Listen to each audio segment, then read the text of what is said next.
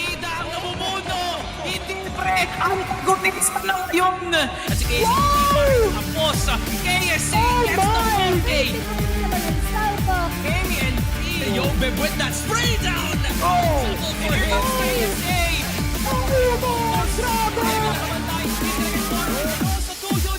Will be the peak of Crossfire Philippines Valley.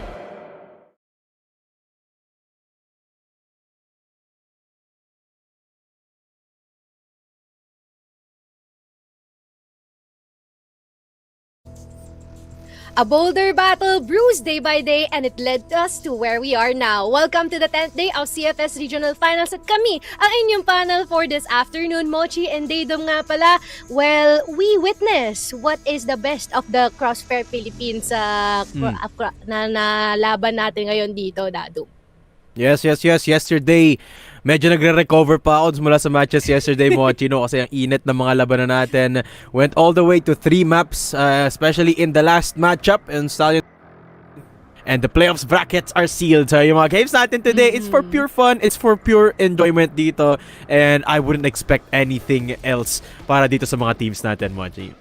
Yes, exactly. Since malamang marami nang may ideya kung sino nga ba ang papasok dito sa playoffs natin. Pero guys, alam nyo ba na mayroong pamigay ngayon dito si Smilegate, no? Ito ang kanilang promotion ng Stove PC Client Showcase event kung saan they can get up to 4 permanent guns. And ano bang kailangan nilang gawin dito, Dido? It's easy, guys. Kailangan nyo lang mag-ipon ng points na pwede nyo i-exchange sa point shop for our weapons. Sabi nga ni Mochi, we have 4 permanent weapons that you can get. And madali lang, no? All you have to do is log in to Crossfire gamit yung Stove PC Client Launcher and do the daily requirements to get enough points that you can exchange for rewards. So, punta lang kayo sa website natin, cfph.onstove.com/StoveClientOfficial. You have 2 days left na lang pala, no? October 7, tapos na yan, guys. So 2 days left to grind for that Chetak, Dominator, Novel Gold. Yan yung mga ano natin, ang mga non-permanent, yung mga 7 days natin, and then ito yung mga permanent. You got the Gatling gun, you got the M4, and you've got, of course, the Chetak.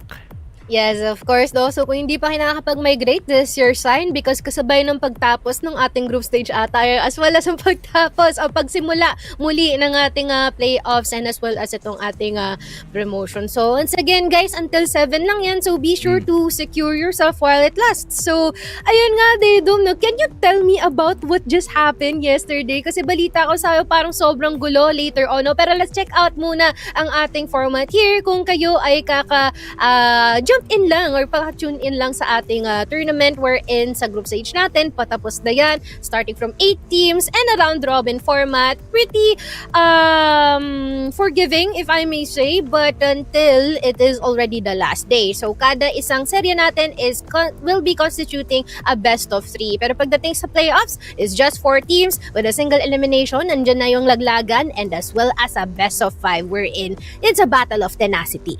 Absolutely, no? So, andyan tayo sa dulo ng group stage. This is day number 10 of the group stage. Literal last day tayo today, guys. And then next week, we head off to the playoffs with the 4 teams already locked in for that performance in the stage. Kung saan, na tayo? Single elimination, best of 5. So, it's gonna be pretty tight. Siyempre, matindi kasi ang prize pool natin at 20,000 USD, Moch. Yes, sir. Which is also what's good then is regardless of their standing, meron silang may uuwi pa rin pabalik. Pero syempre, iba pa rin talaga kung ikaw yung nasa top of our food chain right now that is being shown right here in front of your eyes. First natin dyan, ang Stallions, second, EVOS, third, Execration, and lastly, MATTJESS na maraming hindi nakaka-expect, no, na papasok pala si MATTJESS, especially after their explosive performance from this group stage and forward. Yeah, nagsimula yun, natalo nila yung Execration 2-0 and then tuloy-tuloy na ang panalo nila, even taking down the likes of Pacific Esports rather and Vanguard yesterday. At yun na nga, MATTJESS lang talaga yung pwedeng magbawi dito sa standings kahapon. Kung natalo sila, Pacific could have gotten a chance, but because they won against Vanguard, they will be moving on to our top 4 bracket in the playoffs. Super impressive yung improvement dito ng MATTJESS. Exactly. Which definitely siguro meron tayong mga maliit na expectation galing sa kanya pagdating dito ng ating playoffs. Pero ito na nga ang ating schedule for today. Rather the whole duration nitong ating regional finals. Na when it comes to our group stage, ayan na guys, ito na yung last day ng ating group stage. And I believe is wala masyadong bearing ang ating mga serye ngayon. So I feel like it's just all up for fun for everyone. And as well as bragging rights, kumbaga, no? And pagdating dito sa ating playoffs, ayan na. Mangyayari dyan sa ika-11 ng Oktubre at 12. So, man, it's been quite a journey para dito sa regional finals natin, no? And dito na tayo ngayon. Match 1 natin will be Envy versus Gaon, and as well as our second one of EVOS versus Vanguard. Yes, that second one in particular, no, I think it's gonna be a good test for Vanguard and Buku's coaching strength dito, no. I mean, granted, Vanguard dito na sila makakapasok ng playoffs even if they 2-0 sweep EVOS ARC sila dito, no, because of how far in the standings they are. But I think it's a good benchmark kung ano pa ang pwedeng improve dito ng Vanguard. Maaari din silang matuto doon ng mga possible new strats. Vanguard as a team loves playing and learning from their opponents. Pero yung match 1 natin, Mochi, Envy versus Gaon, no? I mean, whenever we go into a non-betting game, that's where the Visayas and the Mindanaoans kind of make an impact. It's either gonna be an explosive matchup or something that is gonna be drawn out. But either way, I'm excited for these two matches.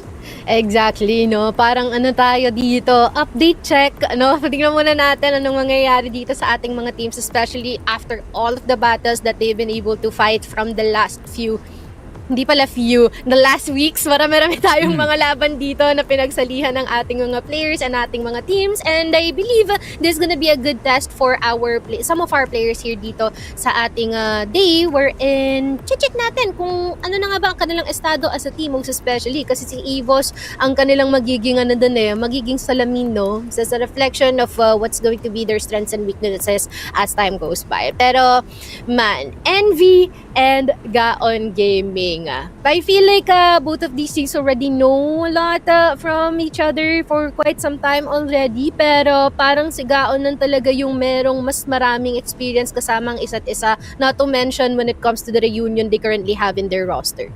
Not to mention, Gaon has been around for the longest time dito, no. Yun nga, the experience that these players have, hindi mo mapagkakaila sa kanila, no. You talk about Ellison being one of those signature snipers na madalas na ihahambing kay Revenge dito because of the longevity of his career. And one of the most interesting teams dito, Gaon Gaming, just because of the stories intertwined within this roster. Kasi nga, dami na nilang history dito sa Crossfire, no. Envy is one of those teams that is trying to reach the status quo that Gaon Gaming have set for the southern teams dito sa Pilipinas, albeit not finding as much success, and they're looking to find their first win sa group stage dito up against the standard bearers, no. So this is something that could mean a lot for Envy Gaming, this matchup. Yes, exactly, no. Especially na rin siguro na when it comes to their recent integration din dito na si Devil, na every single time na makikita natin siya naglalaro, parang imposible na wala tayong maaalalang highlight tungkol sa kanya. When it comes to like very sniper heavy maps, laging siya yung nagpapakitang gilas sa kanila dito. Sometimes even serving as the sole spearhead para makapag-activate itong ibang mga miyembro natin dito for Envy, which I believe kung magkakaroon tayo ng very interesting na head-to-head sa kanila, I think it is gonna be Jeprox, no? Just a small thought. Kasi when it comes to being like the sole pillar then, or not, maybe some of the strongest pillars na maaaring asahan ng team as a whole, I feel like Jeprox has already been able to fulfill that responsibility as well. Absolutely. But if you take a look at the roster dito ng Envy Gaming, there's a lot of brewing talent dito. Already tested from Masters last time and making a comeback. You talk about the addition of Devil, si Nomad andito rin. Tapos dagdag mo pa si Heck and El Red. It feels like a roster that could reach heights. Ang problema lang, di sila nakasagot sa mga top teams natin in the regional finals, no? So this is kind of like Envy Gaming going up against the tried and tested formula of Gaon Gaming. Kumbaga ano ito ito yung mga OG idols yung mga Gaon Gaming. So Envy, that's the bearing that what could be para sa kanila dito, parang proving that they can keep toe-to-toe and perhaps take down Gaon Gaming, yung mga idol nila. Yeah, exactly, no. So we're gonna check din later on kasi man, I feel like when it comes to like the soul synergy na meron din dito for Gaon, I feel like talagang mas angat lang din when it comes to being able to share with the what do you call this, yung bigat ng mga ginagawa nila, no? Diyan si Ellison, diyan si Jetban, diyan si X3D, and as well as si Vincent.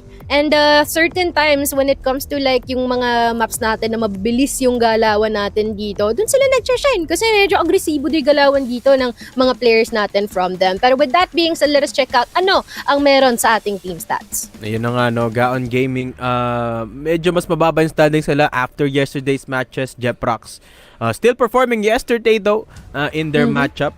So ngayon lalaban ulit sila up against NV Gaming, although a lot of people predict na Gaon ang mas may experience, therefore mas mataas ang chance ang manalo dito sa laban na ito. I would definitely put this still at an even 50-50, because of just how stacked and potential worthy dito ang kalaban nila. But nonetheless, I think Gaon still are the same team that have been the playoffs gatekeepers, particularly for the regional and final, for those top 8 tournaments dito ng Pilipinas. You talk about Ellison being one of the star snipers. Ganoon pa rin naman, no? And Jeprox still wreaking havoc in each and every opportunity that he can, Moji. Yes, exactly, no. And now let us see kung they would be able to withhold that standard, no. I even remember nga na dito sa ating serye nila, talagang matindi yung kanilang pag-start nila dito. Parang yun na rin yung nalaman nating trend dito for Gaon when it comes to starting off in the specific tournament. Matik makikita mo matindi yung fire burning inside of them. Automatically, meron sila mga mapapanalong mga mapa dito from here and there. Pero when it comes into like the behemoths here dito sa ating CF scene, when it comes to Stallions, EVOS, and Pacific, talagang nahirapan sila. But it's still pretty notable na nanalo naman sila against Vanguard and MATTJESS, to say the least. And I believe kung magkakaroon din tayo siguro ng isang mapa na siguro pipiliin nila at magkakaroon tayo dito sa ating serye ngayon, it is gonna be none other than Port, because it's also one of the maps here na bukod tanging na ipanalo nila against Execration themselves. So I feel like we can safely expect that map will appear, other than the fact na iban ito ng NV. Pero I believe magkakaroon tayo ng interview dito ngayon. Daydom, let us see kung sino ang ating representative. It is no other than Boss Vincent. Kamusta ka naman, boss? Okay lang po, ma'am. Ikaw, kamusta po?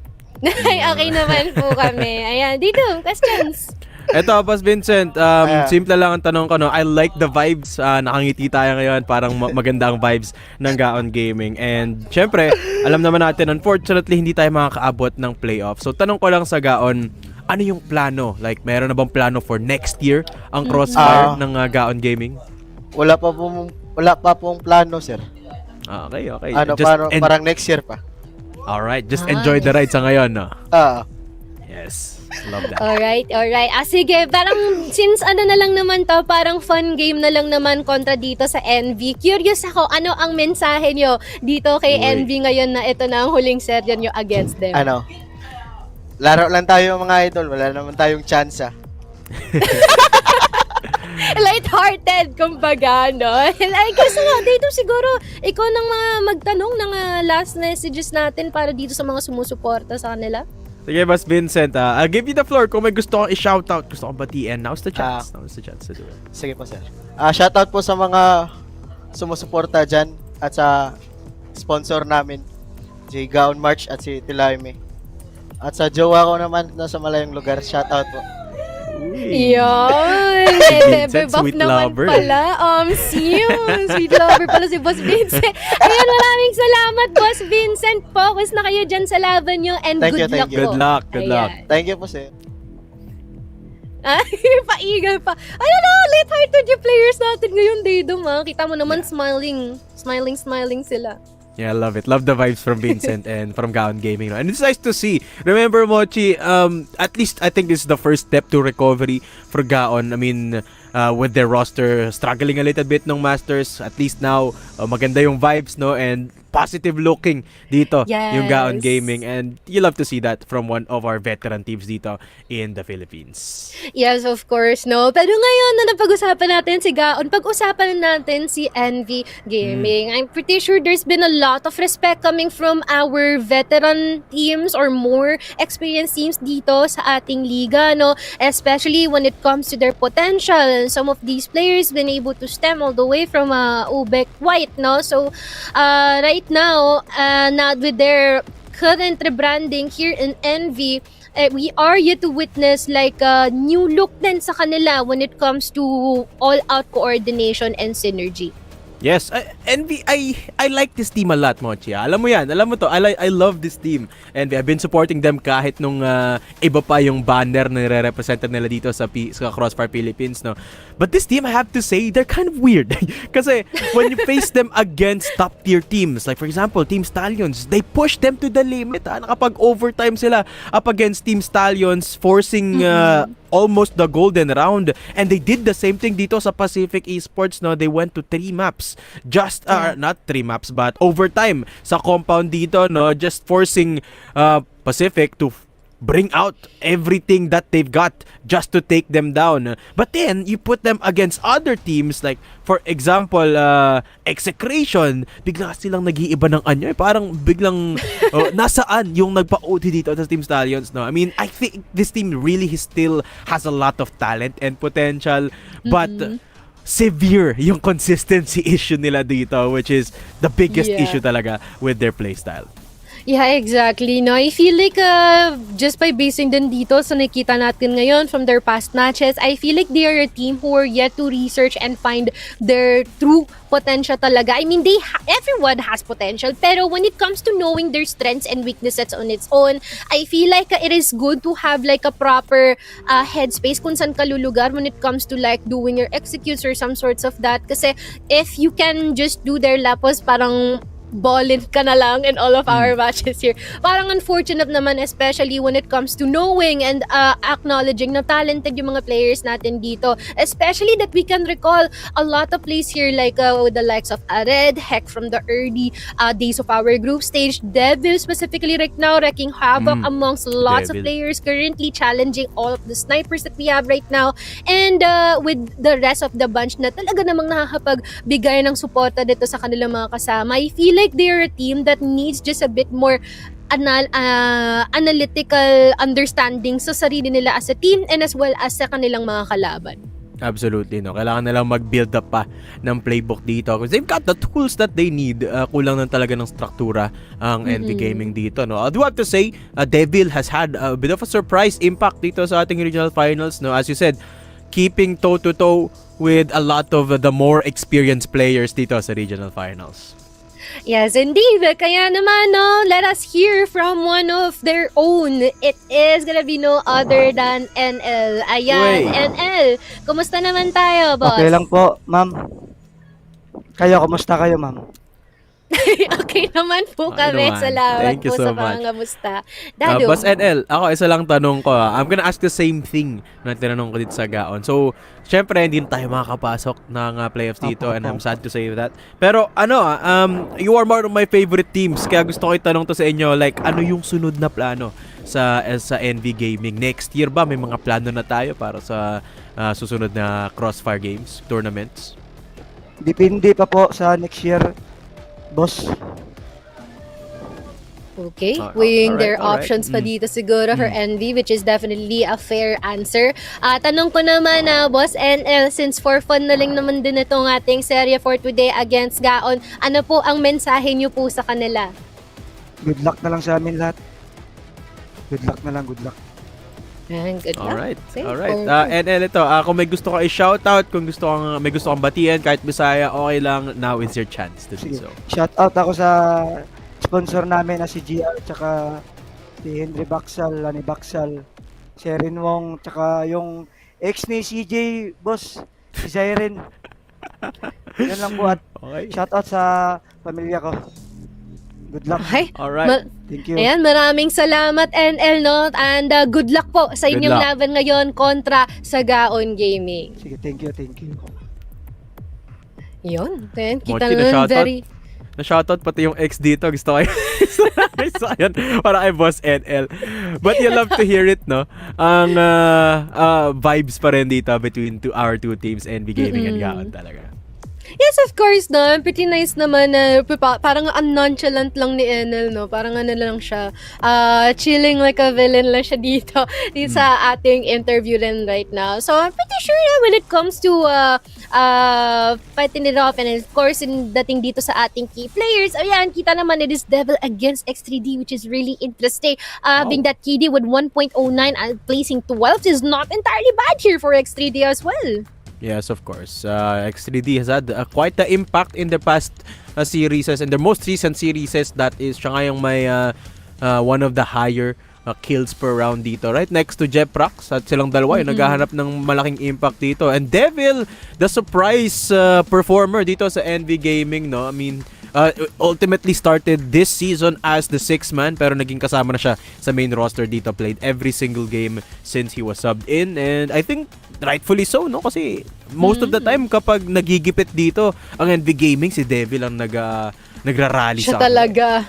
Siya talaga yung gumagawa ng paraan to make it a bit more salvageable situation para sa kanyang mga kasama. And for X3D though, I definitely acknowledge the fact that na he was like one of the underrated na mga players natin dito, which is later I'm pretty sure makakita pa tayo ng magandang performance from him. Pero ito na nga, no, I guess we better gear up kasi magtatawag na tayo dito ngayon ng ating rest back. It is no other than Sneaky Frog and as well as Bipolar, isang nonchalant at OA duo. Kamusta naman, Bipolar?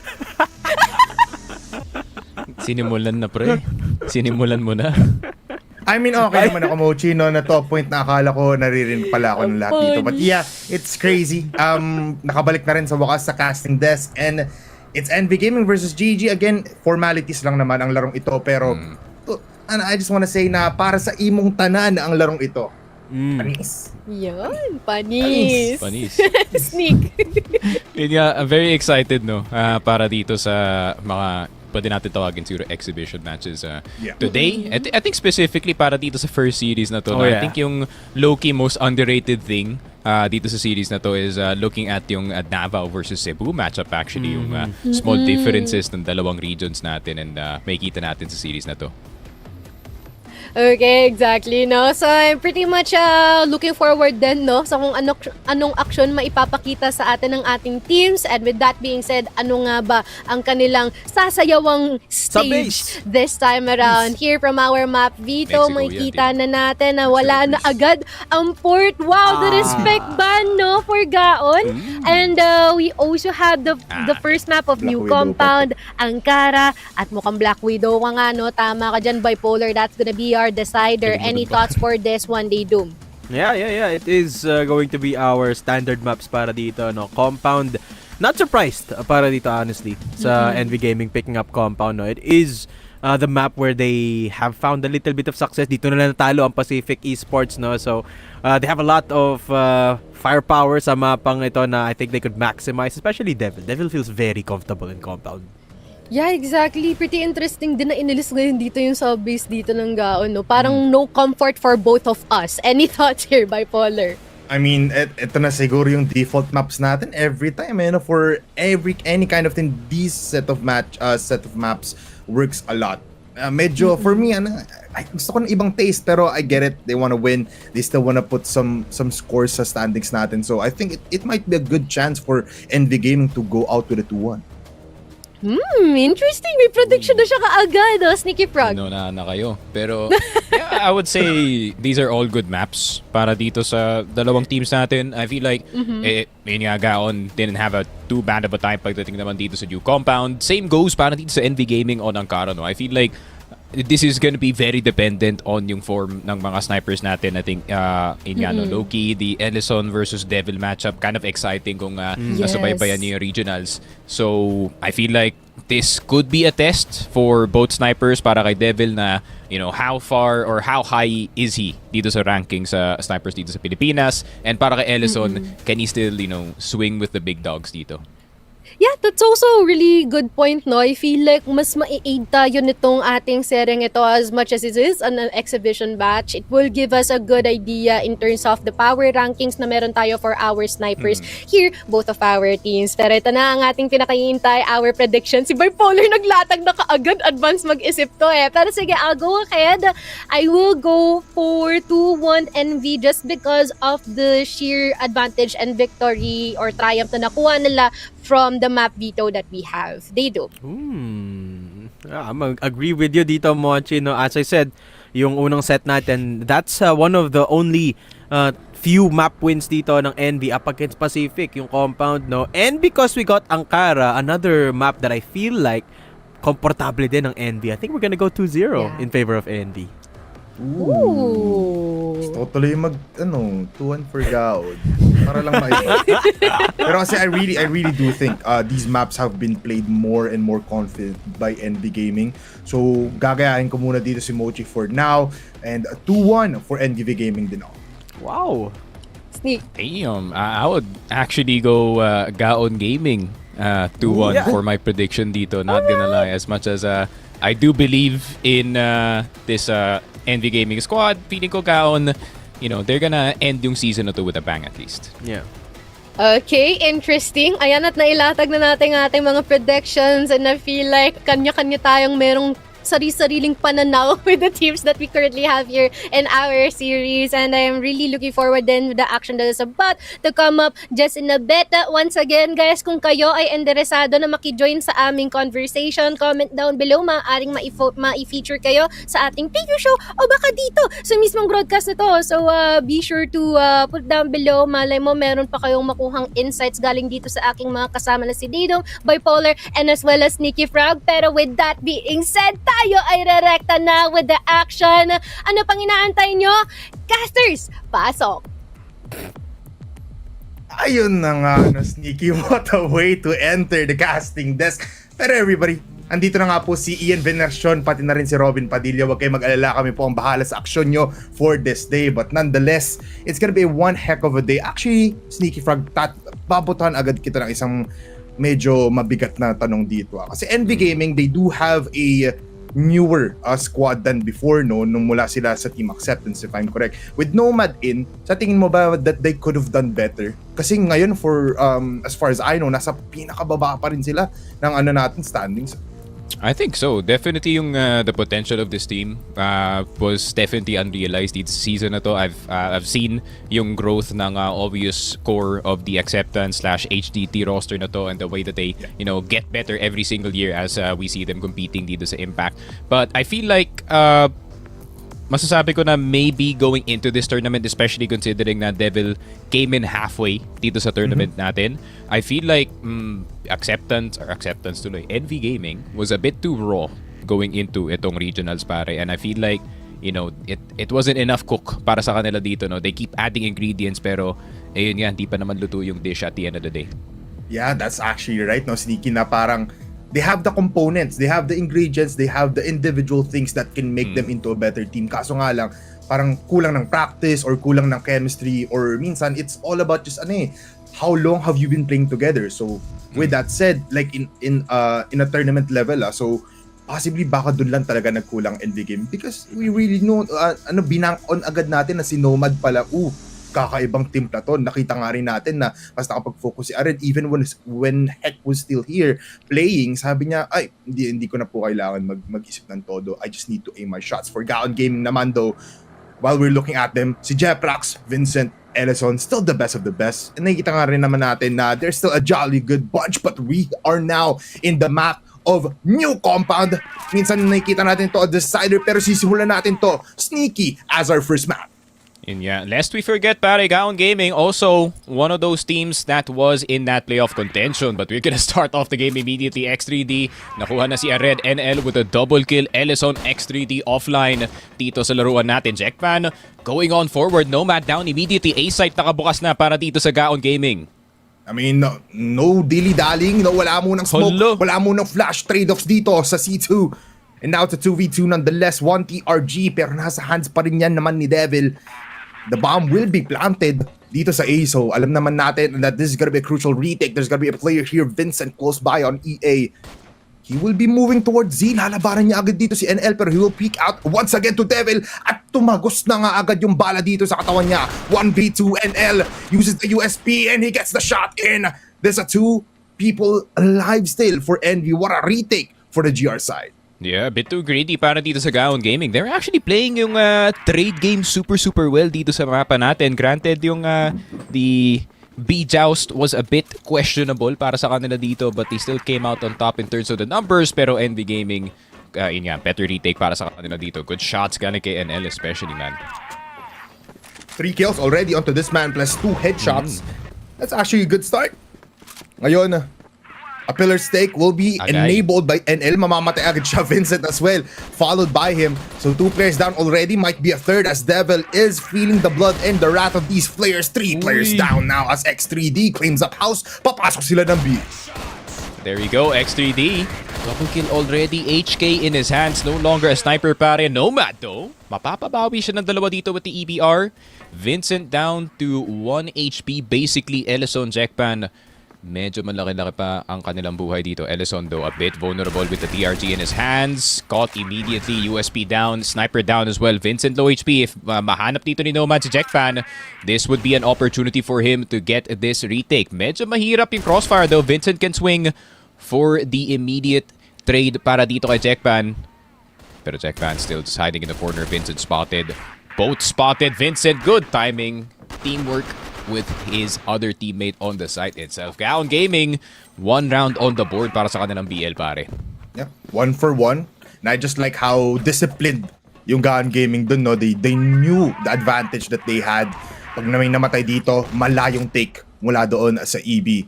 Pero ngayon, let's play things slow. 3-2 setup for Envy Gaming now with a double TRG. No, never mind. It is still just 1 sniper in the hands of Devil. Dalawa ang presensya dito sa gitna. While Gaon Gaming still prioritizing this pillars push. Kasi for now, we've been seeing a trend na pag nakuha mo yung store B, at least nakuha mo yung presence na B, you can flush out people from A to get them in towards B. Tapos you have those flank ups papunta dito. But yeah, magandang angles. And now it's gonna be starting off NL with a very good start. If Vincent doesn't check this, mahirap to para sa kanila. Nakita yung pangalan. NL expecting it. Red's gonna get the kill anyways. NL, one more around the corner. NL getting a double. X3D. Di pa makalabas dito na storage B pare. X3D trying to go for the swing. Finally gets the headshot dito kay NL and also gets Nomad. 2 versus 2. Suddenly an equal game dito sa compound pare. Yeah, crazy fights there. Very bloody pagdating dito sa store B. Ngayon, Jackban needs to look somewhere else. At tatakbo na nga rin naman dito sa X3D. Devil not seeing the light of day. He's just been looking at this exit position dito sa atin sa A. So, baka maging pabor pa dito sa Envy Gaming na mag 1 by 1 or at least 1 for each site setup muna sila for now. Pero CJ, with him having 45 HP, nandito siya sa mid trying to look if someone is crossing by. Pero mukhang late na nga dito yung timing. 46 seconds though. Might be a good read for CJ to hold this out at hawakan ng kamay ni Devil dito sa A site natin. The C4 going in, no flashes needed. Devil spots him out, jumping, peeking. Shots will be connecting. Now one will be dying. Pero nga lang si Devil is just buying time. It's just CJ with the kills now. It's gonna be a 1v2. CJ stuck here in C2. Nasa pillar na nga, hindi tumatama yung mga barrel. Pero tingnan mo naman si Jackpan, si X3D, pinaglalaroan yung laruan. At ang pangalan niya si CJ. Pero sabi ni CJ, andito na nga ako. Pero I can still get killed. Jackpan with the USP. And after that, dead round muna tayo. Gaon Gaming, comfortable round and great entrance kahit walang flash, no?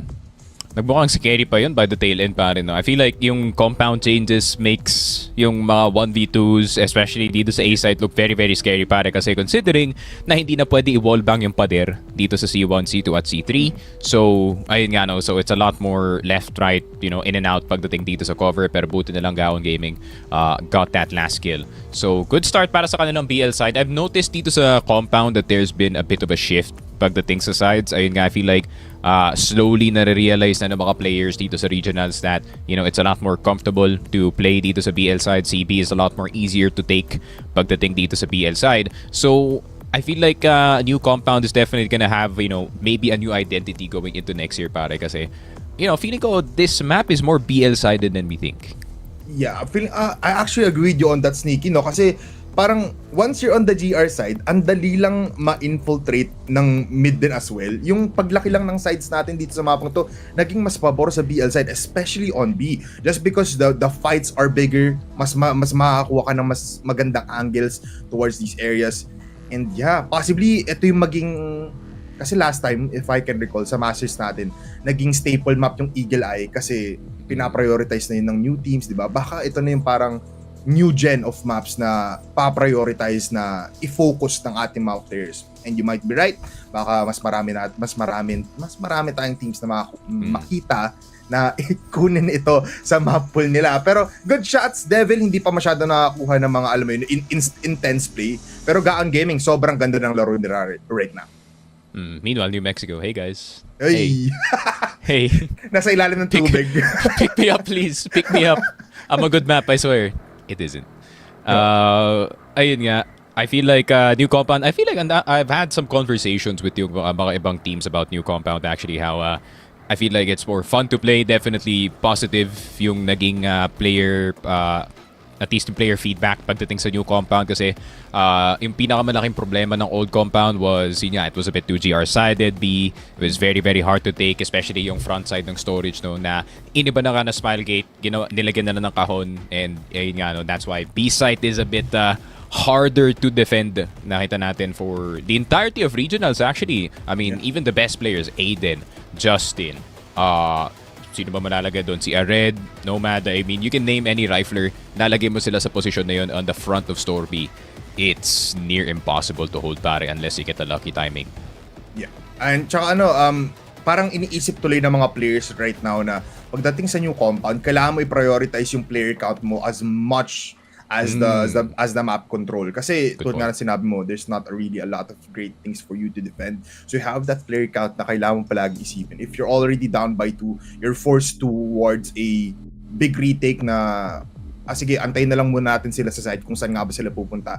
Tapos bigla na lang natin kunin as a whole team. Hindi yung parang, iwan ka muna namin dyan. Kasi dati, nung old compound natin, you can do that.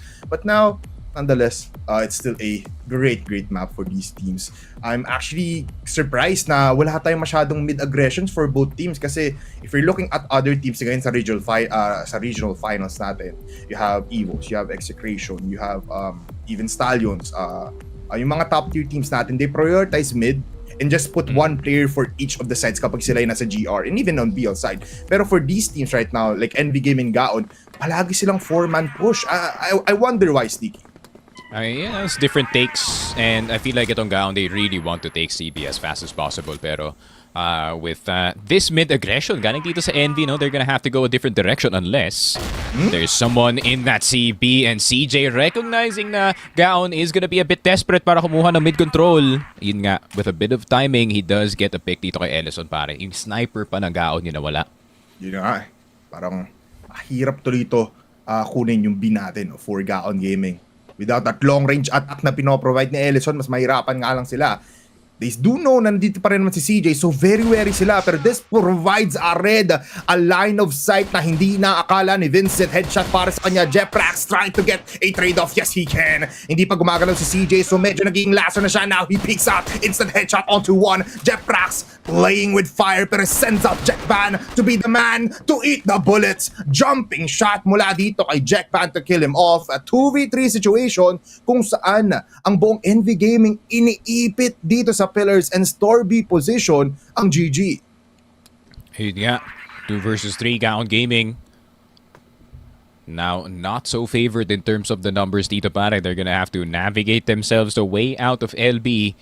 Have to be careful about that backside position though. I think, ayun lang, maybe they didn't do a bit of auto viewing dito kay Devil, pare. You already know damn well na as soon as, it's a 2v3, he is gonna push forward. Especially with that sniper, especially with how fast he can be. Pero si Jeprax pa naman yung natira dito. And he's been known to do a bit of clutching para dito sa Gaon Gaming. But with the positions ng Envy ngayon. I mean, everything is covered unless, Nomad gets shot in the head, pare. This isn't a possibility. Let's see. They can Nako, see it. Jeff Praxo, yun yung nakita sinasabi pa nga. ko. May moment of hesitation dun from both players kung uy, wait lang, hindi ikaw yan ah. Hindi ka dapat nandyan.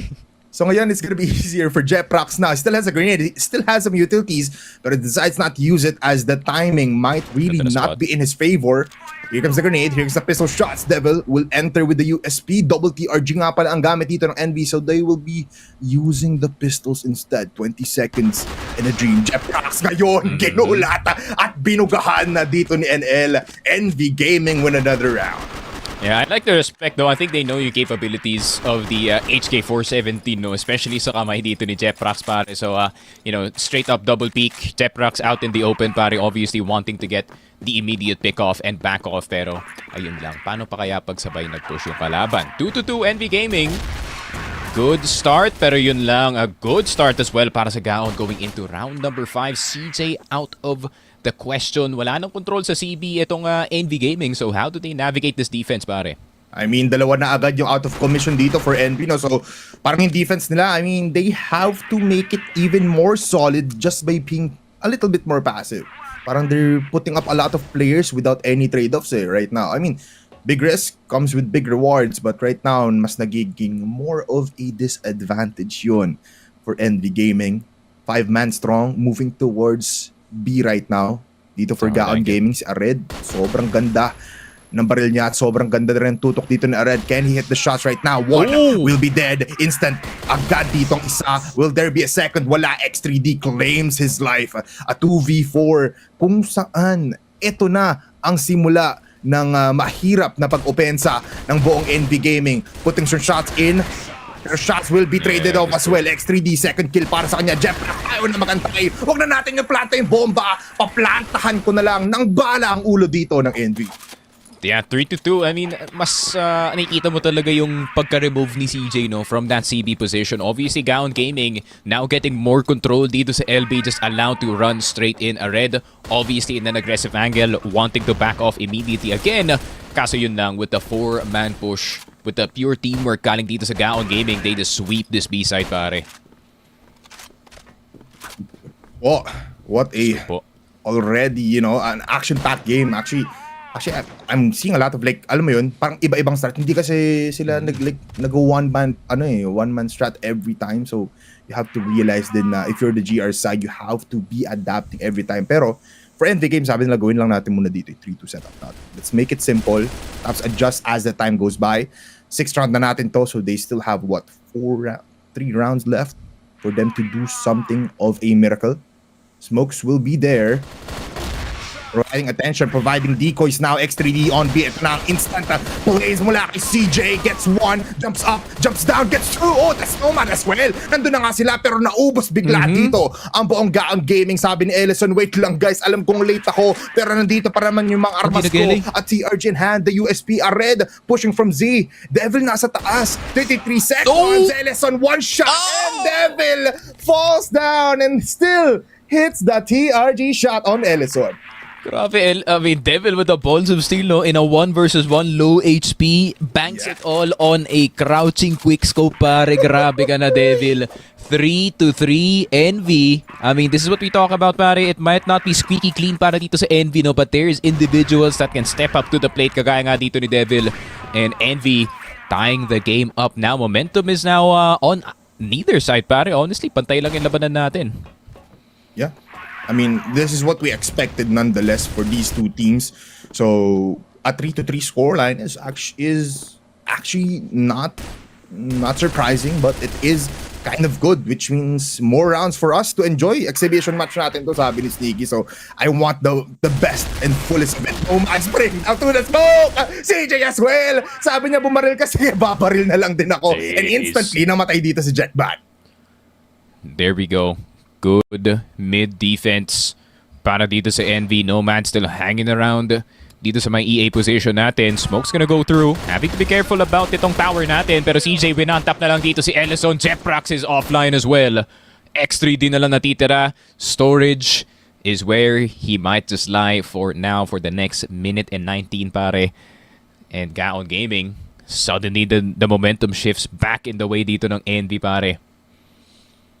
Biglaan. This is what I like about Envy Gaming and the regional finals team. Kasi if you compare it to Impact Fall and Impact Summer, they don't necessarily use the smokes or provide a lot of defense. Eh, nakita natin, kapag GR side ka, put a lot of pressure dito sa gitna. Kasi it just instantaneously stops the push, stops the possibility of the BL side of winning. NL, nakita ata dito sa X3D. So, he's waiting for a red to push as well. Pero X3D now peeks out. Half HP agad. Nauubos ang kanyang mga bala. The HP is still alive, but he is now dead. Envy Gaming gets that point advantage going into our 8th round. Yeah, you do have a point, no, that a bit more emphasis siguro pagdating sa mid defense para dito sa Envy, especially pag pinigay mo kasi itong mid, you do give EA, you do give Curve, and that's a lot more options para dito sa mga BL, which we don't want to give, especially dito sa compound. Pero Devil, aggressive peek para makuha si X3D. CJ will get check ban as well, and they can back off all the way back into the sites, pare, no problem. Tatlo na lang dito yung Gaon Gaming. That was actually disgusting, Sneaky. Naka-pick off, tapos tatakbo na lang. Diyos ko po, parang ang ninakawan, tapos hindi mo alam. Ngayon, 3 versus 5. They're going towards long. Nomad eating a lot of bullets. Vincent will put some shots in. Pero yung problema right now, yung C4, hindi niya makuha ng madalian. 3 players actually is so close by. They know the C4 is there.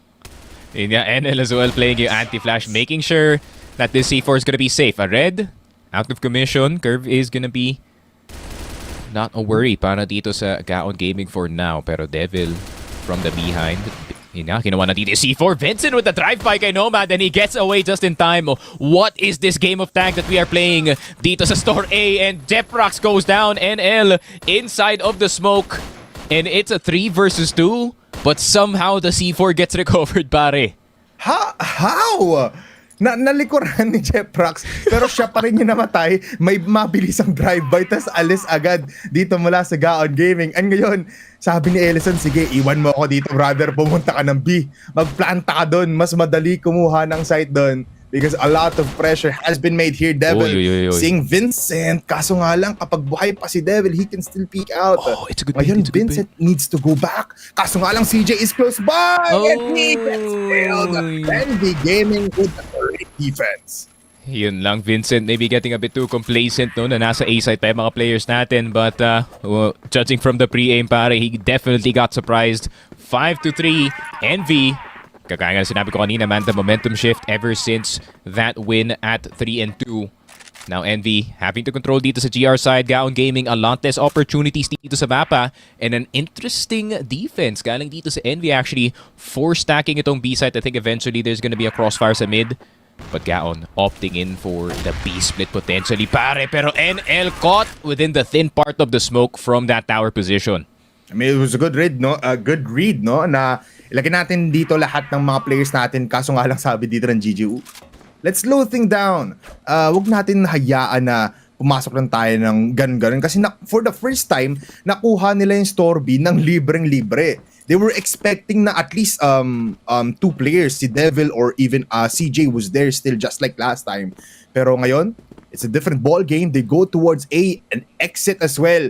Very much clear. X3D peeking out. Devil will be punished. Devil will go down. And ngayon, libreng-libre ang A. 5-man strong na naman dito. Ellison with a quick shot onto Nomad. CJ gusto sumunod sa yapak ng kakampi niya, pero siya ang papatay. Sabi niya, ako naman ang bubuhay ng aking team. Even though we're just 2 players left, we can get these kills. Something is happening. X3D is flying. And he is gonna be falling down. Jeprox will get the kill, and GG now gets that last round dito sa ating first half. And going to the second half, man, Envy Gaming, comfortable advantage here. Nakita mo yun, bipolar, pinasleep si X3D. Nilagyan lang sleeping dart.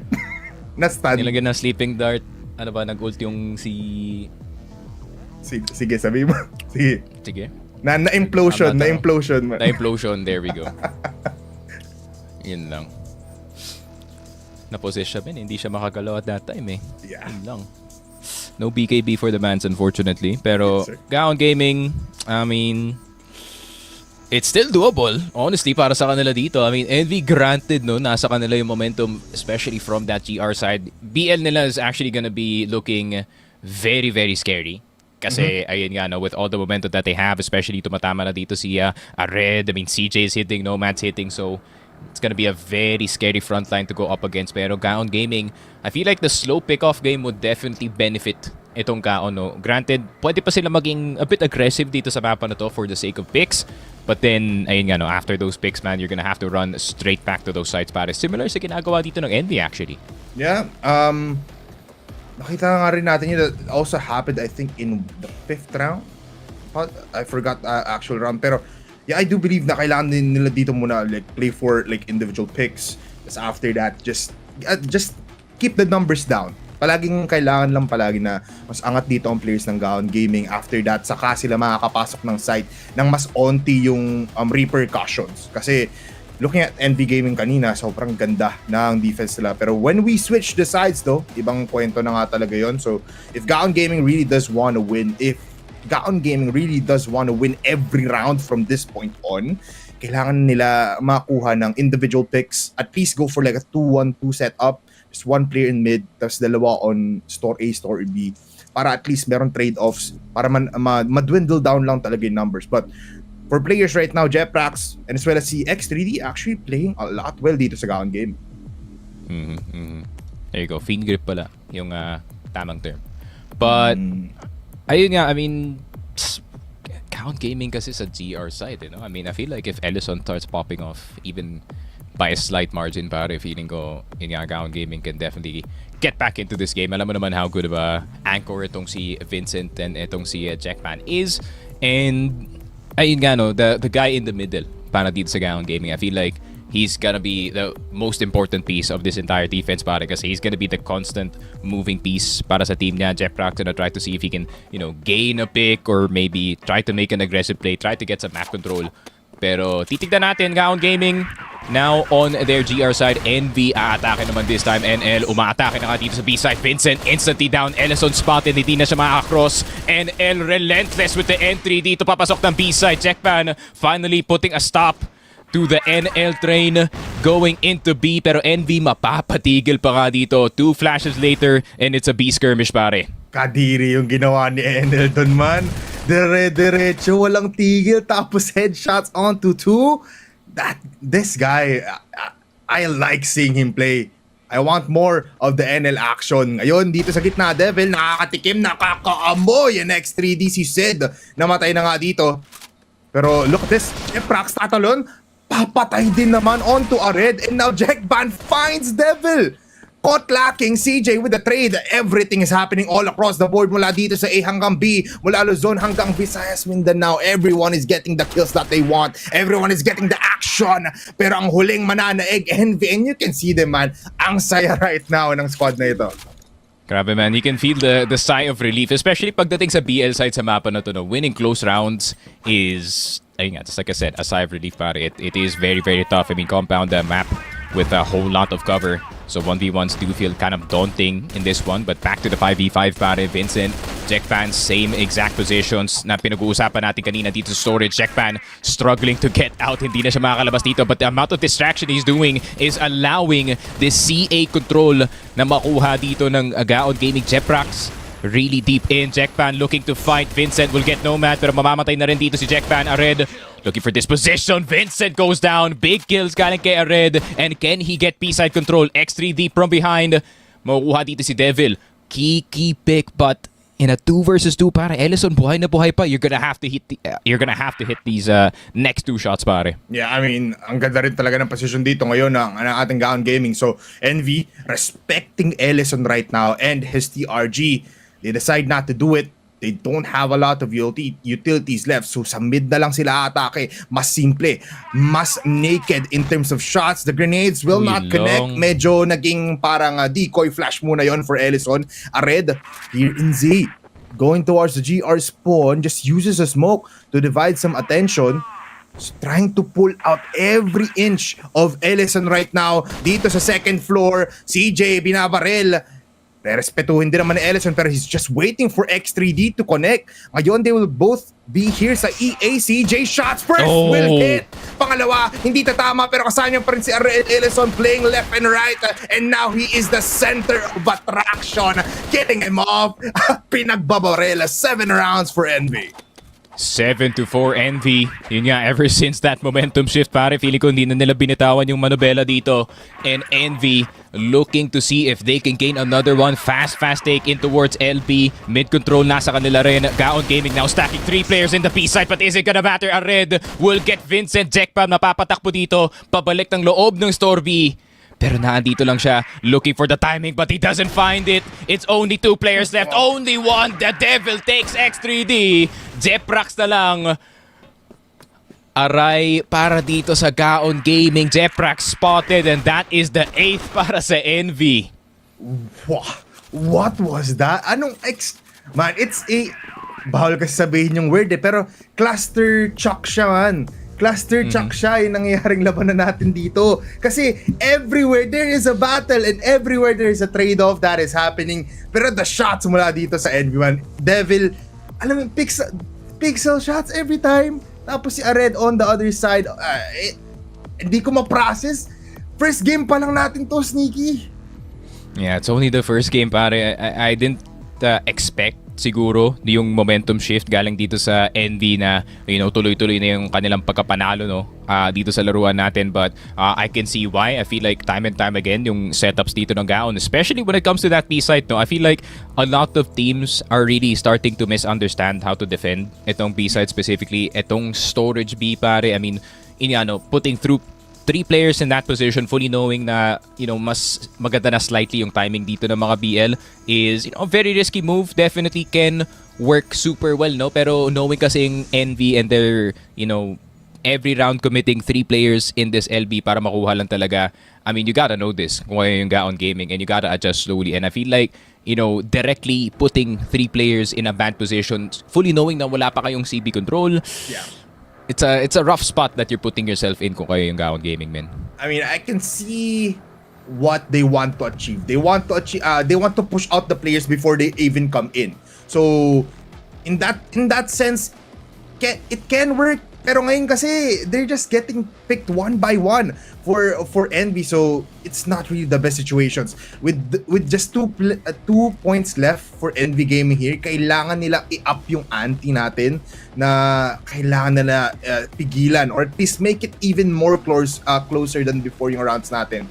Kasi mas maganda, in just my case, mas maganda yung clutch potential dito ng individual players ng Gaon Gaming, and if they do just go out with like a one for one every time, baka dun sila manalo. But it's gonna be a hard game for the last remaining rounds natin to, Sneaky. 8 na agad ang score dito ng Envy, and with round number 10 being a dead round, pagbalik natin dito, parang activated na talaga ang Envy. I don't know how to stop them. Yeah, it kind of goes back to the conversation of yung is compound actually now starting to become more BL-sided, considering na ayun nga, the better timing dito sa LB, Storby being taken over and over again. If you do play aggressively, it really is entirely dependent on that opening timing kung sino talaga makakuha ng unang kill, or at least yung unang semblance of control pagdating nga dito sa LB. And I feel like ayun nga, that continuous denial para dito sa Gaon na them trying to get CB time and time again. I feel like they don't have much control pagdating nga dito sa B-side natin. So yung reaction nila would either be overcommitting a whole lot of players dito sa B-side, or kind of backing off a bit dito sa storage B, playing on the inside instead of where the boxes are dito sa LB. But ayun nga, an adjustment has to be made para sa kanila dito. Para naman sa Envy, man, I think do what you guys are doing, man. Keep doing kung ano yung ginagawa nila, pare. I mean, Red, a great job para sa kanya, especially, man. I mean, the one taps are on point para sa kanya dito.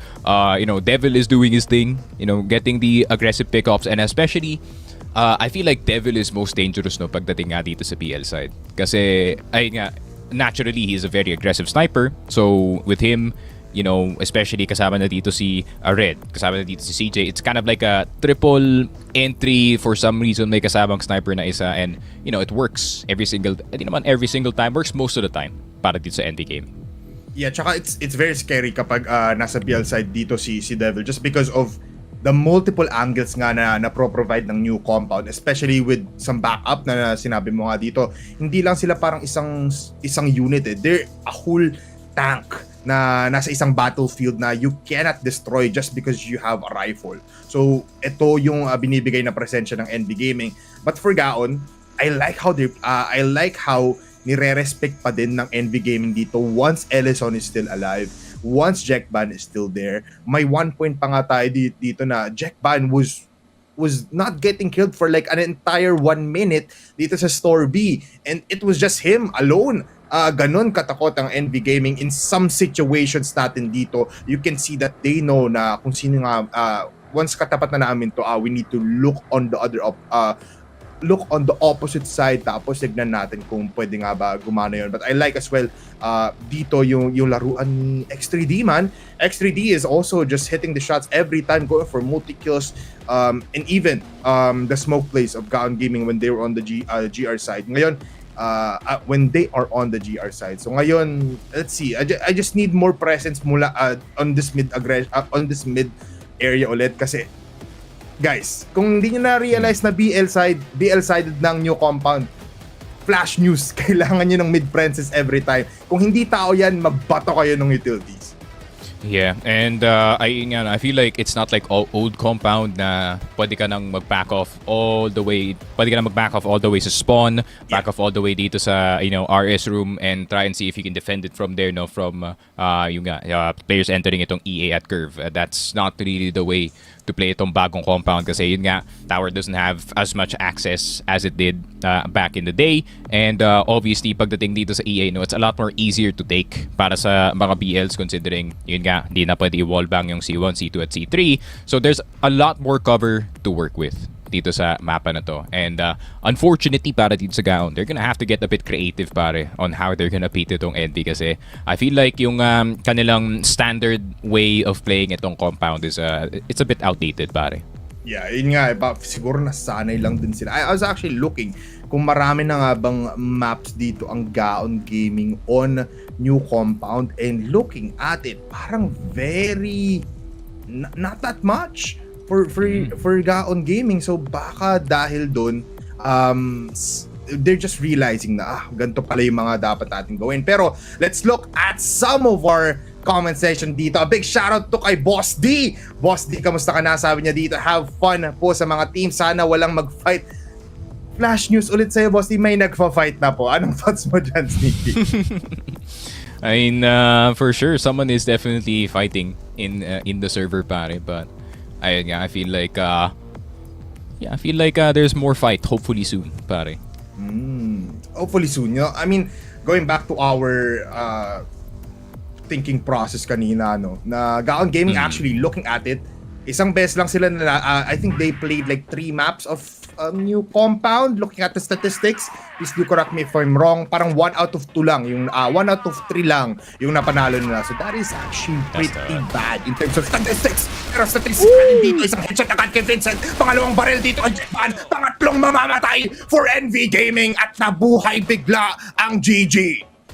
This is what I was talking about earlier, Bipolar. It's about that opening timing dito sa LB, whether or not you do get the round. And unfortunately para dito sa NV Gaming, they did not get the second that they wanted dito sa LB. So unfortunately, they would not get that triple pick off to get that B-side just like they did in those prior rounds. So NL, Devil, kailangan nilang maging creative dito. They need to improvise a way to win this round, and that's a good start to it. Ellison down for the count. Jeprox is down as well. Uncharacteristic miss galing dito kay Jeprox on the HK. NL looking for the third, pero mapapatay na siya dito ni Vincent.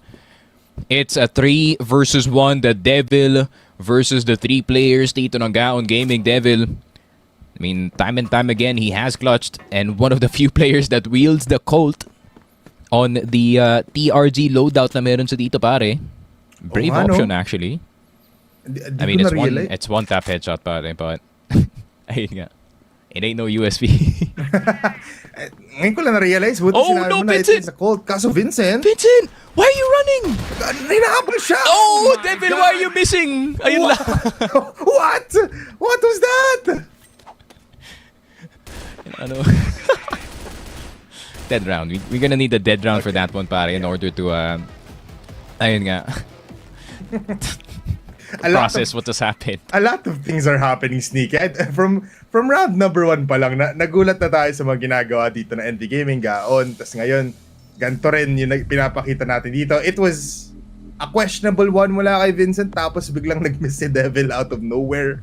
Giniglaze natin yung Colt niya, tapos biglang lahat nag-miss. Tapos ngayon si Vincent, 180 bigla. Someone check that guy. Baka iba ang PC na gamit dito ni Vincent. Oh, but still, it is gonna be a dead round 14. I believe our scoreline is 8-4. So, paramihan muna tayo dito ng segment wherein yung nakita nyo kami dito, Sneaky. Sneaky, kamusta naman tayo dyan? I mean, any thoughts sa next map rin natin? Kasi I feel like we've talked about new compound already, like from point A to point Z. Next map, Ankara? I mean, it wouldn't be too bad, honestly, para sa dalawang teams. I feel like Gaon Gaming has plenty of experience pagdating sa mapa ng Ankara. From top teams to lower table teams natin dito. They have beaten a fair share of them dito sa mapa na to. I think they're really their biggest problem talaga pagdating sa Ankara, man, is the guy Devil. Especially pagdating sa trying to take mid control, especially trying to remove him from his position. I feel like yung pinakamahihirapan dito sa Gaon Gaming is anyone who's trying to flank itong team na to, kasi ayun nga, no, Devil, he already has 4 aggressive players on his team. All Devil has to do is literally sit as far back as possible dito sa backline and make sure no one flanks this aggressive na death ball na ginagawa nga dito ng Envy, which is a very different take of Crossfire, pero yung Envy Gaming lang talaga nakaka-pull off ng ganitong style.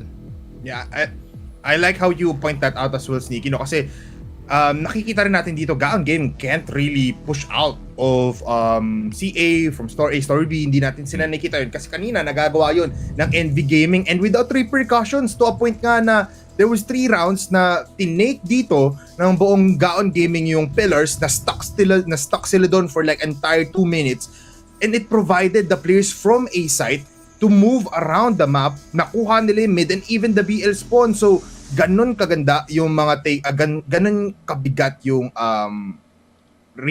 flank ups kanina ng NV Gaming, and Gaon Gaming right now on the GR side can't do that just because of this Devil in disguise from the shadows. Every time hindi mo siya makikita pero he can see you. It's just unfortunate kanina na he was missing the shots for some reason. So kailangan niya ayusin yun on this round. Kasi hindi pa rin makikita over sa ginawa ni Vincent. Bigla mo mag-AP. I can't do that. So how can he do that? Diba? Nako po. But everybody, I'd like to give a big shout out muna sa ating CFS community out there. Please do keep on sharing the live or keep supporting your teams. Kasi syempre patapos na po ang ating almost patapos na talaga ang ating last 2 CFS PH events. Diyos ko po. Boss Alex, damihan mo naman. Ako na nagsasabi para dumami yung mga player count natin dito, diba? You can see, diba? We talked about this. So, as well as sa TNC Productions and as well as sa TNC Events, maraming salamat po. But yeah, Sneaky, I wanna, let's see, sinabi natin kanina na there's no more playoffs bound for these 2 teams right now. And I think even yung next team natin sa next matchup, if it's not gonna matter. Correct, it's not really gonna matter, no? What does this mean? Sinasabi kasi ng mga players natin na anong tag dito? Depende na lang daw, di ba? Sabi ni NL, if I'm correct, no? Depende na lang kung ano mangyari. But does this mean na marami tayong expect na possible roster changes muli? Feeling ko NV might not do that, really. Feeling ko hindi. I think NV, honestly, kahit naging ganito yung record nila going into regionals, I think they should stick as 5 going into your next season. Ayun nga, I feel like this is definitely a team that they can, go far with, pare. Ayun nga, hopefully we do see this team. And I feel like Gaon Gaming na rin, pare, no? And X3D and the homie Jeprox, hopefully hindi na sila magbakasyon sa Impact, pare, and they go, tier 1 across the board going into yung 2026, pare. But we do have an audience comment, pare, apparently. audience comment muna tayo ngayon. Oy! Big shoutout to you, Boss Ronan. Wala ka talagang kupas, brother. Huling sayaw sa CFS PH 2025. Go Gaon. Okay, I do believe na Go Gaon really does have a lot of chances here. Actually, ito na yung proving ground for them as well para, alam mo yun, makaangat-angat pa sa ating standings even though it is just the last match for them. Pero Gaon Gaming has been getting a lot of support and maraming salamat din sa suporta mo, Ronan. Yeah, I mean, all things considered, para dito sa Gaon Gaming, I mean, comparing seasons para sa kanila dito, I feel like last season wasn't too much of a good run para sa kanila dito. I think the regionals definitely 10 times better. I was actually believing at a certain point that Gaon might actually make it all the way to playoffs, judging from how they played. Pero obviously, nature, pagdating sa mga tournaments na to, some teams are gonna get stronger by the second half ng ating group stage, and unfortunately yun nga, Gaon kinda fizzled out dito, pare. I think we'll be having a little bit of a break here. So while you're doing that, i-launch nyo muna yung Stove PC client launcher nyo while you have us on tap para makuha nyo mga requirements for the last 2 days ng ating event right there. Pero magbabalik po ang ating CFSPH Regional Finals. Bipolar and Sneaky Frog, magbabalik tayo in just a little bit.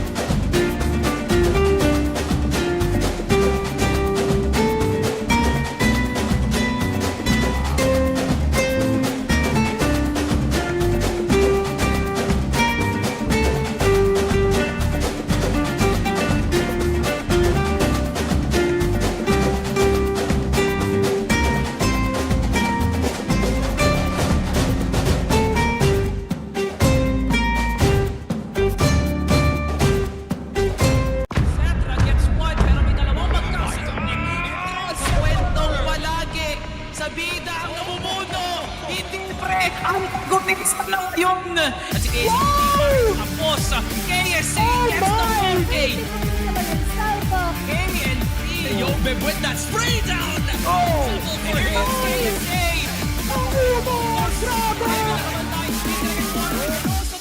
This will be the peak of Crossfire Philippines, pare.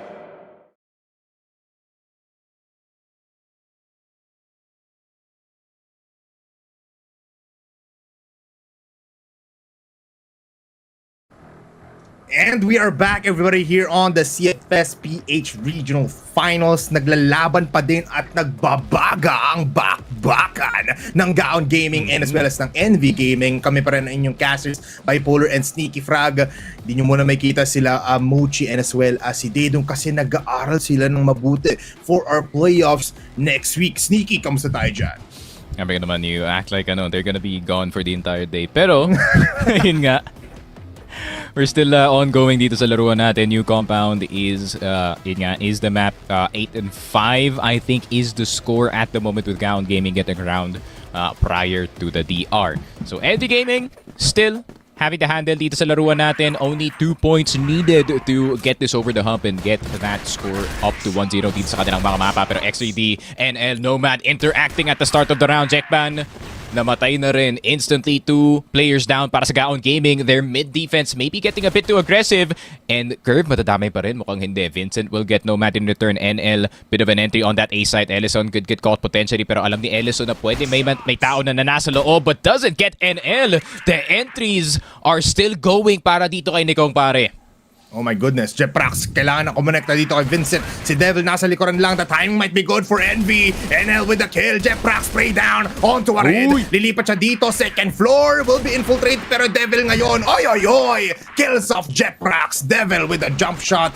And ang bilis lang. I did not even realize 9 points na agad dito ang Envy Gaming. Ayun nga, Gaon Gaming getting a bit too frisky no pagdating dito sa kanilang mid-defense especially. I mean, the two tower players, the tower and the EA player para peeking at the same time but unfortunately, that happened. A red with a one tap on the sniper ng Gaon Gaming. Devil around the corner looking to see if he can claim Vincent's soul pero si Ared pala yung mahuhulog. Good trade-off. And it's actually good para sa Envy. I mean, ay 2 for 1 para kay Ared. I'd say I'm pretty happy with that pero Nomad mahuhulog na rin dito, pare. Look at this, CJ. Here in tower, Jetpan do nakabang. Jetpan Naku po! gets cleared. How did Naku he po! hit that shot? Second para kay HCJ and NL cleans up house after a very, very fun first half. They claim at least every round dito sa BL side pa talaga. And your winners is gonna be Envy. Grabe. And you can really still see that experience no, from the prior seasons used dito sa NV Gaming. I mean, time and time again, we've said that they're one of the best compound teams in Compound 1.0. Pero ngayon, pagdating naman dito sa new compound, it seems like they're the first team to actually grasp talaga of how to fully utilize itong BL side natin, pare. Yeah, I mean, the BL side is just too good. Nakikita mo nga rin no, na yung sinasabi mong Devil will be in the backline every time. We saw him doon sa store B or at least going towards pillars for the entirety of the 2 minutes. Just after that, saka lang siya mag-activate, saka lang siya kukonekta sa iba. And the trust between Envy to do something like that is actually insane. Sila lang nakakagawa ng sneaky. Yeah, for sure. I mean, if you have trust dito sa kanyang teammate, no, I feel like it has been successful most of the time para sa kanya dito. So, yun nga, it's been working para dito sa Envy. I feel like Devil's role is definitely perfect para sa kanyang team. I feel like this team is basically flank-proof at this point. Nakita naman natin yung attempt ni Vincent kanina. No, granted, he did get itong si Red. You know, Devil is really, really fast with the trades and he knows how to take advantage no, of the map control na meron siya dito and how to really, really maximize itong TRG as well. He knows how good of a player he is. Alam naman ng Gaon Gaming how much of a good player Devil is. So there's that respect na nakikita natin from both sides na, okay, we cannot just crouch peek or we cannot just wide swing itong si Devil kasi tatama at tatama yan every single time. You really have to respect this guy, man. Yeah, I mean, this guy is a prospect nonetheless. You know what? With this being one of their last matches sa buong CFS Regional Finals, so feeling ko, you guys have to keep on watching on the devil that lurks in the shadows. Kasi man, if there's a KLP, if there's a Cetra, if there's a Lance inbound, nako po, there's a new kid in town that you need to be looking at, and as well as a new team na alam mo yun, that just keeps on going. Sinabi nga natin kanina, they are still a fresh team nonetheless. So baka next time, doon sila magbabounce back. Doon sila babawi. But for Gaon Gaming though, I like how still they are able to provide us with 5 rounds of great excitement. Pero ngayon, babalik tayo muna dito sa panel desk. Mochi and Daydom, kamusta naman kayo dyan? Okay naman kami, Bipolar and Sneaky Frog. Maraming salamat at mukhang nakita at nasaksihan naman natin how it became such a really aggressive and as well as a bit fast-paced in terms of laban natin dito, no? Parang medyo napatagal pa yung tech pause natin kesa dun sa mga pangyayari sa sobrang bilis talaga makapag-agro ng side ng Envy dito. Absolutely. The Envy strikes first and they brought the devil with them. No? I mean, I think pinakita nila dito why Compound is a map that they are very comfortable with and why they picked this map as a whole against Gaon Gaming. No? And I think saktong-sakto nga, no? Hindi natin napag-usapan to kanina before the match na yung playstyle na meron dito ang Gaon plays well into the way Devil plays the sniper. He likes playing for the early contact, and when they get the man advantage, lagi pa rin nagpupush dito si Devil, no? Which is something that you generally don't expect. At Gaon, they fell hard for that kind of trap. Devil consistently finding kills. Syempre, isama mo na rin dito yung support na meron sa pag-rifle, sa pag-attack dito ni CJ, and it was a very deadly call. Yes, exactly. And I feel like it all boils down to losing a point or person here dito sa Gaon definitely became an issue for them to address, and not to mention, tulad nga ng sinabi nila kanina, talagang nag-shine ng maigi itong mga players natin from Envy no moment that blacklist na side na sila na pumwesto dito, and they've been able to make the most out of, like what you have mentioned, mga kilalang-kilala nila yung galaw dito na Gaon, and they've been able to make the most out of it. And not to mention na when it comes to all of these like very very powerful executes, even yung highlight na galing dito kay Enel, yung impact na dala dito ni Devil, and even as well as the rest of the squad in general, no, specifically din Red, well, it definitely just became a really good advantage to say the least para sa kanilang paglaro dito sa ating new compound. Exactly. And Gaon Gaming, no, for the longest time we thought them Mochi as a team with very heavy firepower. Dito sa matchup natin, parang hindi natin nakita yun kasi in-outshine ng mga players ng Envy Gaming. Of course, a star-studded roster when it comes to the attacking department, when it comes to the rifling department, nakakatakot kalaban ang Envy, mga FFA gods tong mga to, no? Talagang pinakita nila yun dito sa ating compound map.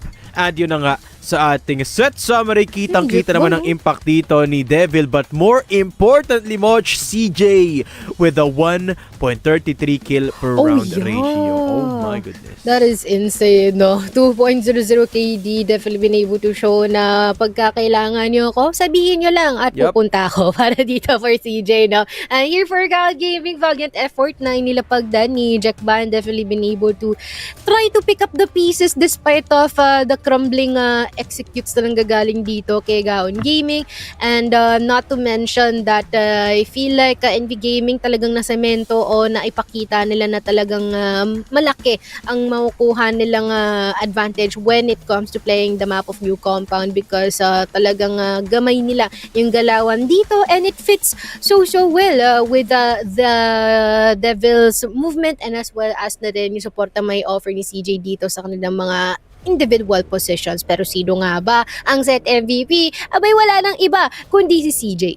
Absolutely, no. Of course, with these numbers, nobody even comes close. Kahit si Devil falls shy of CJ's performance in this particular set. 0.55 headshot per kill pa nga, no? And yun na nga, the 2.0 KD speaks volumes for the performance of CJ dito up against Gaon Gaming. And I think really what made this compound map very scary for Envy Gaming is that BL side. I definitely agree with the points brought up by Polar and Sneaky Frog na pinakita nila kung gaano talaga sila kahasa dito sa mapang ito, and I think they are pioneering a lot of strategies dito sa mapang ito, no, in particular, and excited to see more of this in the future. Unfortunately, no, I wish we could see more of this in the playoffs, but Envy Gaming, I guess, we'll see more of them next year sa the pioneers dito sa compound. But up against Gaon Gaming, they're showing that they are not to be messed with dito, at least sa set na ito. Yes, exactly, no, which is a good look para dito kay NV Gaming here in our first map of New Compound. And I believe na magkakaroon pa tayo ng more action. Tingnan natin kung mababawi pa nga ba ito ng Gaon Gaming because we haven't been able to see them the way we usually see them, if that makes sense, no? So, tignan natin kung maiki-carry over ba nila CJ itong ganitong mga kanilang mga galawan and as well as ang kanilang momentum here from New Compound, lalong-lalo na when it comes to like being able to utilize the body system is parang yun nga no, hasang-hasa sila dito, especially when the side na nandun sila sa GR pa natin. Been able to show that they're the ones advantageous and they're definitely willing to carry this over with. Absolutely. At dahil dyan, Mochi, I think we have time to rest and recuperate muna. Pagbalik natin, it is going to Bangkara, the map pick of Gaon Gaming. This is Regional Finals. Magpapahinga muna kami. We'll be right back after this.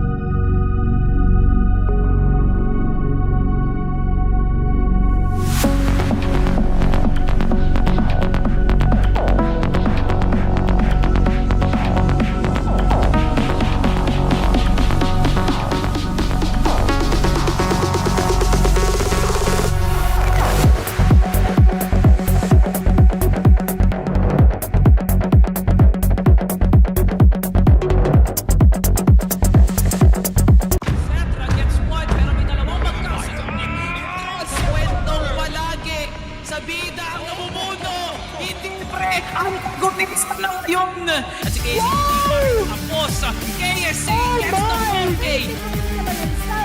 KNP, yo, babe, with that spray down. Oh, KSC.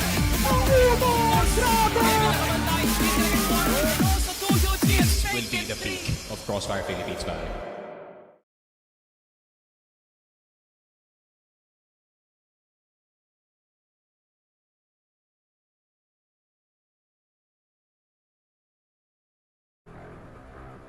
Welcome once again and we're now back dito sa ating CFS Regional Finals kung saan masusundan ang laban natin for NV versus Gaon Gaming, wherein kani-kanina ay nagulat ang lahat na hindi masyado nakasagot si Gaon Gaming with a 10-5 win here from NV in the map of New Compound. Exactly, no? And I think they were taken aback by just how much familiarity Envy had in this particular set. In Matches. Compound 2.0, no? I was, na-mention ko yung matches kasi tinitignan ko yung laban ng Gaon up against matches dito sa kabila akong browser, no? And actually, it's a performance from Gaon in Ankara that caught my attention. Doon nila tinapos ang serie up against MATTJESS. And remember, a playoffs team. And Gaon looked very scary in their match against MATTJESS. So I wouldn't be surprised if Gaon can make the comeback happen up against Envy. Yeah, exactly. No, that's gonna be quite interesting pero hindi natin din masasabi kasi balita ko 10-7 ang laban nila no nung nakalaban nila si Pacific pero nasabi na natin ang ating 2 cents Sneaky Frog and Bipolar. Take it away. Yeah, we are back here on the CFS PH regional desk sa casters natin. Nako po, Sneaky, the fun continues really and tama nga ang production team natin dito. We're going to Ankara if I'm correct. Any thoughts about that? Ankara, I think it's gonna be more of a fairer chance para dito sa Gaon Gaming to kind of try and get back dito sa laruan natin. I feel like Gaon has a way better track record pagdating dito sa Ankara. Obviously, Jeprax also one of the best Ankara players dito sa tournament natin. So, definitely gonna be, high expectations para sa kanila dito. At the same time, Envy has had their fair share of struggles pagdating dito sa Ankara. Sometimes they don't feel connected, no? And it is, some players really doing the heroics para sa kanila dito. But if Envy can kind of keep it together, especially dito sa first half natin, if they can get some semblance of momentum, siguro maybe it ends up 5-4, 6-3 somehow, pare. I feel like they can probably close it out. Pero, that Gaon Gaming BL side especially, pare, making dangerous. Yeah, you know what? Siguro, this is where I struggled din kaya I went for like 2-1 in favor of Envy here. Kasi feeling ko on this map, it's not gonna be their strong suit in my case because looking at their past matches, it's not been the best para sa kanila. Yes, they put up numbers. Yes, they do something here. Pero it's not enough for them to get these wins. Kalaban pa nga nila last time yung PE, yung Pacific here, yung PE natin. And they were able to get up until the 6th or 7th round. Pero ultimately, natalo pa rin naman sila. Even on the other games, just like, nasa na nga, I'm looking at. Even on EVOS, nakakuha sila ng Ankara dito. But nakakuha lang din sila ng 5 rounds. And that is not something that you want in Ankara. Mostly kasi Ankara is a, an execute-heavy map. You want those lurks coming in. And with Envy Gaming having this kind of like, have this kind of, what do you call it? Strategy already in their blood. Parang you expect them to have more rounds or at least to provide us with like almost overtime matches. Pero hindi ganun So this feeling, I have to agree that some dangerous things might happen, especially for Envy Gaming and Gaon Gaming. Baka dito talaga sila mag-shine.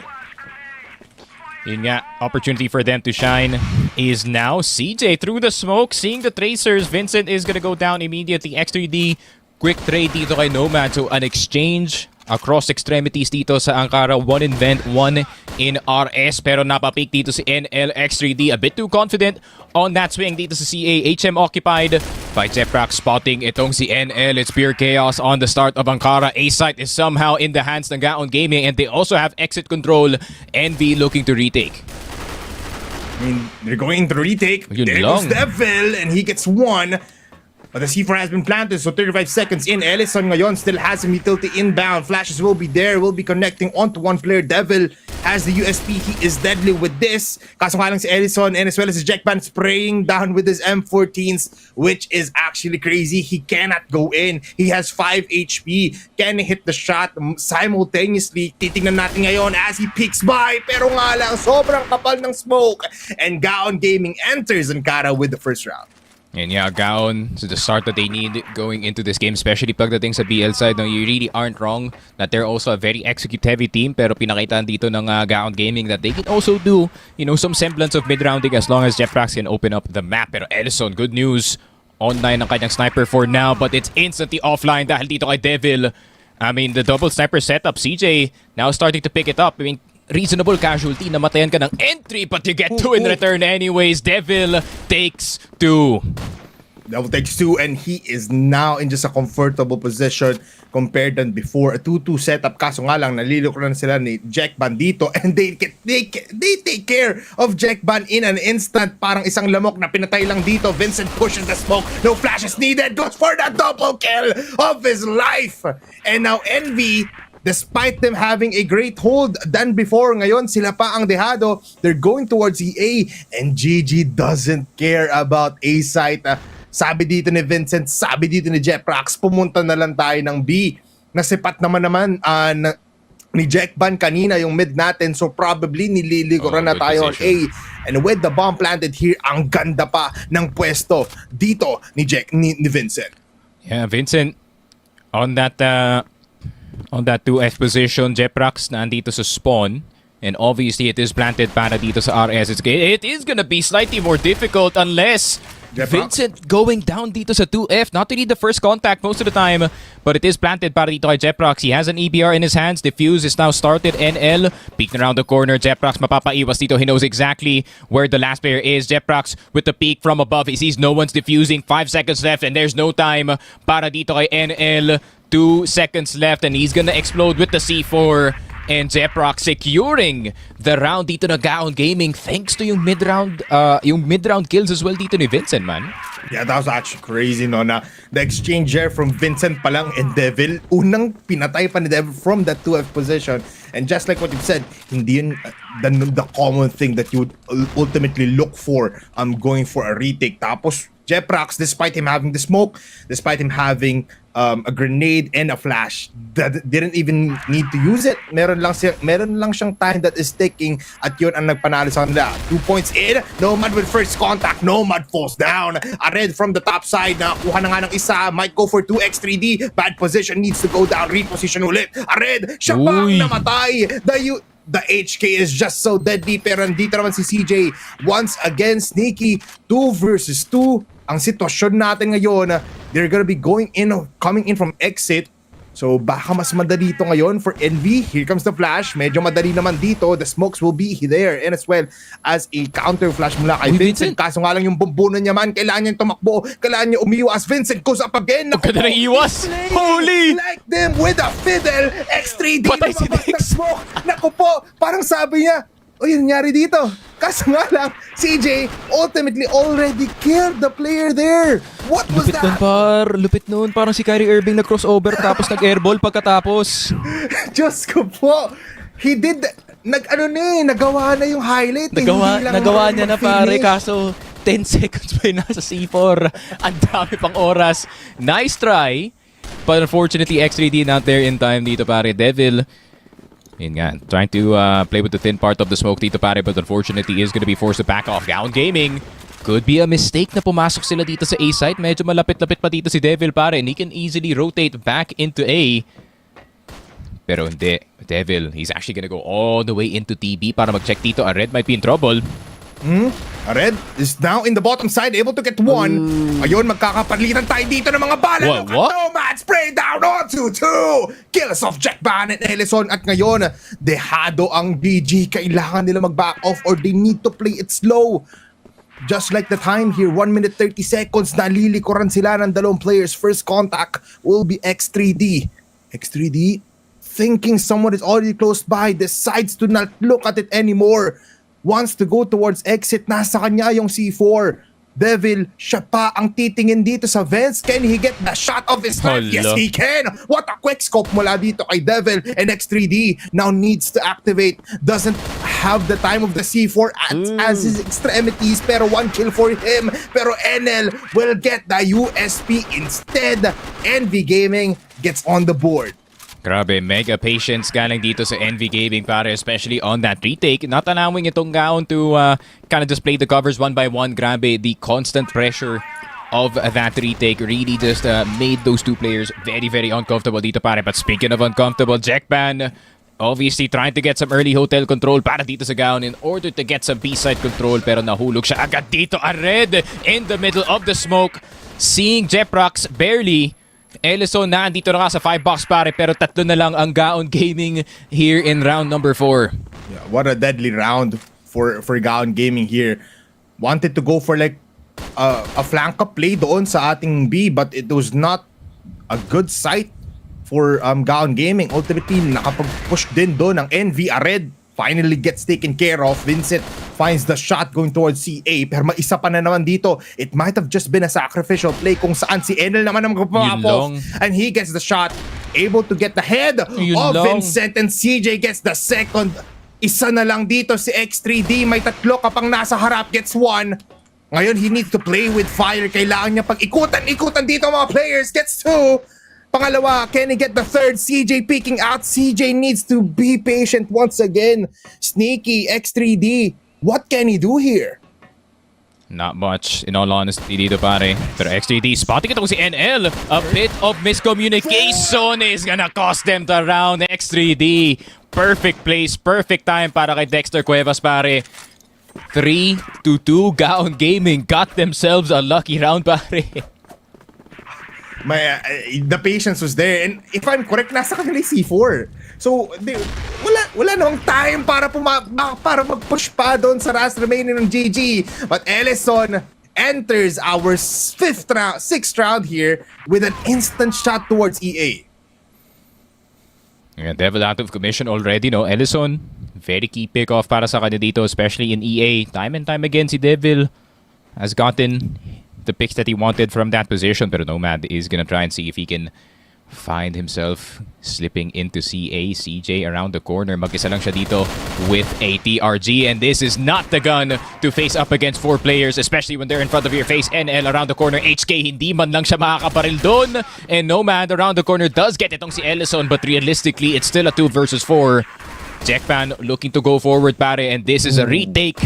Unlikely para dito sa NB. Gaon Gaming strike back dito sa round natin pare. Yeah, not the best, not even the greatest opportunity there para sa NV to be able to go for the retake. A 2v4 situation kung saan magkahiwalay pa sila to a point.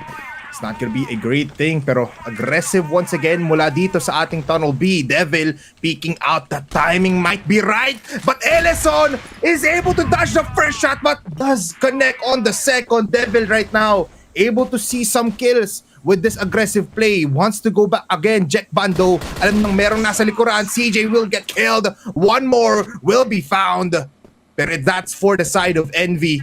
And now, 4v4 tayo ngayon. Every player from the BL side is scattered all around the map. Jack Ban, instant shot onto Enela. So much is happening ngayon. Si Vincent will also join the fight.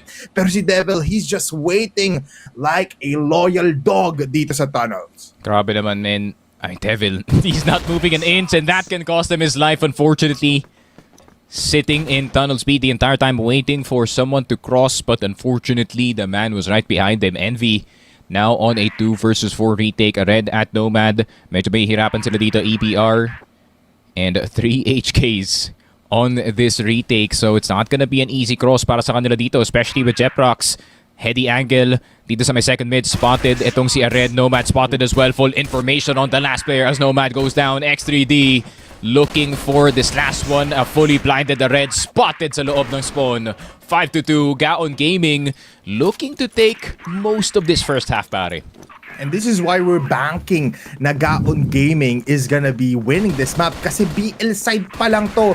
What if pa kung nasa GR side na sila, no? So this is just gonna be a great kind of crossfire. Might even be a possible 72 pagdating dito sa ating second half. But Devil, I like what he's playing right now. Pero minsan kasi medyo overcommitted siya na he doesn't really look towards another angle minsan. So that's kind of, we're seeing some weaknesses right now for NV. Medyo napipiga dito ng GG kung ano nga ba ang laruan ng buong enemy side nila. But Nomad and as well as a Red here on A, we usually see them na up-down position, isa sa baba, isa doon sa taas ng kaliwa o kanan para mas madali yung takes nila. But iba ang attack ngayon ng GG. They wanna go to mid. Kung saan tatlo ang haharapin nila dito sa B, might be a bad play. Oo nga. But now it's a lot more passive of a take, no? Para dito sa NB Gaming. Not much in terms of forward positions here, and they really want to catch it on Gaon Gaming off guard with the sheer numbers. Spotted. CJ with the jump peek. CJ around the corner does go for the full peek instead. Nakuha na dito si Vincent. That's si Jackpan. NL from that tower position reveals himself early. X3D around the corner. Ellison turning the round around. Devil hindi pa mamamatay pero mamamatay rin siya actually. Batteries are now cleared para dito sa Envy. 1 versus 2 Ared. Getting itong si Jeprox.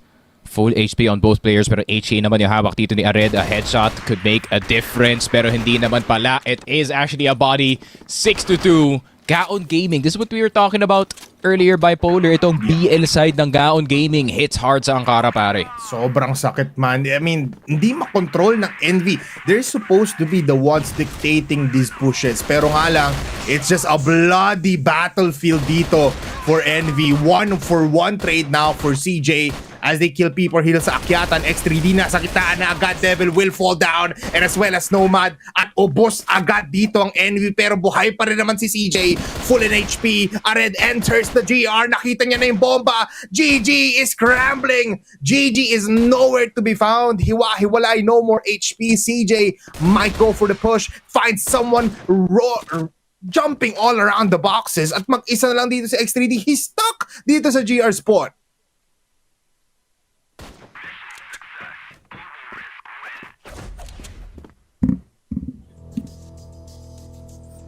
But nonetheless, kakaiba nga. Yeah, kakaiba yun. 6-3 yung nangyari. We were expecting a 7-2 pero 6-3, Sneaky Frog, kamusta naman tayo dyan? Yeah, I mean, 6-3 yung score natin dun, pare. I mean, by the tail end ng ating last round, I feel like that's just a given that they're gonna get it. Hold on, wait a second. Everybody's suddenly dead para dito sa Envy, pare. Gaon Gaming looking to see if they can get this one early. 7-3 to start things off dito sa second half para dito sa Gaon Gaming. An aggressive defense para sa kanila dito, and Envy caught off guard. Well, I mean, even us na caught off guard tayo dito. We were still contemplating kung meron nga bang mic issues kami dito. Pero hindi pala. Sila pala dumediretso na sa laban at ngayon tuloy pa rin naman ang bakbakan. Mukhang an aggressive push on to the B position naman ang gagawin dito ng GG. Pero CJ has been hitting the shots, man. 11 kills onto this guy plus 6 headshots. Let's see if he can get much more dito sa laruan natin. NL spamming the smoke. He does recognize na nandito si Jeprox, but Jeprox coming out of the smoke. Surprising itong si NL. Devil around the corner. Hindi na matitrade ang kanyang teammate dito, pero Jeprox tempted to go for a second one. Devil missing, but he doesn't miss twice dito, pare. Jeprox will go down eventually. 3 versus 4. Gaon Gaming maybe getting a bit too frisky dito, and Devil is just farming all the way in spawn. Gaon Gaming getting a bit too aggressive dito sa Ankara, pare. Very aggressive na. Masyado overconfident eh. Nakataste sila ng blood and they were too greedy in this round now. Isa lang naman namatay for Envy. They still have a lot of time. 1 minute and 11 seconds. Is a time for them to realize and to decide kung saan nga ba sila pupunta. Gusto dito ni CJ to possibly go on A. He's been on fire. Kaso nga lang, the C4 still not able to get out of the stores coming in from the BL spawn. They wanna go towards mid, Sneaky, possibly towards B tunnels para mas safe yung approach nila and to be in the cover of that roofing. Yes, they do. They put Devil as an insurance play muli dito sa gitna. 34 seconds. Red CJ looking at every corner, looking at the top position as well. Not seeing anyone. Plant will be there on bats. 20 seconds will be resetted to 40.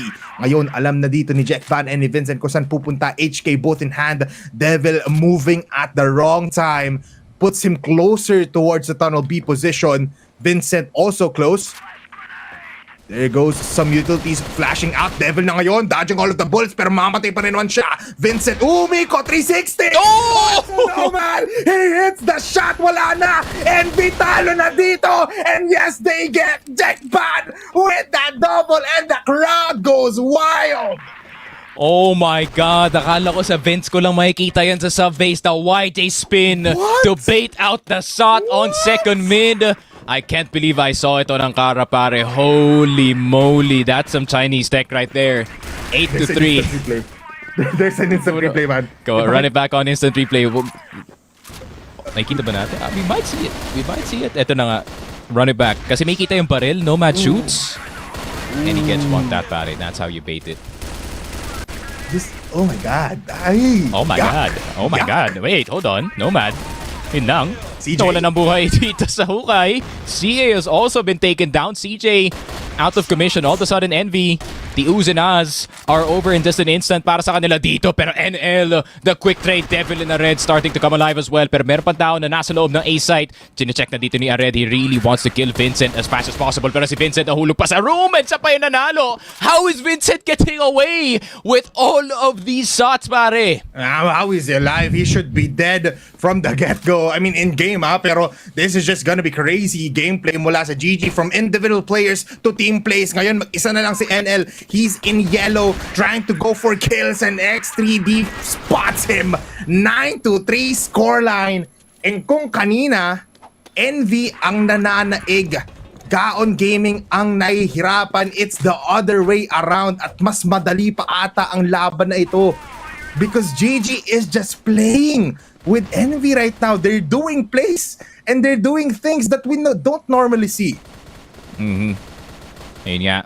When I said that they had to get a bit creative, pare, maybe they really took that advice to heart. NL, yun nga, has to get a bit creative para mapatay dito si X3D.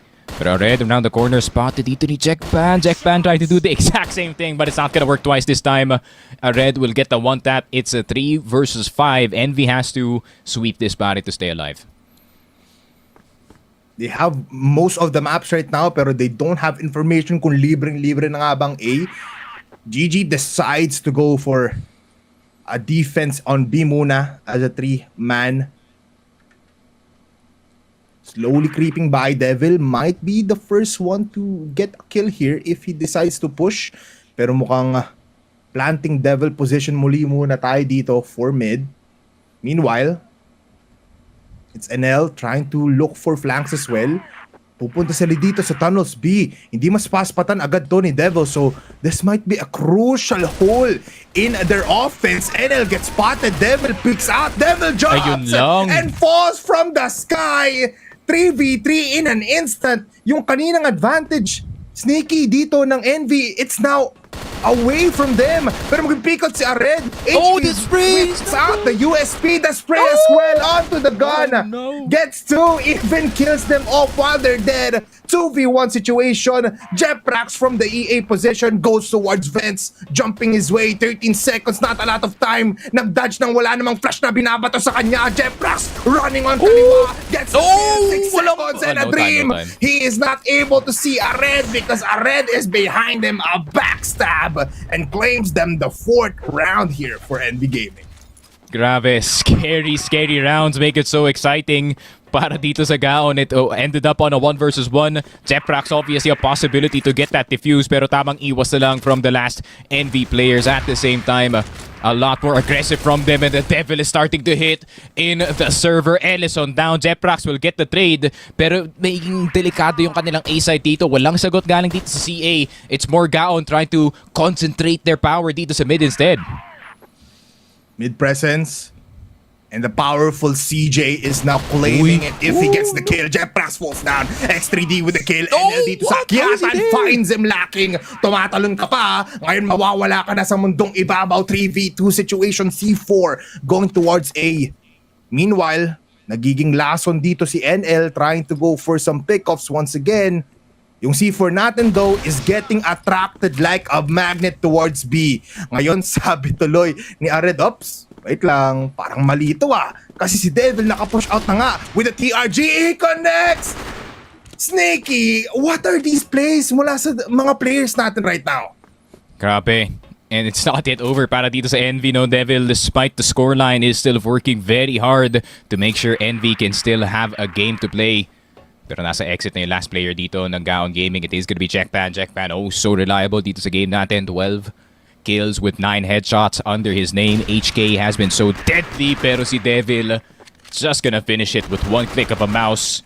And you can feel the momentum slowly shifting towards itong Envy, pare. But the position they're in is very, very rough, especially para sa Ankara, pare. Just hard time, especially na mas dehado sila in terms of numbers. Again, tunnel push mula kay Jeprax. Might find someone here, especially kung marami ang players dito ng Envy on mid. A lot of B presence again for Gaon Gaming. I like this kasi Envy Gaming actually deciding not to, alam mo yun, wala pa tayong nakitang multiple flashes towards A from outside of EA tapos diretso lang. Wala pa tayong nagiging gano'n set play. They're trying to go for that mid-aggression, mid-presence muna before they do something. They need to realize na masyadong marami atang ini-invest na players dito ang Gaon Gaming. On B, Nomad though, whips out the AK-47. I think for the first time dito sa match natin. Let's see if it is still able to be used as better or as greater than before. Pero now they move towards EA. Ang magbabantay lang naman dito is gonna be Jack Ban on that second floor position. This man has 12 kills and 9 headshots, by the way. So titignan natin dito if he can rain fire against these 4 players. Only a matter of time. 1 minute in, CJ whips out the gun, gets in the sight. Meanwhile, dito sa B, medyo complicated patang sitwasyon for GG. They're making it too much of an investment. Nasa likuran pa naman sila dito si NL Ellison. Can he find the shot? Ako po, wrong timer, pero he gets the shot instead. Despite him reconsidering the situations. Ngayon, X3D whips out the gun. Nakakuha sila ng 3. Everyone is getting the kills. At yung Envy natin kanina that got into the side. 4-man strong na ubos na. NL with the backstab. 1 kill. Can he go for 2? Vincent pushes out. Gets the 3 shots of his dream. That is 3 headshots for NL. Kaso nga lang, mamamatay siya as X3D claims the second match or second map dito sa best of 3 series natin. Grabe naman ang bardagulan natin sa Ankara, pare. Pati si Tita natawa in the back. And amazing performance galing dito sa Gaon Gaming. Man, that PL side, just like what we said here, Bipolar, that Gaon BL side pagdating sa Ankara has netted them so much distance dito sa regional specifically, pare. And it definitely worked up against itong Envy Gaming. Envy Gaming, obviously, you know, there are some good spots dito sa kanila depensa, pare. But, ayun nga, no, if you're a lower table team and you're going up against Gaon Gaming at hindi ka prepared para sa PL side nila, pare, malulunod at malulunod ka talaga dun, Ben. Hindi ko rin actually ma-realize kung bakit nga ba sobrang ganda ng BL side doon. Yes, aggressive sila. They get the presence that they want. Nakakuha sila ng sites. Pero wala naman masyadong surprising. Like, wala naman silang like multiple smokes dito. Wala naman tile lineups na nakikita. Ano nga ba yung... bigyan mo nga ako crash course, Snakey, na ano nga ba ang difference maker doon for the BL side mismo ng Gaon Game? I think one of their biggest difference makers, honestly, is the way na nagkakalat sila early on their BL side. I think yung formation nila on BL side is really, really good. The way that they stay together, especially pagdating sa kanila mga A executes, is really hard to stop.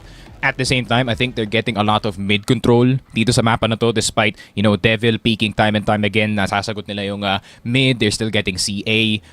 Ayun nga, they're getting a lot of stuff dito sa mapa that you're not supposed to be getting kung kayo yung nasa BL side ng Ankara especially. So I feel like it's a mix of too much respect galing dito sa Envy, at the same time the superior map knowledge, no, para dito sa Gaon, pare.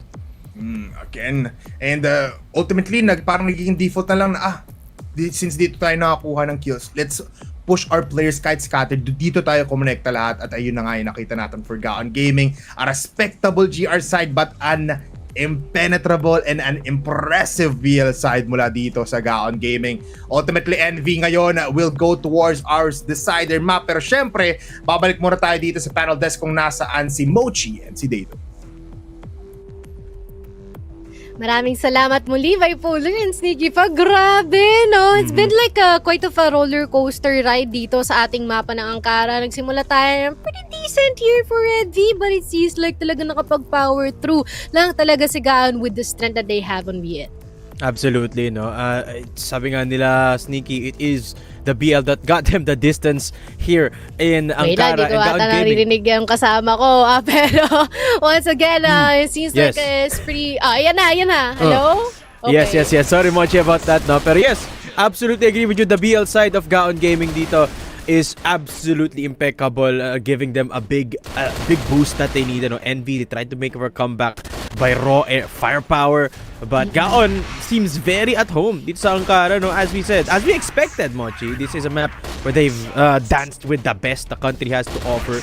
And that doesn't seem to be changing anytime soon. First half pa nga lang, ang laki na ng advantage na nakuha nila. We went into the second half with a 6-3 and naging 7-3 pa nga, no? Envy tried to make a bit of a comeback, but ultimately not being enough at the end of the day. Gaon, just too big of an advantage.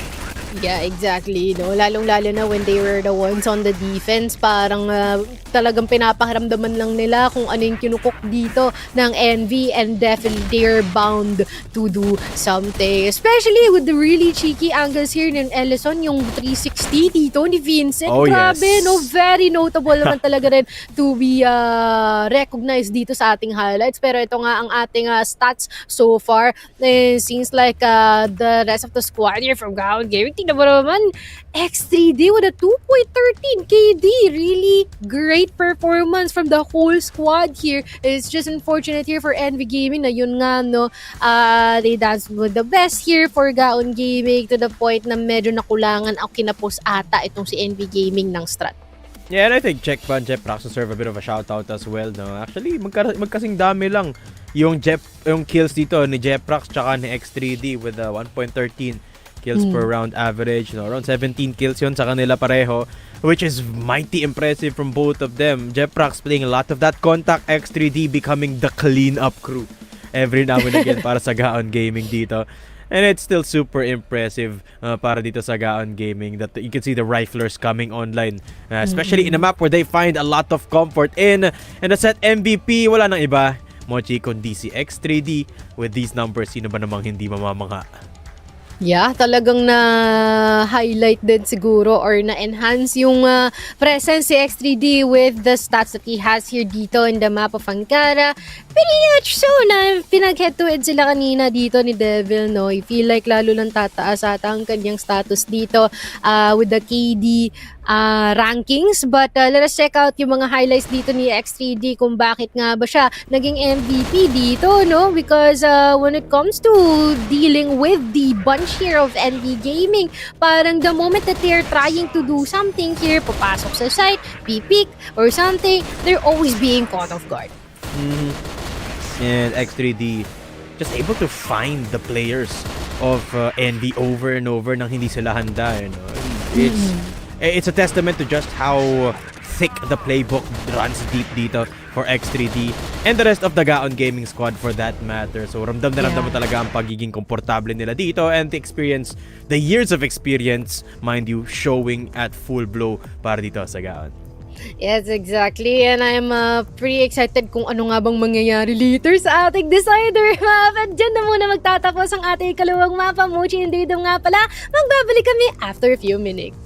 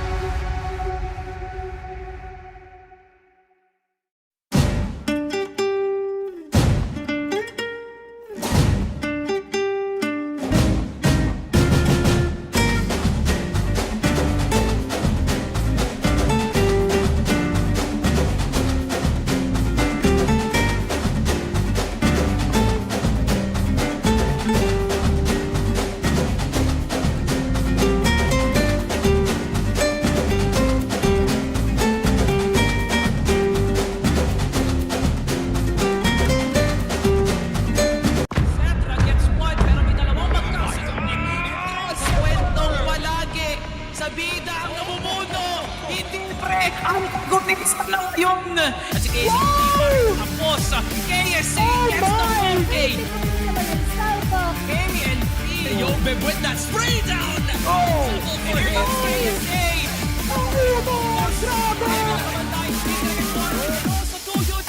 Will be the peak of Crossfire Philippines pare.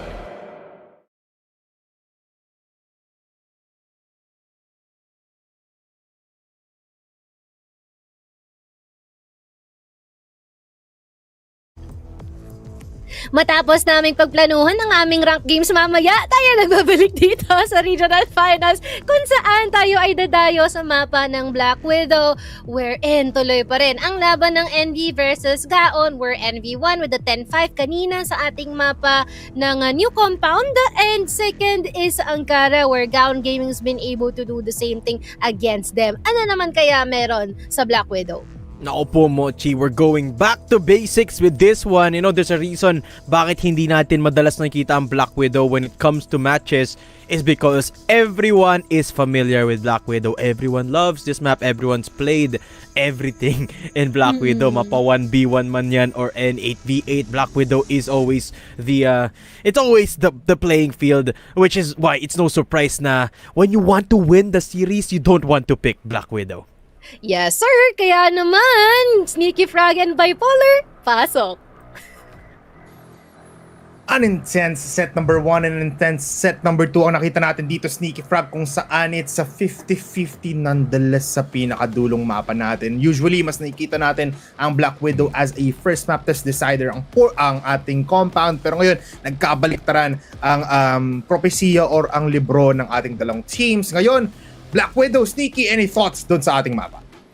It's gonna be very interesting though, considering na NV Gaming, most of the roster does have a lot of experience pagdating sa Impact, no? So, especially knowing how much of a mainstay itong Black Widow is in Impact, pare, I feel like they do have their fair share of experience sa mapa na to, whether it is PUBG, whether it is structured. So, I wouldn't count out yung NV Gaming dito sa Black Widow map na to. But at the same time, Gaon Gaming, I feel like their style is gonna have a bit of a hitch dito sa mapa na to. I think they might have to play a lot more loose, a lot more, I wouldn't say PUBG, no, pero they're gonna have to grab opportunities without hesitation dito sa mapa na to kasi yun nga, the moment na makuha dito ng NV itong LA control, mid control, S control, water control, ayun nga, mahihirapan itong Gaon to look for opportunities para ma-open up itong mapa na to. Yeah, very much so. It's just a default map for every team right now. I mean, everybody has experience dito. It's just how you'll be playing competitively against it. Yung mga set strategies kasi ng mga players natin dito talaga natin mapipigayin. For NV Gaming, with them being from Impact, just like what you've said, mas batak sila dito.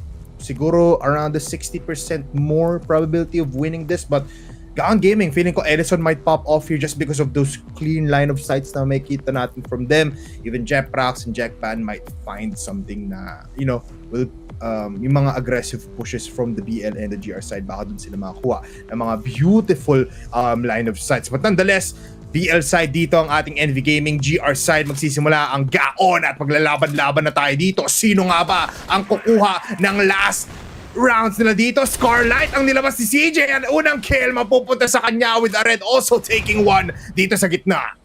There we go. Scarlights are absolutely shredding yung buong depensa dito ng Gaon Gaming. NV looking to corner itong Gaon, pero Vincent is still fighting back dito sa laruan natin. 2 versus 3, not out of the picture just yet itong Gaon Gaming. If they can get the kill dito kay Nomad, this would be a possibility. Pero Jeprox spotted dito sa HM. Vincent is gonna spot itong si Nomad as well. But around the corner, better weaponry right then and there. HK is gonna get him, pero low na yung dalawang players natin from Gaon side. And tingnan mo naman si Devil, he's just playing the cheesiest position that you can do dito sa may S. Is gonna instantly get itong si Jeprox, man. It's hard to clear him in that position. That's gonna be the second bullet in the back dito ni Vincent. A very quick start to the round with NV coming out on top, pare. That was crazy. Even crazier yung nakita ko doon sa camera na Red, pero let's not talk about that. That is just a wild thing to see as we are seeing a 3-man push here on LA for both sides. There is now being claimed by Nomad. Scarlight will connect onto one. Vincent, makakapatay din naman. Vincent hopping like a bunny, connecting the shots. The flashes will be there para matigil yung push. NL goes in dry pero mapapatay siya. Jeprax claims the kill. There we go, NV. Look to see if they can gain more forward positions dito pare Ared. Very important spot that he can clear itong S. Jackpan gonna be a pain on the side if he's not cleared off of this triple position. Jackpan spotted sa S. Ared will take him down. Jeprox. Ayan, gusto umakyat dito sa hagdan pero CJ now for the backup on the S position pero dahil nga dito hindi nila makikita na meron nag-flank pero Jeprox bumaba na. CJ does go absolutely insane on the Scarlight. Vincent from behind. What is happening here, Bipolar? Everyone's having a highlight play. Everyone is also dying at the same time. Vincent around the corner spotting itong si Devil. What? Man, it's just chaotic. Everything is happening all at the same time. And despite them knowing na si Vincent kanina pa nandyan sa short, hindi nila pinupuntan yung C4. Ngayon, it might Devil punish them dies! into oblivion. Devil will fall down. At ngayon, si Ared wanted to go back to A side kaso nga lang, Vincent already here in short. Spotted. Might peek out someone dito sa catwalk. Ared, naku po, sang bintana Si ka Ared. nga papapatay. It's like hitting something so small. Vincent is laughing his ass off. At si Ared pang nakuha ng kill. For some reason, GG just fell through. Yun lang, Vincent could have had a 1v1 that could have actually equalized this game, equalized the momentum here for both sides. And we're gonna have to wait and see if Gaon Gaming can fight back dito sa laruan natin. X3D, he's okay. Might have just disconnected his mouse pare, but X3D looking to see if he can catch anyone crossing.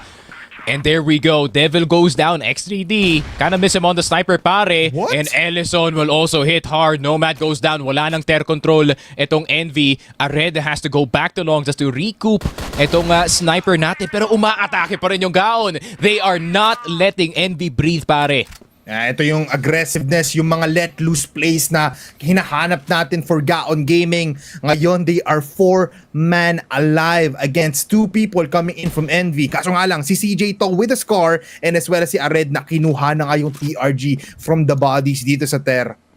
4-man strong ang ating Gaon Gaming just like what you've said pero nagkonekta sila lahat dito sa B going towards mid as well. So medyo maka-caught off guard ata dito si CJ kasi if he decides to push towards water, medyo may ipit siya. Ared will be peeking out slowly but surely. Kaso nga lang, ang layo ng mga players dito, Sneaky. Yeah. And this is the perfect thing to do no kung kayo yung Gaon Gaming dito even though na nasa kanila na yung A site itong Envy Gaming. I mean, them just sticking together as 4, they will guarantee at least, 4 members retaking at the same time and who can also split yung kanilang presence to stage and short at the same time. Pero hesitant pa rin yung Envy na ibaba yung C4 dito and I can't really blame them no. They have not cleared short. They don't really know if clear yung RS dito or not. So, they're taking their sweet time. Pero yun lang, CJ, you have the C4, brother. If you get spotted around the corner and that's 4 players in S instantly, pero Ared still looking very deep actually. Yeah. I mean, they're taking their precious time, Sticks. Hindi naman bumabadya dito ang buong Gaon Gaming. Now they will kasi nandito na yung pagplanta ng bomba. But that was very aggressive. It was almost too close for comfort for Envy. Especially si Ared, naka-TRG lang. Ellison will get picked off. Ellison mamamatay. It's gonna be easier defense now for Envy. Pero nga lang si CJ puts too much foot into that position and Ared also ultimately sees the gun battle of Vincent. Sobrang daming oras, sobrang daming time, and GG. Sobrang disiplinado sa round na to. And yeah, finally around on the board para dito sa Gaon, no? They've gathered themselves a bit of an audience dito pare in their boot camp and it seems like that bit more of a support para sa kanila dito is giving them that extra push. At the same time, Vincent, 7 kills, 7 headshots on that HK X3D. Gusto magparamdam ng maaga dito sa round. Pero CJ mapapakain ng HE sa simula. X3D looking for the cross dito sa Ter pero mapapastay muna yung Envy. Tamang disiplina lang muna. Yep.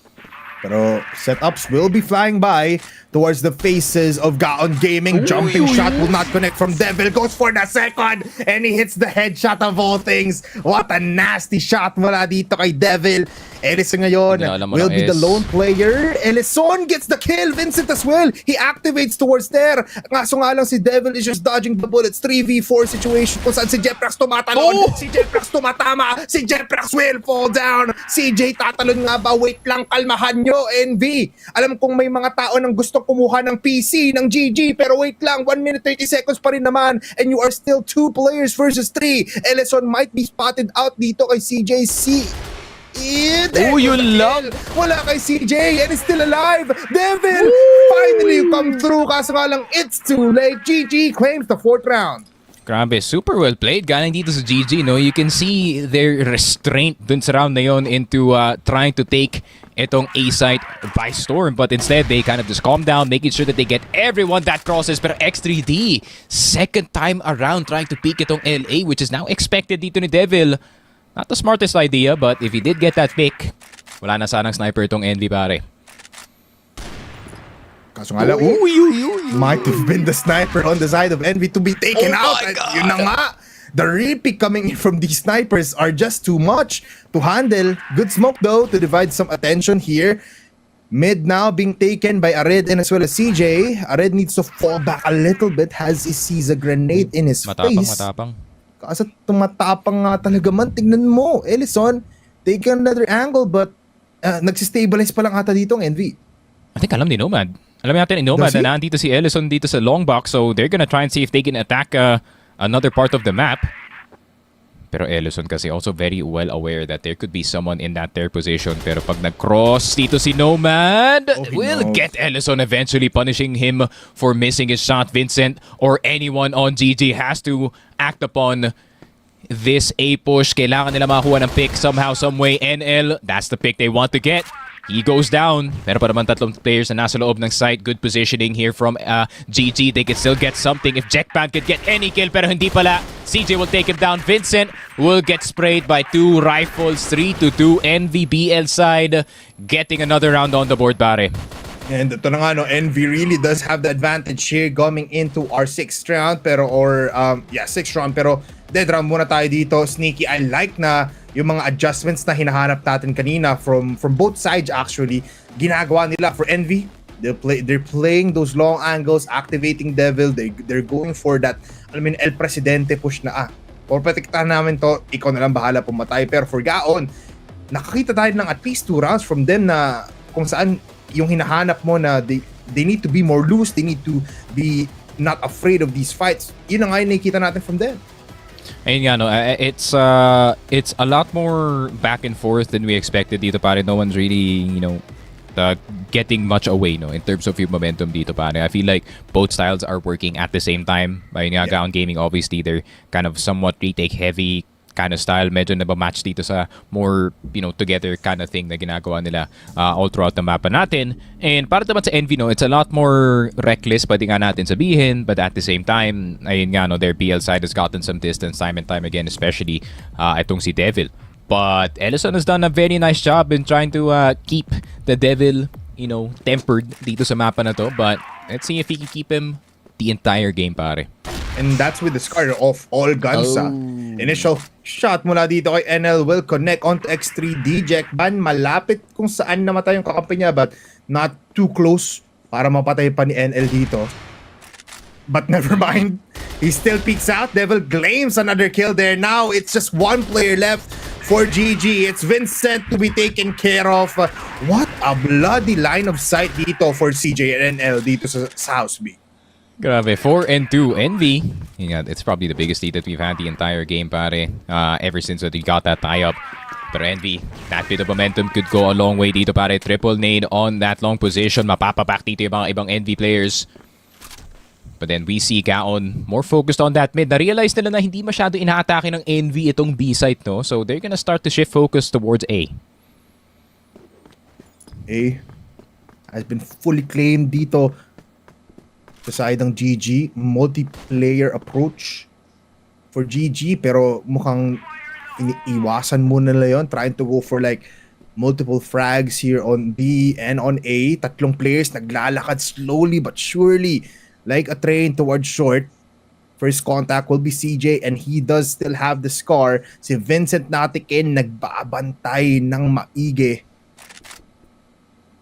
And looking at Devil right now, might be the one to go for that initial shot para at least if it ever does hit, instant kill agad. Kaso nga lang, medyo nagtataka sila dito, Sneaky, bakit wala ang layo ng narating nila, bakit wala pa rin silang nakikitang tao mula sa GR side?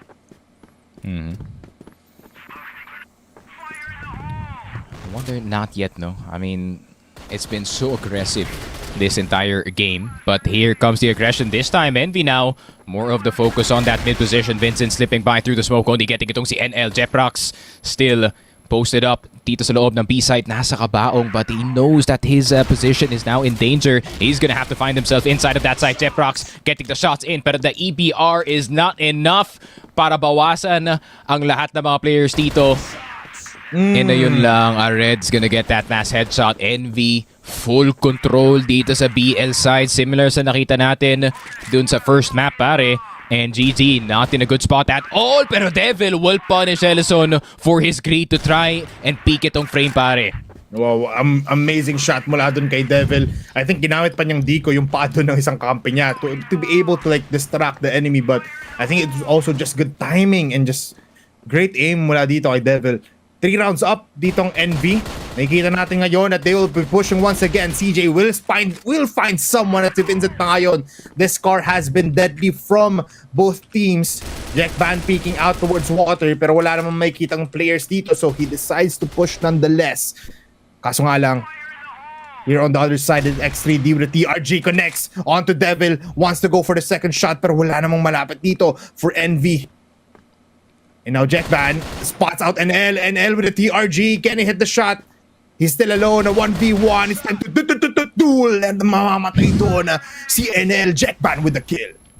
There we go. 3 versus 3. Low HP para dito kay Jack Van. The snipers across the board. The snipers versus literally the rifles. Jeprox with the only EBR in this entire team. Jack Van will get itong si Nomad. So suddenly it's a 2 versus 1. Red na lang natitira dito. Yung C4 nasa loob ng RS. Red around the corner will get the better of X3D. Jack Van piso na lang literal. Pero piso na lang rin dito si Red, pare. A USP versus a HK. He has to go for the long route. Hindi niya na kinuha or I think he didn't know na yung C4 still on that BL position. Not Red. Just one shot is all he needs. Doesn't even need the heady. All he needs is the body of Jack Van here. 6-2. I didn't realize, 4 agad dito ang lamang ng Envy in the first half. Yun nga. Envy, ever since that tie-up broke, they haven't looked back at all. Nomad with a one-tap dito kay Ellison. No chance whatsoever. Fully blinded sniper on that long A position, pare. 3 on that A side. Gaon Gaming looking for more opportunities. Nomad around the corner. Spray's not gonna be good para dito kay Jackban. But the immediate back off on LA. Envy Gaming, a whole lot of map control para sa kanila dito. Gaon Gaming, no choice but to play the extremities dito sa mga sites, pare. Something's being pulled. Scar still in the hands of CJ. Spots someone here. Nomad is low. So it's not really entirely a man advantage. Pero ngayon, they are able to spot out Jeprox. Jackban, instant headshot dito kay Devil. A peek, tapos back na lang muli. Vincent with the HK also mapapatay dito si CJ. Pero si Nomad has infiltrated one of the areas to be able to spot out someone. And they have all of A, the C4 running its way now there. X3D, close by. If tatalon dito si NL, baka maging decision to para sa kanya. Sa likuran niya daw, nandito naman si Vincent. He hears him quite clearly. Mag-isa na lang si X3D. Makakapatay dito yung may hawak ng bomba. Tatalon pa nga. And he inalay dito ni X3D yung buhay niya towards NB. Yun nga, the cheeky angle going on the box right next to itong metal box. Having that angle through the window really makes it confusing. But the 7-2 either way, Envy Gaming, it seems like that impact experience no pagdating dito sa mapa ng Black Widow is really working out in their favor. And I feel like Devil especially is very comfortable pagdating sa mapa na to. I mean, it's the quintessential 8v8 map. And I feel like he's right at home. Yeah, that's true, no? Na, it feels like Envy really just claimed it as their own, especially dito sa labanan na ito. Gaon Gaming actually struggling so much despite them getting the kills, despite them going for like a 2v1 situation every time. Nauubusan ng players ditong Envy, yes, pero Gaon Gaming just doesn't have that enough firepower pagdating sa labanan na ito. So let's see if they can bounce back. They're gonna be on the BL side now. Mas komportable sila, and I feel like what they did on Ankara, they can do once again dito sa Black Widow. And opportunity is here now para makabawi itong Gaon Gaming on the second half. Now on the BL side, Envy obviously, GR na dito, but Devil, that is not the best start para dito sa Gaon Gaming. Bipolar, Vincent already down. That's their best player out of commission already, and that's the second one too. Devil still alive dito sa long despite missing that first shot. Ellison now has to wait patiently around the corner but pulls out the USP instead. Devil blinded, NL around the corner, kill dito ni Ellison. He's not the only sniper in the server that can pop off itong si Devil. CJ from behind though, too many numbers para sa Envy. Jackpan will get shot. Envy, pure presence dito sa mapa natin, pare. I mean, the scars are really hurting for these two teams. The Devil with the TRG as well. Pero si Ellison putting his foot into the ground, saying that I am also a sniper that you need to be feared of. At ngayon, mararamdaman nyo yan with the shot connecting. Oh my goodness! The double TRG shot connects onto Devil and Nomad from both sides. At ngayon, sugatan ng Envy. And now, they are able to equalize as they find one more. But CJ will be spotted out dito kay Vincent.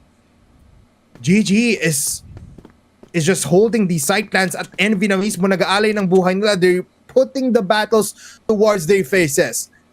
Kaso nga lang, 2 versus 3 ngayon. At magkahiwalay pa ditong Envy. NL with the TRG goes for the USP play instead, running towards mid, running towards the enemies. So close, yet so far. Naiipit dito si Jeprax, pero he's in short. He's in A. Iba ang plano dito ng GG. It's time to sweep up every places. Nagkakasilisihan. And Ared might find himself in front of 2 players that are in B. But NL, jumping. Can't go for the one. Second, not connecting. Oh my goodness, you need to hit it and he hits it. Nonetheless, X3D, mamamatay din. Yung pagplanta ng bomba, naging nawala na lang. It's Vincent with the TRG. Now it's a 1v1. Switches to the Scar. Scar versus HK. Anong nga bang mas maganda? Nandito siya sa kabaong sneaks. But the grenades might connect. Yes, it does. Some damage being taken. NL taking some map control. He does know he's here. Kaso nga lang, Vincent just needs to play with time. He's jumping all around. Pinupush to NL. No! NL falls down. The HK connects. What a shot mula kay Vincent. Grabe, nakakadalawang 360 na dito si Vincent. Yun nga, no? I don't know if he's trying to clip farm or trying to win, pero X3D is gonna do both dito, pare. Devil goes down and NL goes down as well. Gaon Gaming all of a sudden comes alive at 8-3, pero CJ will also come alive dito sa short. Double kill. X3D will finally get the trade. 2 versus 3. A skirmish at the start of the round will result in it, pare, pero si Ared will get itong si Jeprox. What the hell is happening? Yeah, it's a chaotic round muli, Sneaky. Everyone is falling one by one. At despite Nomad getting shot from behind, he is able to get the bomb and the kill. 1v2, X3D has been connecting, switches to another TRG. Mas gusto niya daw yung feeling neto. Kaso nga lang, the USP will not connect into the head of Nomad. The lone players now for Envy will connect, while X3D is left hopeless. Trying to go for the C4 once again. Nag-iba ng pwesto dito si Ared and si Nomad. Trying to surprise X3D here. And X3D knows something is up, pero nga lang, it's too late as Nomad has already been in his face the whole time, and Nomad gives them map and series point. Yeah, that bit of timing really making the difference para sa kanila dito. CJ with a hell of a flick. X3D and Ellison though an instant answer with the 2 snipers. It's a sniper battle in between the 2 sides. And si Vincent push lang na push na mid. He's like, yep, gonna give my life, man. I'm gonna let my snipers do the thing. 3 snipers versus 2. Nawalan pa nga ng isa dito yung Envy. Meron pa naman si Devil. A Red might as well switch to the TRG, but he doesn't need it. He doesn't need a scope. He needs an HK in the back of the head dito ni X3D. I mean, I don't need that. All that is not gonna be used. Pero si Devil malapitan, ginawang shotgun ang SR.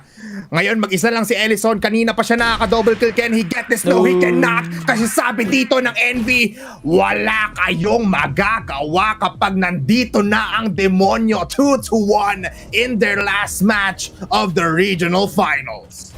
Grabe, and no team in the regionals will go winless dito. NV Gaming finally collecting their first win in the entire season, pare. And it came at the tail end. Granted, it's not the best ending para sa kanila, men, but it's better than what we expected here. I mean, they ended off with a bang, no? Sabi nga ni Nomad sa picture niya. So, it's just a statement piece nonetheless. But for Gaon Gaming, man, kulang lang talaga siguro ng set plays for other maps. Kasi nakita natin yun in Ankara.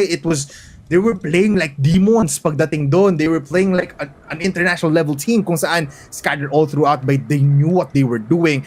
Kaso nga lang in the extremities, in a bigger picture, in a bigger painting, they just are lacking in more places than they would like. And Envy, sila yung kabaliktaran nun eh. So, with Devil in, it's a crazy fight every time. Yeah, crazy fight. I feel like ever since pumasok dito si Devil, no, this is not a knock on Heck. Heck is a really good player, and I feel like match na match sa kanya yung TRG meta, pare. But yun nga, Devil is that good of a player, no? I feel like we're gonna be seeing him for a while dito sa regionals. Ayun nga, I feel like if you have this kind of sniper, you can run through the open qualifiers, no problem, pare. And yeah, looking forward to seeing more of NV Gaming very soon, pare.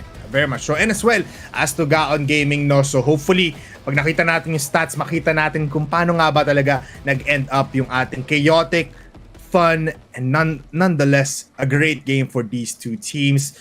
And again, that's just our first matchup of the day. Mamaya magkikita-kita tayo muli. But before that, babalik muna tayo for our panel if it is quite okay. Makikita nyo muli mamaya si Mochi and si Daydom. Pero a big shoutout as well to NV Gaming, kay Heck, and as well as to Gaon Gaming. Mag-ingat po tayo dyan sa mga Cebuanos and mga Visayas region players natin dyan. It's time to go to the panel once again. Mochi and Daydom, kamusta kayo dyan? Maraming salamat, Sneaky Frog and Bipolar. Okay naman kami, no? Lalong-lalo na witness natin at nakita natin kung gaano ka light-hearted din yung ating series. Pero at the same time, it is still a statement in terms of yung kagalingan ng ating mga players natin right now. Pero habang medyo nakastatwa ata itong kasama ko, no? Let us talk about what just happened doon sa mapang yon. Well, definitely, it came such a chaotic one. It's also interesting as well to note, especially na nung yung decider map natin is Black Widow nung laban nila against Pacific, which is the only time that they played Black Widow as well in the whole duration here sa ating group stage, is then 3 or 4 yung scoreline nila dun, no? So it's not in favor for Envy in any means possible, but they definitely showed that they can dominate in this map as well. Absolutely, no. I mean, it is that impact experience coming into play dito sa regional finals. I mean, we already talked about how scarce it is that Black Widow is picked dito sa ating regional group stage at least. And I feel like medyo nakakalimutan na ng ibang teams ang fundamentals natin, and Envy just exposed that from Gaon Gaming this time around. Not to mention the key performances of their players. I don't want to talk about him too much, but Devil is just on another level, just performing at every single occasion. With that sniper, of course, I feel like sabi nga ni Sneaks, I hope to see more of him in the regional stage and probably in the master stage then, no? But man, we can never discount him too much because of just how much impact he proposes. Yes, exactly. And we can even see that dito, no, sa ating highlights from this one. Well, not gonna lie, super promising yung mga pickups natin dito from both XCD, with the flexibility that he has, as well as dito kay Ellison, and as well as kay Vincent specific. Matindi din ang kanyang pagpapakita dito, no, especially dito sa Bamdam Bridge at ilalim natin kanina. Pero talagang nag-outshine lang talaga na maigi ito mga members natin here for the side of Envy, specifically when it comes to like the taking as much and as many space as much as possible and as quick as they can, and as well as the decisive rotations na meron sila dito, definitely became like this whole foundation na meron dito sa mapa ng Black Widow. Pero let's check out ang ating statistics natin so far. Wherein, makikita din natin kung ano nga bang naging distribution natin when it comes to like the kills and some sort of utilities being used. Mas talagang namayagpag dito si NV Gaming. Well, not just Envy, no, but their players as well, fragging it out this game. Si CJ, still rocking the most kills out of the entire lobby, but it is a red that has the highest kill to death ratio of this entire set, no, and that just goes to show you the threat, the players at which NV Gaming operate. You talk about Devil, Red, CJ, these three players, man, on another level. Nomad, actually, no, not as big of a performance as we expected from him, but it's still the Nomad of old. Talagang nakakatakot pa rin talaga ang firepower dito ng NV Gaming. And when you put them at such an aggressive sort of mentality, lagi nilang challenge dito yung mga angulo na you wouldn't necessarily expect, particularly for the snipers to be, and yung S laging pinoposisyonan dito ni Devil, which is not easy to do, but they find it with so much success dito, Mochi, that it's kind of surprising. Yes, exactly. And guess what? Sino ang ating set MVP for the map of Black Widow? It is no other than a Red with a 2.67 KD. Grabe naman talaga, no? And as well as a heavy utility usage din dito sa ating mga rounds natin. So, 50% of the time talagang siyang maasahan mo mga paglapat yan para sa kanyang mga kasama o para sa sarili niya, to say the least. And also the 50% headshot per kill has been definitely notable dito kay Red, no? I feel like Red is one of the underrated players din dito that we may have here for MV as well. We're always shining upon dito for NL, kay Devil, pero certain times when you need some clutch plays, some lurks, and even some very aggressive pushes, maaaring si Red ang aasahan natin dito for the team of NV Gaming. At kitang-kita naman yon dito sa ating highlights. For sure. Yun na nga, no, on all fronts, NV was firing on all cylinders today, and Red being the key piece of this victory up against Gaon Gaming. Mochi, yun na nga ang ating match result. We went all 3 sets, but it scores 10-5 in compound, 5-10 in Ankara, and a decisive victory of 10-3 in Black Widow for NV Gaming.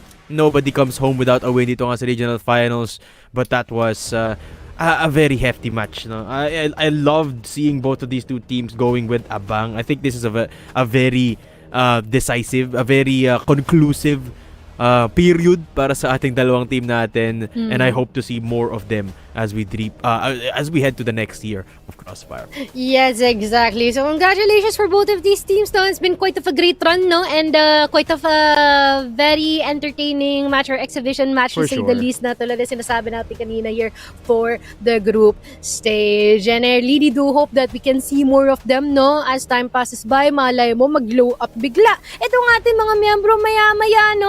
Or rather in the future, especially na once again, we already see potential. We already see our players here worthy of being highlighted, being recognized, being glazed, to say the least. Lalong-lalo na itong si CJ here from NV Gaming. Wow. Na talaga naman nagpakita na siya daw ang Mr. Consistent para dito sa in NV Gaming. Absolutely, no? CJ actually hasn't had the best of group stages so far, pero today nga, no, siya yung pinakamataas yung averages dito across the board, even in Ankara where NV was struggling quite a lot, no? CJ still provided enough numbers to give him the highest net positive sa buong serye na ito. So CJ, I mean, everyone took the spotlight today, no, sa NV Gaming. Parang iba-iba yung set MVP nila per set, and then you've got a different match MVP as well. Showing us that they are definitely the full package. Direction na lang talaga yung kulang dito sa NV, no? Just a more solid plan for their maps, and I think this team could reach heights. Yeah, exactly. No, siguro kung pagbibigyan din tayo ng glimpse of hindi pag-overthink sa mga bagay-bagay, siguro ganito na yun, no? Kung ano yung naging itsura ng NV Gaming dito sa seryeng ito, because they definitely just did what they do best, and they've been able to perform very, very well here. Lalong-lalo na itong CJ, it's been highlighted dito sa ating serye. Pero tana nga, let us hear maybe some messages and as well as some answers galing and one from their representatives, Red. Ayan na yan. Kamusta na? Kaway. Okay lang, boss. Masaya sila. Not bad, Ayan. nanalo rin.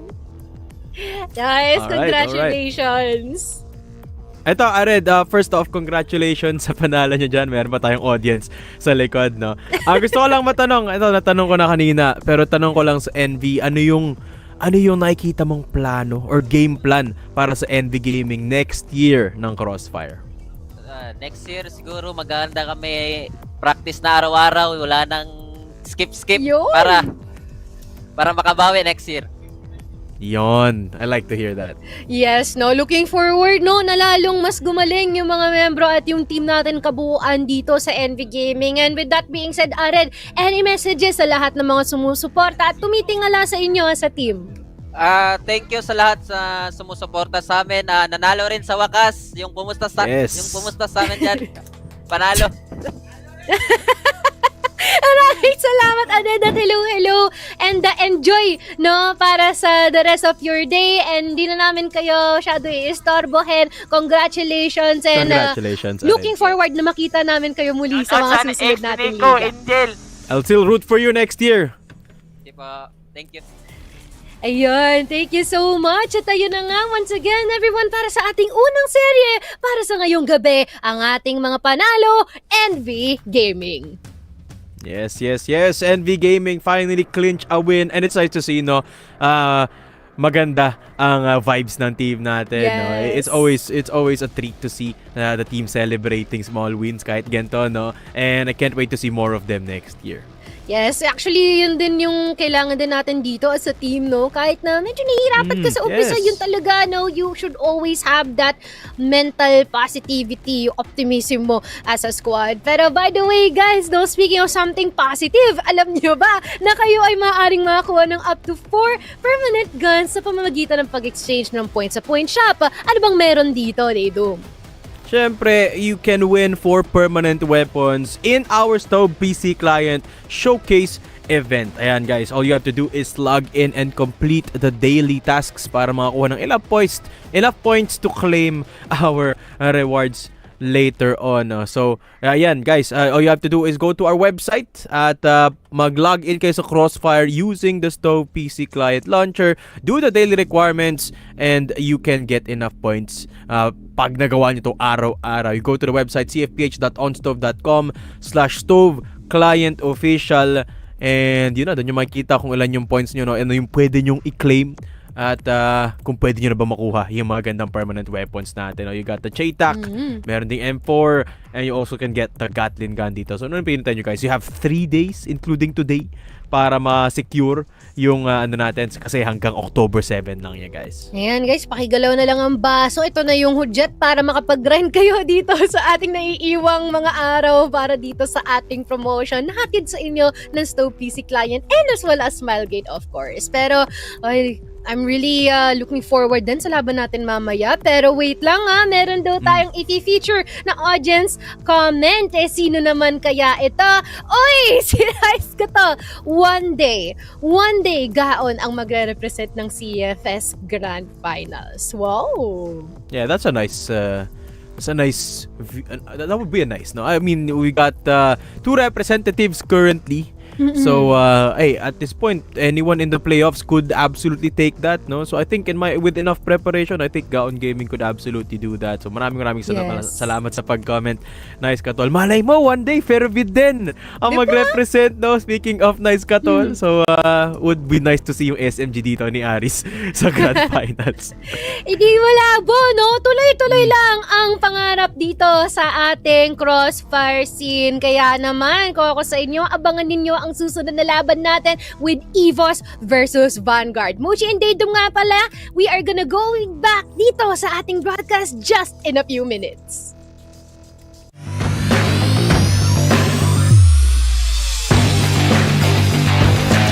Hello, I'm Red, attacker in NB Gaming. Hello, I'm CJ, attacker from NB Gaming. Hi, I'm NL, attacker NB Gaming. Hi, I'm Devil, sniper from Team NV Gaming. Hi, I'm Heg, sniper from NV Gaming. Manalo matalo yung goal namin, keep forward, tatanggapin kung ano yung yung mangyari sa game. Lalaro pa rin sa sa next year. Walang iwanan, tas magpa-practice ng maigi para matalo talaga yung mga top teams.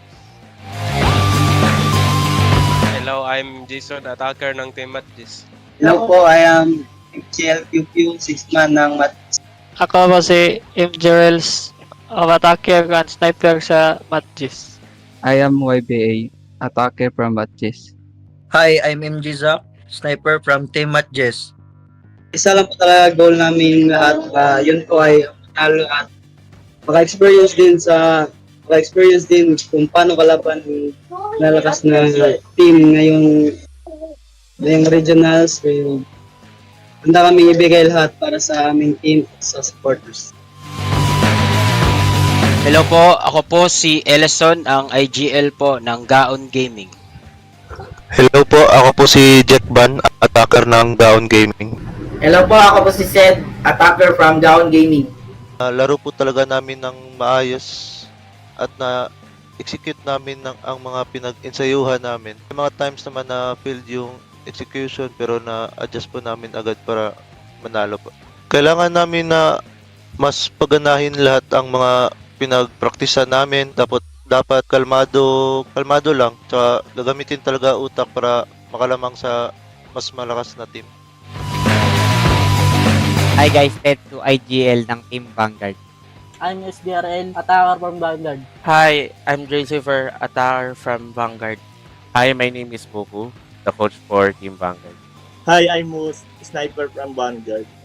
So, ang naging highlight kasi ng performance namin last, nag-mesh kami ng different styles between Manila and pero there were downsides na nagkaroon ng con. Now na parang mas track roster na nagiging linear na yung structure niya, isa na sinusundan naming IGL and mas nagkasundo kahit papaano. Although fresh yung roster ngayon, it needs time to develop but hopefully we can get there on time.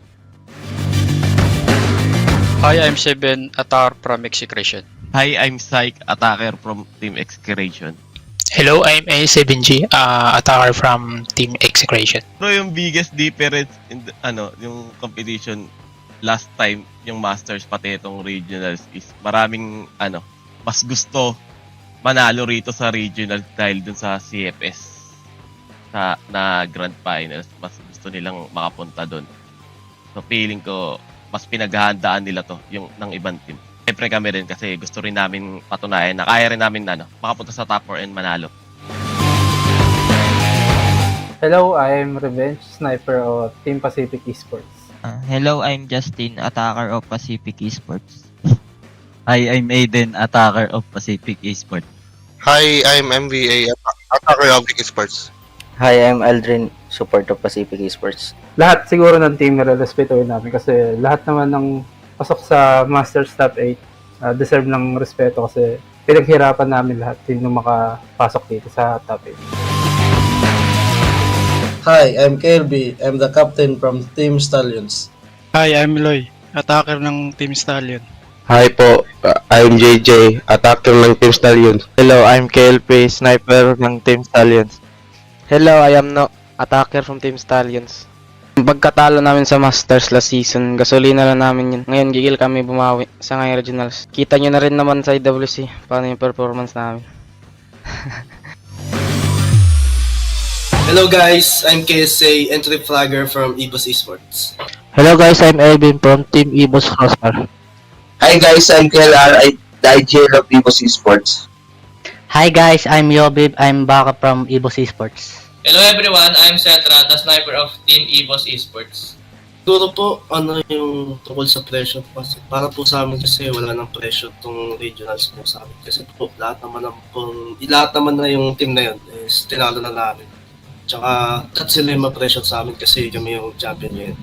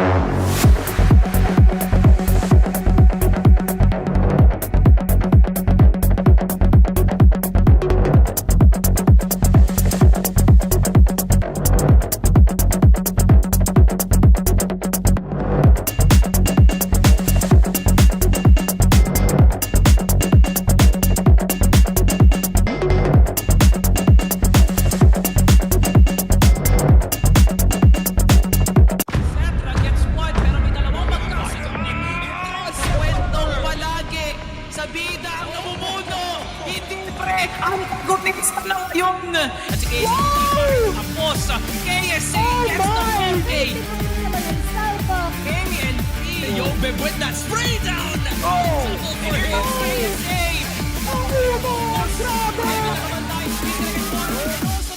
This will be the peak of Crossfire Philippines Valley.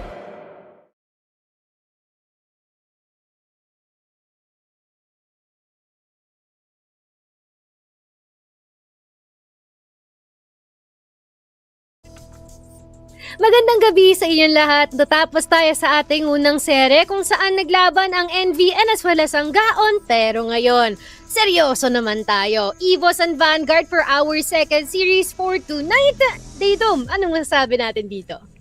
It's gonna be an exciting one for sure, no? Albeit in the group stage, it doesn't necessarily reflect on a lot, no? Kahit sino manalo dito, it won't necessarily change the standings.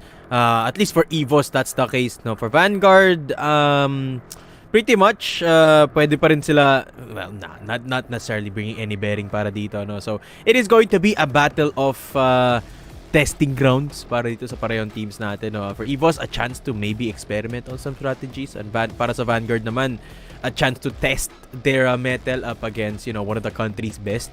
And tingnan natin, no, baka mag-experiment dito in terms of map pool ang either team natin, which is gonna bode for an exciting best of 3 watch. Yeah, pwede, no? I feel like this is gonna be more of a progress assessment para din dito, no? For Vanguard, especially na they started off the week battling it out against Team Stallions with a 0-2, no? Natalo sila dito. But right now, with the EVOS entering here the fray, which is arguably somewhat of a high stakes in terms of power and as well as experience na meron sila dito to Stallions. I feel like it's a good comparison, no? Kung paano sila nagsimula, paano sila nagtapos, what happened, how did they improve, or did they improve, or something like that. And we'll definitely know more of about that later on. Absolutely. It should be definitely used as kind of like a broadcasted scrimmage match, no, that has siyempre, that has the implications of the practice that's going underway para sa playoff, siyempre, for EVOS. But let's talk about them a little bit muna dito, Moch, you know, coming off of the group stage, definitely performing really well, no? Only dropping a single matchup so far at yun na nga, it's up against the number 1 in the standings. That is Team Stallions. But man, who are we kidding? This is EVOS we're talking about. Oh, at tinaman naman yung mga mukha nila. Ready for murder, lalo na si KSA. Ready for murder is an accurate description of what their aura seems to be in every single fight that they dive into. Most importantly, when it comes to these team stats, kitang-kita naman well distributed amongst the rest here. But definitely, when it comes to like that prowess na kayang mag-uplift ng isang buong kampo, si Cetra ang una mong maiisip dito. Absolutely. I mean, Zetra touted by time and time again as currently the best in terms of firepower in the whole country. No, I mean, in the sniping department, at least, he's definitely among the top ranks. To say the least, Yobi bang susunod dito in terms of the rankings of KD and KR, as of course, you know, he's touted as the Dark Prince nga dito by our very own Sneaky Frog. Belated happy birthday nga pala, no? But happy yes, birthday! EVOS definitely is among the hierarchy as one of the top the country has ever produced. At ito na nga yung data nila all throughout the group stage. Grabe. Particularly clean. Apart from that one smudge that is Team Stallions. Kaya, sarap tignan ng mga dilaw, no? Kasi dire-diretso. And so, diyang nagkaroon lang sila quite a bit of a stumble starting off this group stage against Team Stallions. Pero, with that being said, they are bound to make this a semi-perfect, no? Almost perfect run if ever, no? Lalo na Vanguard ang kanilang laban dito, and it seems like they've been super vocal when it comes to stating na they really want to offer that repeat and they want to be champions again, representing Philippines again, especially once they go to Chengdu, China. So, yeah, with that being said, no, we've been able to lay down din lahat ng mga wows natin on what happens in every single highlight din na pinagkakaroon dito nila Yubir, nila Seta, nila KSA, and the bunch. It's been super great in our perspective then how they were able to perform is always up to perfection. Yes, absolutely, no. And that's what you always strive for, no? Yeah, syempre, sino ba namang hindi gusto magka-3-peat? Sino ba namang hindi gusto mag-represent sa Pilipinas in the international stage? Pero I believe, Mochi, may ready tayong kausapin dito na player from EVOS. Yes, it is no other than Boss Elvin from EVOS. Ayan, kamusta naman, Boss Elvin? Okay naman po. Chill lang. Ay, chill lang sila. They do. Alright. Boss Elvin, first off, may tanong lang ako, no? Isa lang to, madalian lang. Alam naman natin itong game na to up against Vanguard, wala nang bearing sa standings, no? So, ang tanong ko lang sa'yo, Boss Elvin, iisihan nyo ba ang larong to? Chill lang ba tayo sa ating Crossfire games? Chill pa din. Wala Chill namang pa din? bagong sino? ilalabas. Alright. Do you think, Elvin, this is gonna be a 2-0 in favor for you or 2-1? 2-1 siguro. Malakas din naman sila eh. Okay. Alright. Alright. Giving respects to Vanguard, I like it. Boss Elvin, kung may gusto ko i-shoutout, gusto kang pasalamatan or message na ilatag, now is the chance. The floor is yours. May gusto lang sana akong i-message sa mga katapat namin sa semis. Ito na. Ayan Alright. na. Sige po. Lahat ng pagod, puyat, sakripisyo, lahat yun mababaliwala. Aray ko, Mochi. Ramdam ko yun. Hapde! Grabe, sobrang seryoso din ni Boss Fierce Elvin. words para dito kay Elvin. I Oh, mean, see. alright. That will let you go, Elvin. Maraming Sige po, good salamat sa pagpapa-unlock sa interview. Good luck sa laban nyo and sa playoffs. Thank you po. Thank you. Grabe, no? Grabe. Kung ako yung sinabihan nun, tumagos na yun, no? Alam mo yun, Ano din pati, no? nakakatakot yung message. Mochi, did you see his face? Ice cold. Walang kahit Ice anong emosyon na cold. pinakita dito si Bossing. Nakafocus lang siya sa Nakakatakot naman. goal, no? Grabe, ang tindi nung kaliwa nung binitawan niya yung mga messages na yan. Or not to mention the chaos and the fun na nangyari nung podcast nyo nung Friday na comment. And I feel like this, adding up to that, no? Parang nagsistuck na yung mga nangyayari natin dito when it comes to EVOS. Pero, with that being said, pag-usapan naman natin ngayon si Vanguard. Kasi Vanguard, they started this off pretty strong, no? Especially with the guidance of Buko na laging bunot ni ZYK, no? Sa pagbe-Beyblade niya. But, with that being said, I feel like they deserve their flowers, especially yung mga recent integrations nila dito like was SDRL or formerly Dags, no? The dating 6-man. So, what do you have to say with Vanguard, they do? I mean, for sure, this is a talented bunch, no? I mean, you know nga, with the new players coming in, si Wooz has made quite impactful showing dito sa kanyang unang iteration ng pagsali sa regional finals. Yun, the boys looking good, looking ready. And as you said, no, this is a team that has that macro prowess din naman with the guidance of the coach that is Buko. And kita mo naman yung respeto na binibigay sa kanila ng EVOS pa rin, no? Despite the fact that Vanguard has had this season a little bit rough. This is still a very formidable team. You can never count out as well, especially with the brain power na meron si Tets dito. Yes, exactly, no? Minsan kasi mapapaisip ka rin, parang sobrang tindi naman magbasa ni Tetsu, no? They were able to set themselves grounds for victory at certain times. It's just that medyo na-overwhelm siguro sila mid-run here in the group stage, which we will have a glimpse of what just transpired, no? Or like a showcase kung ano yung pinagdaanan nila dito sa ating group stage sa regional final so far. Although it is also worthy mentioning din, no, na itong si MZ, kahit nasabihin mo na yung KD niya dito is not that high, I feel like MZ definitely deserve a shoutout kasi merong mga plays dito na talagang magugulat ka na lang na, si MZ pala yun. Kumbaga. Absolutely. Vanguard, still a very heavy firepower team dito. No? Take a look at the data. At yun na nga, they've had a bit of a rough season in the regional finals, only winning against NV Gaming. But they have come close up against the top dogs dito. Execration, they were able to push to set number 3. Tapos kahapon yung laban nila up against MATTJESS could have been the big decider for Pacific and Vanguard. Pero kung nanalo sana sila against MATTJESS, but it was MATTJESS that triumphed. Yes, exactly. Kaya naman matutunghayan din natin dito nung mangyayari later on kung magkakaroon sila ng magandang advantage, especially with the substitute, no? Out na si MZ ngayon, si Kid from Hell naman ang papalit, magpapanumbalik, no? Ang initial roster na meron tayo dito for Vanguard when we're just starting out dito for group stage. Yeah, Kid from Hell gonna be an interesting addition up against EVOS Arcilia, no? I mean, this guy loves playing heavy contact. Lots grabe yung firepower na ambag dito ng Kid from Hell. So I'm gonna be excited to see just how he fares up against some of the country's best. And I hope he's able to stand up to the beans.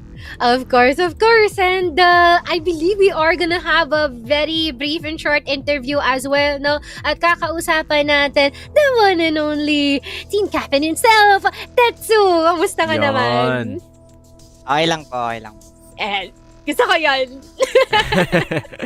Alright, Boss Tets, kita ko maganda vibes natin today. Ang tanong ko dito, for the future, for next year of Vanguard, may mga plano na ba ang Vanguard for next year? At kung ano yung direction na tatahakin ng Vanguard for next year, Crossfire? Wala naman kami na pag-uusapan. Pero siguro sa ngayon, after this season, muna kami. Pahinga muna agad. Focus sa ibang bagay. Alright. Priorities din, kumbaga. Pero this time, Tetsu, sa laban nyo for EVOS, meron ba kayong gustong makuha out of the series? Like any learnings, some sort? Wala naman siguro. Enjoy na lang din namin yung game namin. Okay. Alright, More we of love an to hear enjoyment. that. Yeah. Absolutely. Boss Tets, kung may gusto kayo shoutout, gusto kong sabihin na message, now is the chance. Gagayin ko lang si Elvin. May gusto lang ako sabihin sa mga kasama naming laglag. Kaloka! Lahat ng pagod, puyat at practice, lahat yan mababaliwala. Kasi laglag na tayo. Solid ka, Boss Tets. Maraming salamat. Good luck sa laban nyo mamaya. Well, buti hindi halata sa mukha ako, nangangamatis ako, pero natawa ako doon. Pero ito nga ang ating head-to-head dito, no, sa laban na ito, kung saan makikita natin na here for EVOS, it is no other than Cetra. I feel like that's already a dead giveaway, no? With a 1.61 ranking. First sa ating KD is just insane, to say the least. Was the 1.05 or 14th place natin dito for KD. And when it comes to like their headshot per kill, not much. Pero what matters here is they get the job done. Absolutely, no. I mean, for sure, Woods is one of the most exciting talents to make waves dito sa regional finals natin, no. But it is without a doubt that he is fighting above his weight class dito against Zetra. So I will be excited as well in the same way na makikita natin si Kid from Hell go up against some of the country's best. I'm excited to see how Woods fares up against Zetra. And of course, for the rest of the EVOS Arcilia squad dito, no. So parang sabi nga ni Boss Tets, enjoy nila to and just play the game. Yes, exactly. Tawa pa rin ako dun kay Tetsu. Ang lakas din pala ng trip niya, no? Parang lahat sila dito sa Vanguard, ang lalakas ng trip. Pero, I believe magtatawag na rin tayo dito ng rest back, no? Mga tropa natin dito, Bipolar and Sneaky Frog. Ayan, let us ask them their insights. Ang ganda. Gumaganon-ganon pa tong isa, oh. Anong insights natin dito sa series natin, Bipolar? Nag-ayos lang naman ako ng earphones pero mukhang pero nonetheless, alam nyo, last matchup of the day and last match of the group stage, it's gonna be fun. Plus, I'm finally seeing one of my favorite players ever since I went into Crossfire, Kid from Hell. So, masaya ako na I'm gonna be casting once again for EVOS also. So, it's gonna be a fun match, Moji. Yes, indeed. Sige, Frog, how about you? I think the later sked kinda helped itong si Frando actually make it to the match this time, which I'm very happy about. So, ayun nga, I'm very excited para sa series na to. Obviously, as someone who supported Vanguard, no, for the longest time, yun nga, no, this is one of the years where, it does kind of suck to be 1-5 or possibly 2-5 in terms of the record dito. But still, ayun nga, litmus test para sa kanila. How far can they go with this roster, especially, with a team that is as good as EVOS? Ay, yun nga, no? Parang yun nga din na pag-usapan namin ni Dadong kanina. Kasi biro mo, nag-start sila dito with Stallions 2-0. And then talagang nahirapan sila dun. Kasi I believe na ang naging mapa nila nun at the time is just Black Widow and Subway. Sobrang fast-paced. Pero wait lang, matigil muna ang ating usapan. Check muna natin ang ating featured comment from this broadcast. Ito na naman tayo. Nice ka tol. Pag tinalo ng VJ yung EVOS, meron silang 10 palakpak. Magko-contribute kami dyan, Boss Dice Katol. Nung masasabi nyo dyan, Dedom. Alam mo, natutuwa ako sa mga comments natin today. Lalo na yung kay Nice Katol. At special shoutout para kay Boss ZYK, si Aljon. Yung mga kina-comment niya dito. Peak entertainment talaga dito no? Pero isa pa si Nice Katol, sumasali na rin sa ating comment section wars. Syempre, pag tinalo ng VG yung EVOS, meron silang 10 palakpak. I mean, if mangyari yun, I'd be hyped up. Yeah. A lot of wows, no? Maraming magugulat dyan for sure. Bipolar. Ito lang, may main reason na ang VG para manalo, para mapalakpakan ni Nice Katol dito on our stream today. Pero if mangyari nga yun, you know what, EVOS, I think they don't really, it's hard to say na don't really care that much, pero they're not really gonna be affected that much in terms of playoffs. So, you know, it's just gonna be a fun match at the end of the day. Pero VG, si Tetsu is in good vibes, so I think it's possible naman. Exactly. Sneak. Yeah, feeling ko that would be, I guess, a nice addition, a nice bonus siguro to the, you know, possible $500 na makukuha nila from, you know, placing possibly second to last dito pare. So, ayun nga, bit of applause galing kay Nice Katol. Kanina pa ka mo na-feature. Boss Aris, kanina pa na-feature yung comment mo dito. Kota ka na. Pero thank you dun sa comments natin. And let us check out ano nga ba ang mga mapang paglalaruan ng EVOS and Vanguard this time around as our last match in this group stage. Ayan na, nagdadasal na si Bipolar kung nasaan ng sub-base. It's gonna be our second map. Ang una natin is gonna be Black Widow, and last but not the least, New Mexico! Okay? Let's go! Do you know any thoughts? I mean, yeah, I think perfect yung analogy natin. It is a litmus test this time for EVOS as well, trying against one of the more brainy teams here in Subbase sa pagpili nila doon. But New Mexico, I don't know what to make of this, Polar. I don't know. I also don't know what to take. Kasi sinerch ko yung litmus test kung ano talaga. so medyo buti na lang binato mo agad sa akin, no, Daydom. So maraming salamat sa iyo. Pero look nga, I was actually excited for Subbase, not because, you know, marunong naman dito yung EVOS and as well as yung yung Vanguard. I just want a newer map for these two teams. Tsaka masaya yung paglaro natin Black Widow, Subbase, this New Mexico. This kind of map, Vito, we don't necessarily see it that often. Yeah, and all I can say is all throughout dito sa tatlong mapa, it is bound to be all out chaos and destruction. Puro kaguluhan. What do you think, Sneaky Frog? Very interesting yung first two maps natin. Obviously, Vanguard very good sa mapa na yun, but also EVOS quite the Black Widow team as well. Subbase is the biggest surprise granted EVOS. Yun nga, no, they also have that hidden subbase prepared, no, just in case they do have to you know, play the map up against itong Stallions. But yun nga, no, Vanguard, they might have the best shot dito sa second map. Third map, bit of a mystery. Not gonna lie. Not much information dito sa New Mexico, no, whether it is, you know, still BL or GR-sided. Most say GR-sided still. Yeah. Pero yun nga, no, feeling ko it's really gonna end or begin dito sa first two maps lang natin, honestly. Alright. Thank you so much for your insights. And with that being said, ito na ang ating predictions for this last series natin. Ako na mauuna 2-1 in favor for EVOS. How about you, Daydoom? Yeah, I feel like even with the map Vito being Subbase yung second mapa natin, I still think EVOS are gonna come through with a 2-0 EVOS.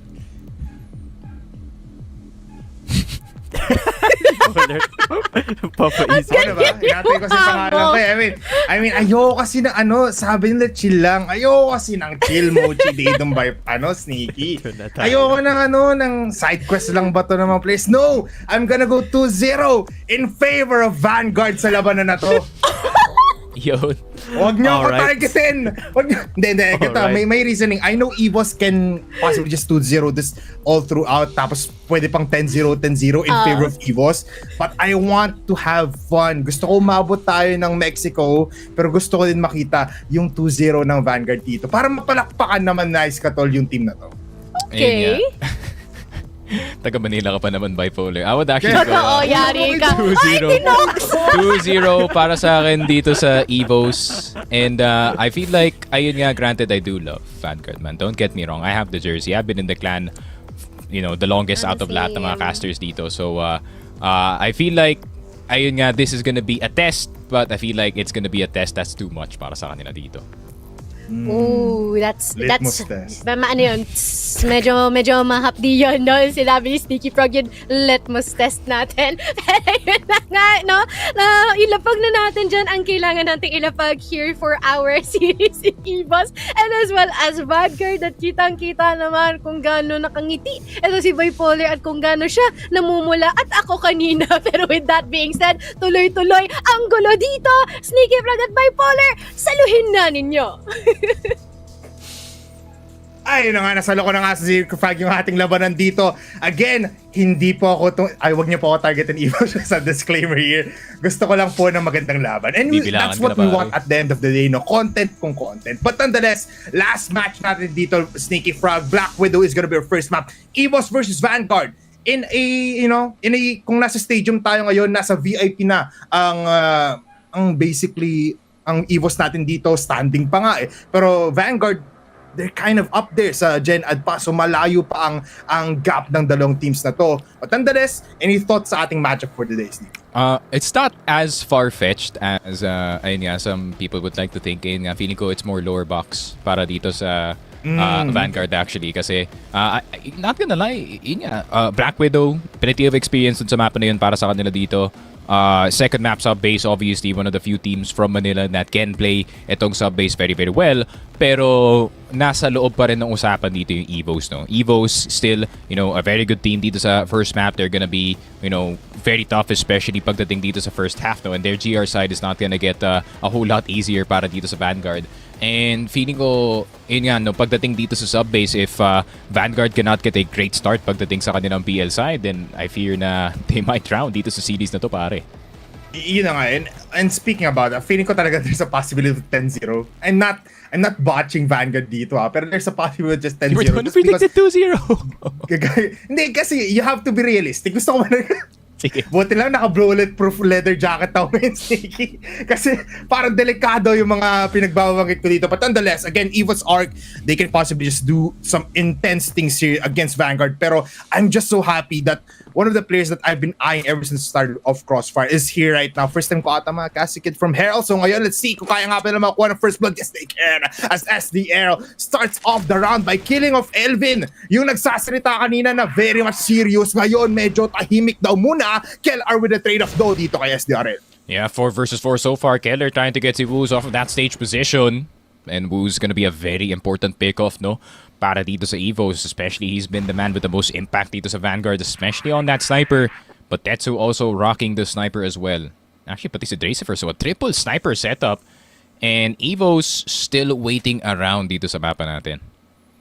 They're still waiting. I mean, this is how EVOS plays, no? In any kind of map, they play it slow, but they play it methodically. Trying to go for angles that you don't necessarily see. VG here still in mid. This one player is gonna be Woos Pangao of all people. So, very disgusting play mula dito sa EVOS as they take care of that player. Ngayon lang natin siya nakita nakakuha ng M4A1. So, that is gonna be a bad time for VG. Nauubos sila ng sunod-sunod, not even able to get some trade-offs. Pero nga lang si Dracifer will be here to be eaten up by Yobib. The Dark Prince enters with his 2 kills. Grabe, and yun talaga yung magiging labanan natin dito, no, Bipolar. That solid mid-rounding para dito sa EVOS at sa VG, and it's just basically a chess match between yung dalawang IGLs natin. So Tetsu and KELR are gonna have to be doing the plenty of thinking papasok ng game natin. But speaking of KELR, first one down para sa kanyang team. Elvin will get a quick trade dito kay Kid from Hell. Pero Zetra around the corner will get Woos. Full 8 control nasa kamay dito ng EVOS. This is just fast take now, no? Medyo nag-change tayo ng tempo dito. The rhythm is very much different, but still it's a 3v2 kung saan sobrang confident dito gumalaw ng EVOS despite them being a man down. And it looks like SDRL makes it 2 people to get taken care of. Yobib out of the picture. Cetra, he is the man to make a difference. 1 shot into Tetsu's brain. And SDRL, nakita na nga, Cetra still has a smoke. Decides not to use it. Goes for the peak! And Cetra makes it simple 2-0. Vanguard now is nothing. Grabe, SDRL. He got his ankles broken dito sa train, pare. Obviously, can stand on the spikes para di mo kita yung paa. But that second jump really did not reveal his feet at all. Kaya naging confused on yung last Vanguard player. Woos will get Elvin on the first pick. VG starting to heat up dito sa laruan natin. Finally, 2 picks that they're looking for. Yobib and Elvin already out of the picture. VG wanting to push the defense forward, pero nandito si Keller sa mid. Will not find anyone. VG finally with a swift reply. But man, I think the odds are still in the favor of Cetra dito, no? 1v5 that I think he can possibly win, but it's still 5 players and Cetra gets overwhelmed. SDRL claims his 5 kills here in mere 3 rounds. Pero man, ang ganda ng ginagawa dito ng EVOS, able to get through the defense every time. Yes, natalo si sa round na yon. It was just that VG were able to get on top of them. Triple TRG setup, Kel are close by. And now KSA also, here on Catwalk, might spot out SDRL. Instant shot, KSL kills him off. Easy lang yan para sa kanya. Tracyfer peeks out with the pistol pa. Of all things, Persikid from hell. Whips out the AK, sprays down, gets the kill. Yobib with the trade. What a series of actions. Grabe, 3 versus 3. And seems like it's more controlled para dito sa EVOS. Tetsu having to be careful. Now rocking that HK417 pare. Pero Elvin around the corner. M4 in hand. Easy headshot. Nakatalikod dun si Tetsu. A site is now in control ng EVOS. Window A is gonna be a bit questionable. Woos gonna try to get a quick peek dito sa may rampa. Pero hindi. Tracyfer, missing the jump. Unfortunate para sa kanya dito. But both of them rocking the snipers pare. Pero Yobib will fall down. 2 versus 2. 1 player short. 1 player long para dito sa EVOS. Yep. Woos close by in window, peeks out. Timing might be right for him. Tatalon, di tumitingin. Elvin will get taken care of. Cetra versus Woos. The head-to-head na kailangan natin makita. And Woos pops off. 2 headshots and a dream. Vanguard is able to get some numbers. Grabe, good flick pataas para dito kay Woos. And all of a sudden, Black Widows become interesting para dito sa Vanguard. Woos fighting back. Tracyfer starting to hit the shots on that sniper as well. And Vanguard, I wouldn't be surprised if they try to keep going with the risky play na ginagawa nila for the past few rounds. Pero ngayon, EVOS gonna try to see if they can set up something dito sa B-side. Kid from Hell trying to get someone with the AK, pero hinahabol na siya ni KSA dito. Back to the A-side. SDRL caught! How does that happen, Bipolar? I mean, first time ko lang narinig na nabulol si Sticky, no? Ganun ka-intense yung nangyari doon. It was actually crazy. Ngayon, it's gonna be an equal trade-off lang, no, Sticky? Kasi si Cetra ngayon will fall down. Kid from Hell finds him from across the room. Daming kababalaghan na nangyayari dito, pare. That's for sure. And it is making me jumble my words, which doesn't happen often, fortunately enough. Pero Elvin will have to be careful, no? Kid from Hell around the corner. Despite the check, Elvin still gets him. Sobrang on point ang M4 niya. Elvin as of today. Keller, though, will get picked off in return. So 2 versus 3. Good situation para sa Vanguard dito, Bipolar. Yeah, good situation. But it's Yobib here in long A with the M4A1, if I'm correct. Yes, it is. Ngayon si Tetsu, 6 HP, hits the headshot onto Yobib. C4 is there. And Elvin ngayon, kailangan maging journeyman. Kailangan tumakbo. Kailangan maging very sneaky in terms of his 1v2. Both players are low, especially with the M4A1. Spray down lang kailangan niya, pero nga lang na overwhelm once again. Dito ang EVOS. VG gonna be on top, but man, grabe, it's so close every time. Yeah, unfortunately, better timing para dito sa Vanguard, no? And this is where the chess match starts. So it's gonna be a fast start to the round just like this, KSA. Yun lang, nakalabas yung kanyang maling baril dito on this long position. Double flash. EVOS not in danger just yet. Triple flash para dito sa long. And VG really do not want to give it to LA, pare. Pero SDRL yung unang biktima dito. Oh no! VG thought na nag-back off na yata dito yung EVOS, pare. Yeah, medyo tumingin na sila sa mid, no? They were looking at other places instead. And that's just the mind games coming in from EVOS. They are very much formidable. Ngayon si Elvin will find kill from Helm from this corner.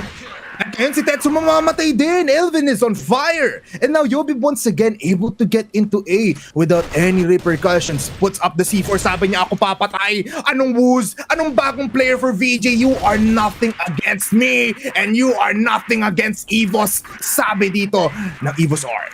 Yeah, 3-3 now yung scoreline natin. EVOS, immediate reply para sa kanila dito, but the exchanges are still there. No, kung back and forth mangyayari dito, man, it's not gonna be good. Tetsu will get Yobib immediately at the start of the round, and obviously it is gonna be Tetsu. He will look for another opportunity for another pick. So he's gonna try to find something dito sa may cat B. Pero si Tetsu, lest you forget, he was the main sniper at one point para dito sa Vanguard, pare. He will hit that shot dito kay Kellar. SDRL as well. It's snipers across the board para dito sa Vanguard, pare. Naiipit na dito si Elvin. It's 4 snipers. And si Kid from Helm pa ang kayang kumuha ng isa. Cetra. Beautiful shot coming in from him. 1v4, kanina 1v5. This might be easier for him trying to go towards the box. Nakikita yung baril niya. And that's just unfortunate for Cetra. SDRL with the kills. And everyone right now sa server is popping off. Kaso nga lang, it's always like a dire situation for EVOS or sobrang lapit lang for VG. Yeah. And EVOS, yung nga, these setups at the start of the round isn't really boding well para sa kanila dito kasi nabibigyan ng space itong VG, especially dito sa may rampa area natin. Woos assisting his teammate right then and there. Kellar will get itong si Tetsu, but LA is now left alone. Dracifer will still hit the shot kay KSA. Very key. 2 versus 3 dito bipolar. They're gonna need to be careful if they do want to get back into this round. Pero Dracifer still with a USP will get Kellar. Low si Zetra, full si Yobib. Dracifer now on a 1v2. Yep. So advantage going into the hands of VG. Kaso nga lang, it's 2 players left still. And it's the top players coming in from EVOS. And they don't even need to go for trades. Kasi sabi ni Cetra, I know where he's at. I know where he's coming. And now we're going for a tie game once again. I want to see another pick-off from these snipers from both sides. Kung makakita nga ba sila, pero re-respetuhin daw muna ng EVOS yung mid-sight line dito ng VG. And they're going towards House B, multi-prong approach. Meron din sa mid na presence dito ang EVOS. Kaso nga lang si SDRL taking care of already. Woos with the pistol instead. Saan niya nakuha yung kill na yon? KSA just crouching on by. Going in towards the doorway. Sprays down. Connects on to Tetsu. Dracifer nasa kabaong. Kailangan umalis. Nasa boxes na nasa ilalim pala. KSA! Triple kill! And that is the 4th. And they get that round. First half is on fire. Big entry para dito kay KSA, pare. 3K to open up this B site and a well-needed frag out para sa kanya dito, pare. Vanguard obviously has been very aggressive dito sa game natin, but they've also been very reckless dito sa mga ibang parte ng mapa natin. Pero titignan natin yung Vanguard on this BL side. This could be better. Tetsu, a good start, killing Zetra immediately. SDRL getting absolutely pelted, pero it's still a 5v4. 5v4. And now KLR wants to make it 4v4, possibly a 4v3. One shot connects onto Tetsu. Ang bilis. Bigla ng action natin. Kid from Hell dodges the grenade, pero nasa likuran lang. The man in the pits of hell, able to kill off KLR, the IGL ng EVOS ngayon. Yobib from afar, nasa catwalk, pinapatay ang mga players na gusto pumunta sa short. Kaso nga lang, free real estate to for these 2 players. But KSA is from the long side. KSA is running. KSA is killing. Kid from hell. Mag-isa na lang dito sa side si Dracifer. Magkahiwalay sila dito ni Woos. What can they do, Sneaky? Malayo pang isa't isa. Yeah, Woos with the USP though could be a very dangerous weapon, pero yun lang, got a bit too reckless. Yobib still staying around dito sa may rampa natin, and obviously not an expected play. Pero KSA, Yobib, the dynamic duo dito ng ating EVOS squad, and it stops at Yobib, pare. 6-4 EVOS. First round on the board para sa kanilang second half, and obviously that's not gonna be good para sa Vanguard because the bear trap defense is gonna start to bite down, pare. I saw like 5 TRGs tumikim na rin sana si Kid from Hell, pero he switches to the HK here. Who's able to get 1 kill? I just want to ask Sneaky ng mabilisan lang. bakit di tayo masyado nakikita ng M14s or HKs that much? Nakikita natin for both sides actually. M4A1 ginagamit nila. They're trying M4A1. I think it's still a very, very good weapon. I would actually place it in A tier pa rin. Dun sa tier list ko, is still a really good weapon for the wallbang. Obviously, comfortability no para sa player. The M4 still a good spray weapon. And siguro para sa mga players who've played the M4 for the longest time, mas nakasanayan talaga nila yung the weapon itself rather than the fast happiness of the HK or the spray accuracy ng ating EBR pare. So that's how it is. The meta talk. Akala ko kasi just trying things out, especially that this is an exhibition match, show match nonetheless at the end of the day. Pero yeah, I mean, I do agree with you on that. It's been used for the longest of times. So possibly it just provides them more firepower. It provides them more things to just kill off the enemy side. Clients KSA though, not going for the M14, goes for M4A1, goes for the HK, gets one, castrated of agad. Yobib from afar, able to get one kill as well. At ngayon si Wuz, kailangan respetuhin dito ang ating Dark Prince. The glasses are on and the shots will be connecting.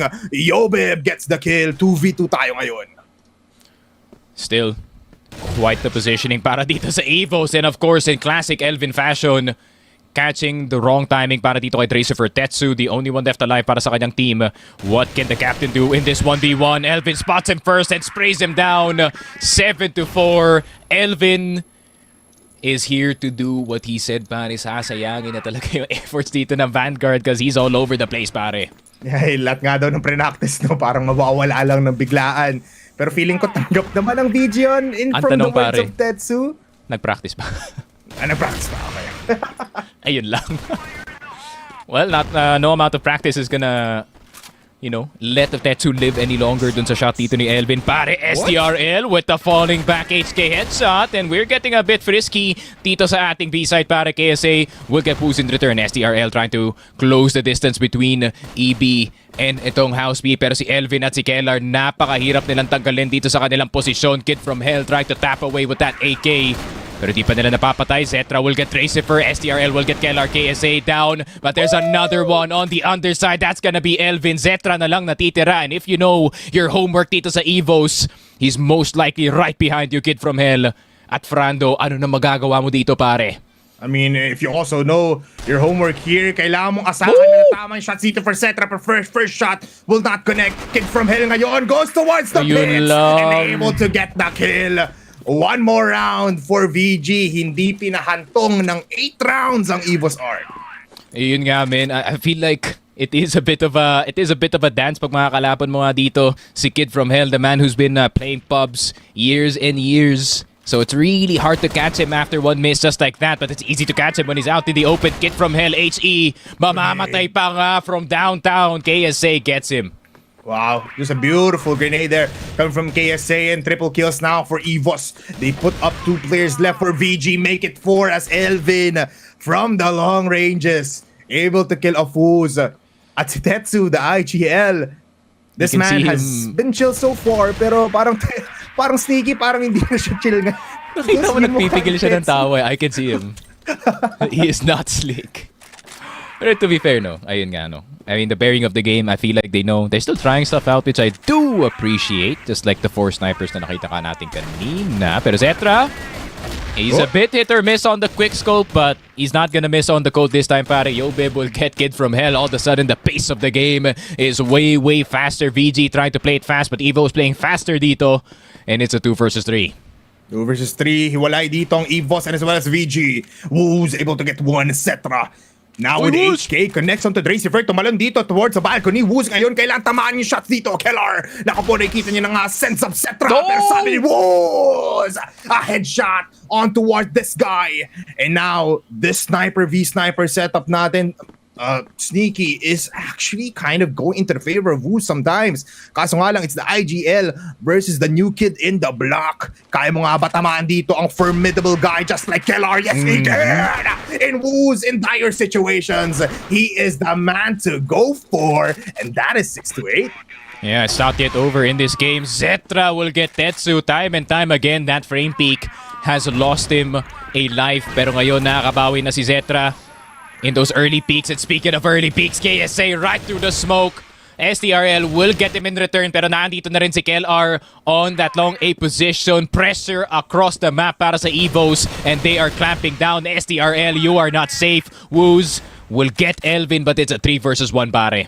Man, siya lang ba talaga ang kayang gumawa ng milagro dito? But now, in this round, he cannot 6-9. Nice. It's gonna be a map point for EVOS. At mukhang hindi na sila titigil dito, but a 4-man TRG setup for VG might be the detrimental factor para sila ang manalo dito. Etsu now holds the HK, never mind. Biglang 2 TRG setups lang daw muna tayo. Let's keep it simple. But 1-3-1 setup right now for EVOS. They're trying to go for mid-aggression as well. Pero ngayon, medyo might have been the first time na seryoso ang two teams natin in terms of positioning. Trade-offs for trade-offs. KSA and SDRL takes 1. And ngayon, they will be pushing out. Yobid caught off guard habang tumitingin sa water. Gusto ata uminom pero nasa mid dito sa mid si KSA and as well as si SDRL. At ngayon, it's a bloodbath nonetheless. Kanina bumagal yung laban pero ngayon 3v3 na lang. Sneaky. Oh, look at the timing as well. B site occupied na dito ni Tetsu. Zetra is gonna get kid from hell. Tetsu will be tap walking dito sa B site, but of course one missed timing could be the difference. Pero si Zetra naman ang pinag-uusapan natin dito. And Zetra, he ends the game himself. The newest, hottest young sniper dito pare, making sure that EVOS is not gonna lose this Black Widow. Man, that was just a beautiful set coming in for EVOS ARC. 6-10, mukhang they are chill, but nonetheless, parang kailangan ko munang i-zip up yung aking leather bulletproof jacket, Sneaky, kasi parang nakatarget na sa akin lahat ng mga TRG snipers ni Cetra. It's just crazy out here, but amazing shots for both sides. Let's focus on VG right now, our losers coming in from this first set. Good first round nung nasa GRZ says sobrang ganda ng laban. They were able to get some rounds here. Pero for EVOS, you know what? That LA side palagi na kuha dito ni Yobib. And pagdating rin sa dulo, it was Zetra to make a difference. Triple kills, double kills, Kelvin as well. Tapos si KSA, dire-diretso lang man. How can you stop someone like that?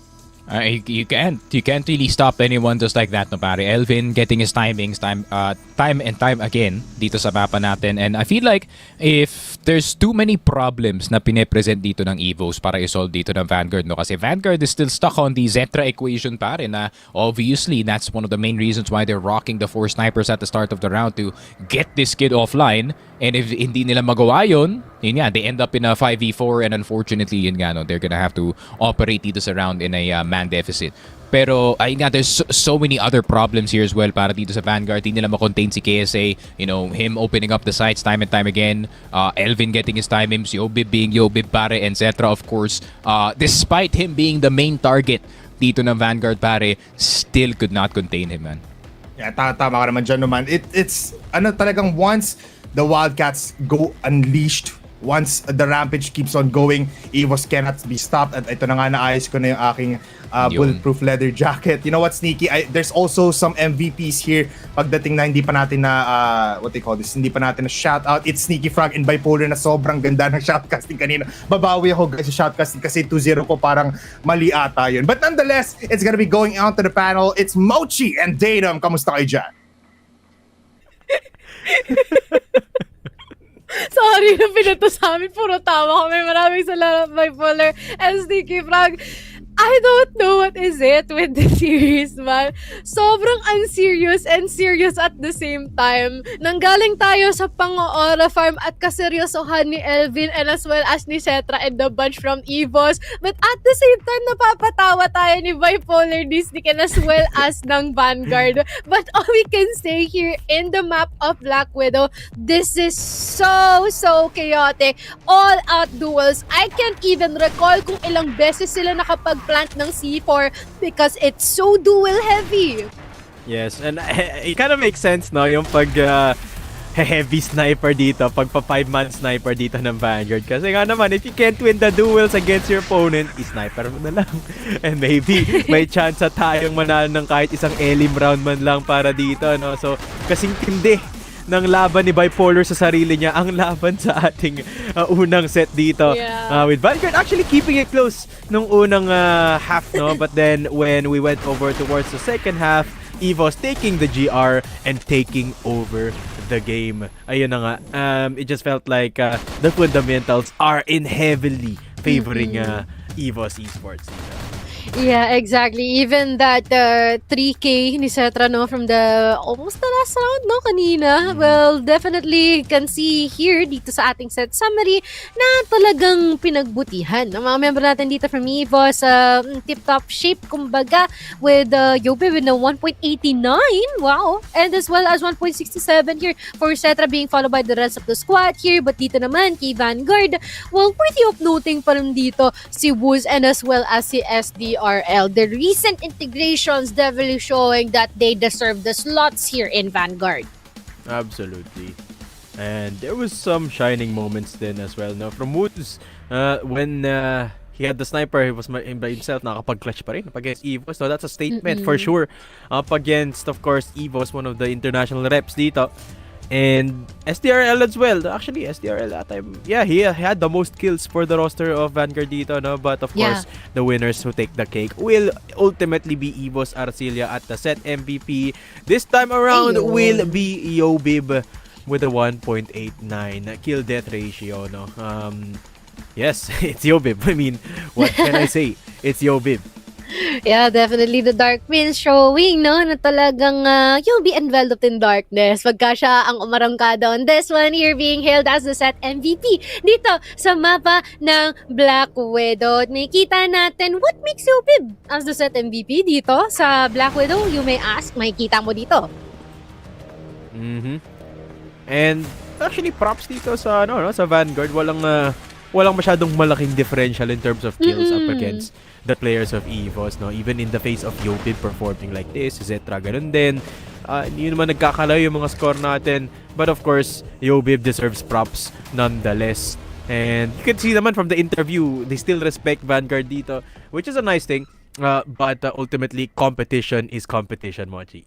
Yes, exactly. And with that being said, tayo ay magpaproceed sa ating mapa ng sub-base later on. Moji and Tatum nga pala will be back after this quick short break.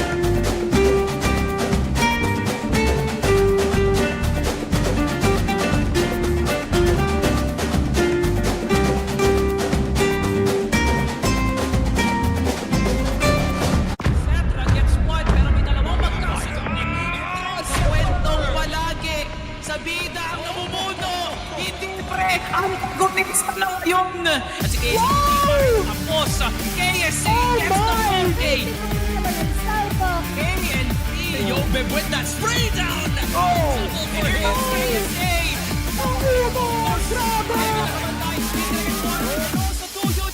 Will be the peak of Crossfire Philippines pare.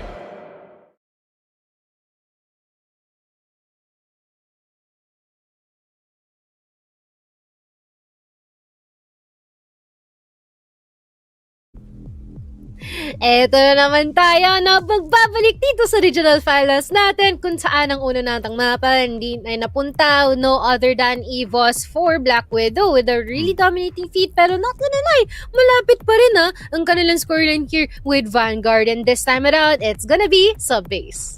Absolutely, no? And sub-base, I think this is an indication that EVOS are willing to dance with Vanguard sa sereng ito, no? Kasi typically, even in the group stage matches, kahit sinasabi nila na ano lang, group stage match to, not really big bearing, they still care a lot about this map. They still see this as a threat. Even against the like of MATTJESS, binaban nila to, no? So, leaving it open up against Vanguard that is kind of proficient dito sa sub-base map, no? Means that EVOS are trying their hand at this map and siguro limit testing na rin kung anong kaya nilang gawin dito.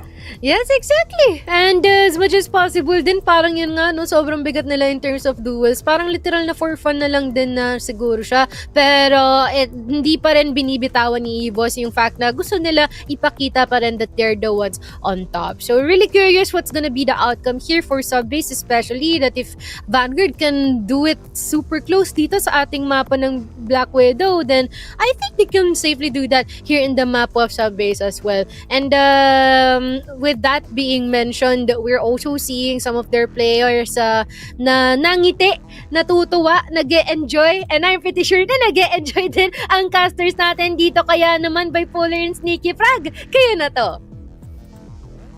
Ay, tamang-tama ka nga dyan, Mochi, no? To a point na nag-enjoy ako, pero naging cautious na rin ako kasi ni-ready ko na yung hard hat helmet ko, Mochi, para at least we are ready for anything that happens here. Pero ready din naman ang EVOS and as well as Vanguard for anything that comes against them sa mapang sub-base sneaky frag. Anong thoughts natin dyan? I mean, yun nga, no, both teams really good. Pagdating naman sa mapa ng sub-base, I feel like Vanguard has the slight lead siguro pagdating sa experience and overall just games on the map itself. I feel like this is also a good, ayun nga, no, litmus test. Magamit ka na since you know bipolar. Yeah, I know. Ayun nga, magandang litmus test na rin to para dito sa EVOS, pare. And ayun nga, testing nila, okay, how good is our sub-base? Is it good enough to beat itong Stallions? Is it good enough to beat yung mga, ibang teams na nasa loob dito ng ating playoffs? So, ayun nga, it would be a good testing ground. At the same time, they have to be careful, pare, not to show too much. Yeah, you shouldn't show too much, especially kapag litmus test nga to, kasi para sa mga hindi maalam dyan, ito po ay decisively indicative test. So, if hindi nyo alam yung ibig sabihin ng sinabi ko, well, kayo naman ang di alam. Ako naman may alam dito. So, but nonetheless, sub-base is the map here. Comfortable map for VG nonetheless. EVOS has played here, especially against Stallions and as well as the top teams, even in other regions. So, may angat dito yung for both teams. Mas komportable sila, they do know how to play it. Nakikita natin actually EVOS when playing this map, they go for a 2-2-1 setup kung saan dalawa on missile or on luwag, tapos 2 here on mid para makuha nila yung woods position and that passage as well. Tapos pinapadala nila mostly si Kelvin on MR and as well as on locker, which actually I like that strategy just because you have all points of contact defended by people kapag nasa GR side ng EVOS. Kapag BL side naman, they necessarily just want to activate etc. here in mid bago sila pumasok in whichever way they want to go. For VG naman, Tetsu is also gonna be planting himself in a position kung saan he will be looking towards the enemies bago pa sila makapasok ng woods. That is our dark room and shutter position. Bilib na bilib si Sneak sa akin, guys, kasi alam ko na yung magandang bagay from the get-go. But for VG, they do have Kid from Hell, which is actually a different playing ground. So this can be an advantage for them just because sobrang magalaw nga si Kid from Hell.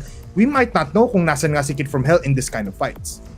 Yeah, for sure. No, I feel like he's gonna be one of the more important players papasok nga dito ng sub-base because he's gonna be the guy that's gonna open things up para dito sa Vanguard na. And obviously, when it comes to the map of sub-base, this is one of the hardest maps as an attacker, as an entry role. Kasi yun nga, the immediate contact, yun nga, you're either in a sight line ng sniper or yun nga, the HK nakatutok na nga right around the corner, no? So there's gonna be a lot of dying para sa mga entry fraggers natin. At the same time, if they do get opportunities to get timings within the site, pare, they can definitely have some very, very big impact. I can also see kung bakit kinuha to ng EVOS actually itong sub-base map natin. I feel like yung mga international teams natin, especially the ones at the top 2 or top 3, namely itong Baisha EP AG. I mean, they all have a really, really good sub-base with the exception of AG siguro, who always loves to ban it. So, yun nga, no, would be nice to have that up your sleeve, especially kung kayo yung EVOS na ayun nga, for the longest time, PH teams have kind of had a struggle pagdating sa map pool, pare. Yeah, I agree with you on that. The unpredictability din kasi ng VG might enable them to get that exercise and practice for sub-base. But nonetheless, lalaban na po tayo kung saan. It's gonna be Woos with a wowing shot already onto KSA. BL side dito ang ating EVOS, and they're already infiltrating so many areas ng ating VG. Malilikran dito si Kellar, but he's still able to get the kill. Merong push mula sa vents, merong push din mula dito sa passage. So we need to take everything here. Pero look at this, CR is already there. Oh my god, the lurk! Okay, they looked at each other and looked away and looked at each other again, pare. Grabe naman yung feat na yun, that Yobib in the R, yun lang, pretending to be a global risk player, pare. Pero mali pala, hindi mo pala yan kakampi. Kid from Hell. Last one left alive and also pretending to be a PL player dito. Right behind him, Zetra's gonna go down. Gonna pick up the M4. Lot more of a classic weapon para dito kay Kid from Hell.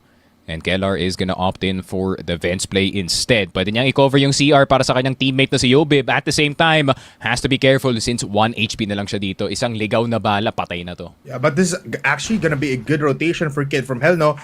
And amazing, Yobib able to get through the defense, disguising himself like a spy. Tapos si Kid from Hell also just coming out of nowhere. Ngayon sila ang maglalabanan here on Luwag.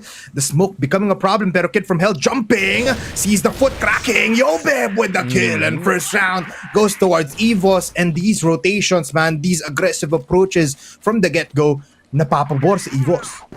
Yeah, and I think the entire reason kung bakit sobrang nag-distract dito si Kellar at si KSA actually from that MR and Woods position in order to put attention away galing dito sa passage, no, in order for Yobib to slip on by. Pero speaking of timing, Zetra with a double kill on the A site. What a 6-second quick scope. Pero naandito na rin si KSA. The entry from the backline, STRL, Kid from Hell will get 2 of each kills. Kellar though here for the cleanup. Piso na lang dito si Tracifer, pare. Not much health to work with. Kellar will get Tracifer. Kid from Hell will get Elvin in return though. Pero tignan mo naman nasan si Yobib, pare. He's all the way in passage. Kid from Hell already retaking A site, but it's not gonna be there. Man, this is the matchup of the century. Kid from Hell versus no. They dodge the bullets. Kid from Hell tumatalon. Kid from Hell trying to go for the push. Kid from Hell, no. Yobib with the kill, possibly. And yes, he can. A blacklist round win once again. And you can see, man, kahit EVOS gulat na gulat sa exchange na yun. Grabe, kita mo yung iwas na yun galing kay Yobib, pare. I mean, that's one way to dodge a bullet dito sa laruan natin, considering yun nga, no, the models do follow what you're aiming at, pare. And that is including itong ulo natin. Pero STRL gonna be on the side of MR. Yobib will get STRL in return. I think STRL could have wished that he gotten more with that HK, pare. Yeah, I think naisip niya ata doon na, nakalagpas ako, but nonetheless, sipat ni KSA with just a mere second of that time frame. At ngayon, 1-for-1 exchange tayo dito. EVOS very much hurt. Woo's still here in shutters. Dracifer needs to go back a little bit, pero this is just crazy coming in from Kellar. He was able to get the shots in. Kid from Hell very much low. Oh, that shot did not connect. Mula kay Woo's now. Kellar activates. Goes towards CR. Flicks towards the left. Connects on to 2. That's also falls down. Naligawan ng bala mo ka ngayon. EVOS is on top despite having so low in HP. Grabe, kumapit yung M4 ni Kellar doon kay Tetsu. Headshot while running is crazy, and that's why the M4A1 balance is on the A tier, brother. It can do damage just like that. And ayun lang, VG now stuck in retake mode. Dracifer gustong lumabas dito ng vents, but is not gonna be able to do so. Yup, someone is on his angle. Kellar will be spotting itong CR natin. Who's last one left alive? USP in his hand. Will get itong si Kellar, but will get flanked. 3-0 para dito sa EVOS. Wow, EVOS. in this BL side. And amidst all of the chaos, the different approaches every time, nakakuha pa din sila ng big retake as a whole team. At ngayon, shots will not be connecting from people outside here. Dracifer nasa taas, Spider-Man senses connects onto Cetra. Headshot agad. Now one of the problems for VG has been concluded, and that is a player up. Kasabi ni Kellar, tatanggalin ko muna yung kanina pang natitira. Kid from Hell out of this round. Dracifer falls down from the sky. SDRL peeked out. How? Paano niya nakita yon? Pero si Yobe will also to be taken out. 3v3 tayo ngayon dito, Sneaky, kung saan the C4 is stuck here in MR at EVOS ngayon ay ipit na ng VG.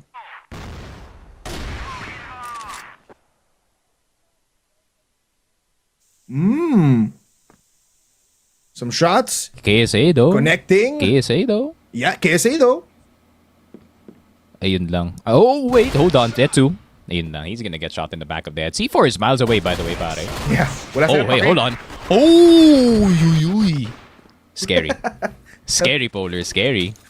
Etong CR position na to, man, feeling ko kailangan ilagay dyan ng VG, 3 tao. Kasi, And the fact na, diba? alam ko pa yung sense ni KSA, pare, 1606, he can flick to the right no in an instant, pare. That is not the way to go. Speaking of flicking, KSA will flick to the head dito ni Dracifer, pare. Tetsu will get KSA in return. Pero Yobib, not expected. Zetra with the cover. Tignan mo si Yobib, dire-diretso sa alam niyang tatama dun si Zetra. Man, WM1 yung ginagawa dito ng EVOS, and Yobib finally falls down. Kid from Hell alone versus 3 sugatan. Umiiyak just like a baby. But what can you do kapag 3 tigre ang lumalapit sa'yo? Kid from Hell eating a lot of everything. Kellar goes for the knife play. Kaso nga lang, it will be unsuccessful. Elvin shuts him down. EVOS claims the 5th round in this is just depressing for VG, man. Alam mo pare, sometimes, you know, lower table teams really does have to take it, man. And this is one of those times, unfortunately. Oh my God! Ano yun? Cetra hitting the nicest shot through the smoke. Pre-fire pare dito kay STRL. Kid from Hell gets one in return, but that shot wasn't as impressive as what we saw nung kanina. Man, and ngayon si Elvin also claiming 1 life. Oh, the Alcad. Alam mo, Cetra, gawin mo yan kapag A-tier team na din, siguro, para hindi ka sinasabihan na cheater. But right now, it's VG with the trade-offs onto 2. Cetra and Elvin taken out. Yobib with the kill onto Dracifer. He has the C4, decides to plant it. Never mind, he takes it away. Tetsu falls down. Woo's being spotted, pero never mind. Mamamatay si KSA. What a blunder coming in from EVOS. That is now a 2v1 kung saan si Woo's waiting for his prey but doesn't connect. Yobib is like a deer running in the fields, going towards the aggressive play nonetheless. But VG able to get the kill, and actually that was also impressive for Woos. Hindi siya nag-retake agad. Inisip niya na magpupush agad si Yobib. And yeah, C4 is taking a bit too long para i-plant, no? I feel like Woos, he's a bit too smart for that, pare, obviously. And second time that he has won a 1v1, pare, with the superior positioning. Pero Dracifer is gonna try to punish Zetra early.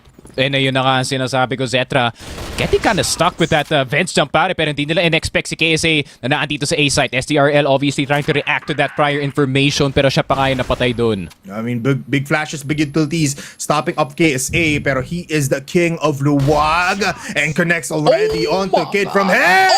And he goes in from the top ropes. This guy is insane. Double kill para sa kanya, pero si Dracifer nakapatay na nga. It's a 2v3 kung saan si Kellar makes it a 1v3. 2 for 2 na ang trade-off natin dito, which leads us with Dracifer alone against Yobib and Elvin. Finally, they get the plant off. Pero shot reposition mula kay Elvin will be punished. Whoa, a 1 versus 1 kung saan si Yobib isang pitik na lang, isang bala, isang buga, has the TRG though. He has been shifting from the guns rifle towards the sniper, and he can possibly hit the shot right here, right now, while Dracifer is looking for him, scouting, and Yobib knows dito din babalik si Dracifer. Oh my goodness! And that is just good positioning coming in from EVOS. And yeah, no, Dracifer was a bit desperate in that 1v1. Zero information dito kay Yobib in that entire time. He was just sitting dito sa may hagdan natin sa LR and was just waiting around for the inevitable Tetsu. Is that what I think it is, pare? Is that a chainsaw in lockers? Kid from Hell has a whole nother problem here. Pero si Kellar, mahuhulog agad. EVOS trying to attack that mid position. Pero Kid from Hell nangungulit na nga dito. And ito yung sinasabi natin, Kid from Hell, he can be a bit of a nuisance dito sa second mid pare. But he's been punished time and time again. Pero now, not really. Yeah, ngayon may light of day for Kid from Hell. Finally seeing some kills into his name. Pero Tetsu with his chainsaw might be a determining factor for them to hold on. Lockers push is instead able to get one. How are you unprotected and also able to get some kills in as the RL push from Woods gets that kill onto Outer and a flawless round from VG out of nowhere. I just know na pag lumipat tayo sa camera ni Tetsu pare, he is gonna have the cheekiest smirk ever. Just because of that one. Pero napagana nila yung chainsaw. Let's see if mapapagana nila ang ating next round. Vanguard has a good defensive round, but can they keep it going? Tracifer in that passage position. C4 drop. Tetsu still with the chainsaw. Yobi hulog dito sa 2F. KLR na lang natitira and he's a known entity in that second mid position. VG, keep it a close affair on sub base 5 and 4. I mean, these adjustments mula sa Vanguard has been so fine and it gives them the rounds. Nakita ko pa nga si KSA actually whipped out the Chris, yung ating SMG for he was close by kaso nga lang dito tama yung mga shots niya as well as Cetra here on our second half. Goes for the second. Akala ko pinatay niya kakampi niya. Si Kid from Hell pala yung pinatay niya doon. It's gonna be SDRL with a push here onto the right side. Yobin falls down. At ngayon, multi-prong approach mula dito sa VG are able to get some action dito sa lockers. Pero Cetra with his reposition and kill sock fools. Tracifer also mawawala na dito. SDRL is all alone in the second floor. At yung second kill mapapatay na dito ng EVOS ARC.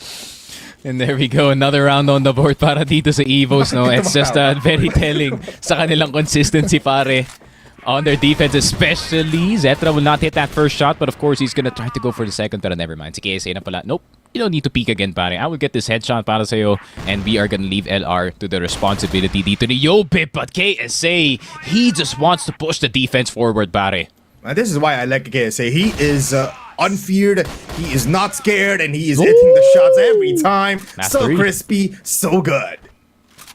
That's 3 para sa kanya, pare, but I mean, he could get 2 more, pero Keller is like, no ace for you, brother. Woos, last one left alive dito sa MR, and he's gonna get shot in the head. 7-4, that wasn't even anything galing sa Vanguard, pare.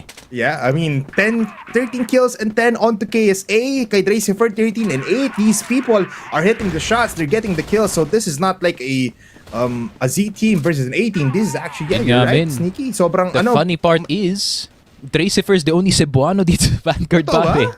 Oh! What? I mean, he's half and half. Pero yun lang, SDR is gonna go down. Yun lang, the spray in the back. Keller will get itong si Woos. VG just peeking angles one by one, and I've seen this kind of VG before bipolar, and I feel like they might be raising the white flag at this point. 8-4, EVOS 2 points away from taking this 2-0. I mean, I'm not gonna be surprised, no, kapag nilabas na dito ng VG, mga secret strats nila na kakaiba talaga. They go for a double TRG setup, push mula sa MR. Elvin, able to connect onto Tracifer. KSA, ito na nga yung Chris na inaabangan ko kanina pa. Pushing, gets the double! Not the double Never stack. mind. It's Woos to finally fall down. Masyado akong magbilis, mag-predict ngayon. Si Kid from Hell, no, it's SDRL will be killed. And Kid from Hell from the outer side gets killed by Yobib. A 4-9 scoreline. Ang bilis ng rounds natin, Sneaky. Alam ko na yung call doon ni Tetsu dito kay Woos. Sabi na, Pret, stack tayong dalawa dito, man. Hindi tayo mapapatay. Hindi tayo mapapatay dalawa at pareho silang namatay. What do? I mean, it is what it is. But damn, ayun nga, EVOS, they're just swinging for the hills at this point. Pre, tinatry na nila lahat ng angles dito. And it just so happens na naandun yung mga Vanguard players. Tracifer, yun na, back hopping, going into yung DR. Elvin with the sniper this time. Yobi gonna try to jump across. Will throw a flash to at least delay Kid from Hell temporarily. Elvin did spot the cross, pero dami pa naman buhay para dito sa EVOS. Zetra and Kel are still well alive. Pero Elvin, Tetsu, of course, it's Tetsu who tried to go for the knife. Yeah, he wants to go for the flash of plays. Ngayon si KLR punishes everything that they wanted to do. Kid from Hell will be picked off. Mag-isa na lang si SDRL dito. Coming in from outer, and Cetra gets the shot. A no-scope. At isa na lang ang kakantahin dito ng EVOS. Salamat! VG for giving us another 2-0 into our name, only letting them have a 1 loss for the entirety of regional finals group stage. 4-10, EVOS ARC roars.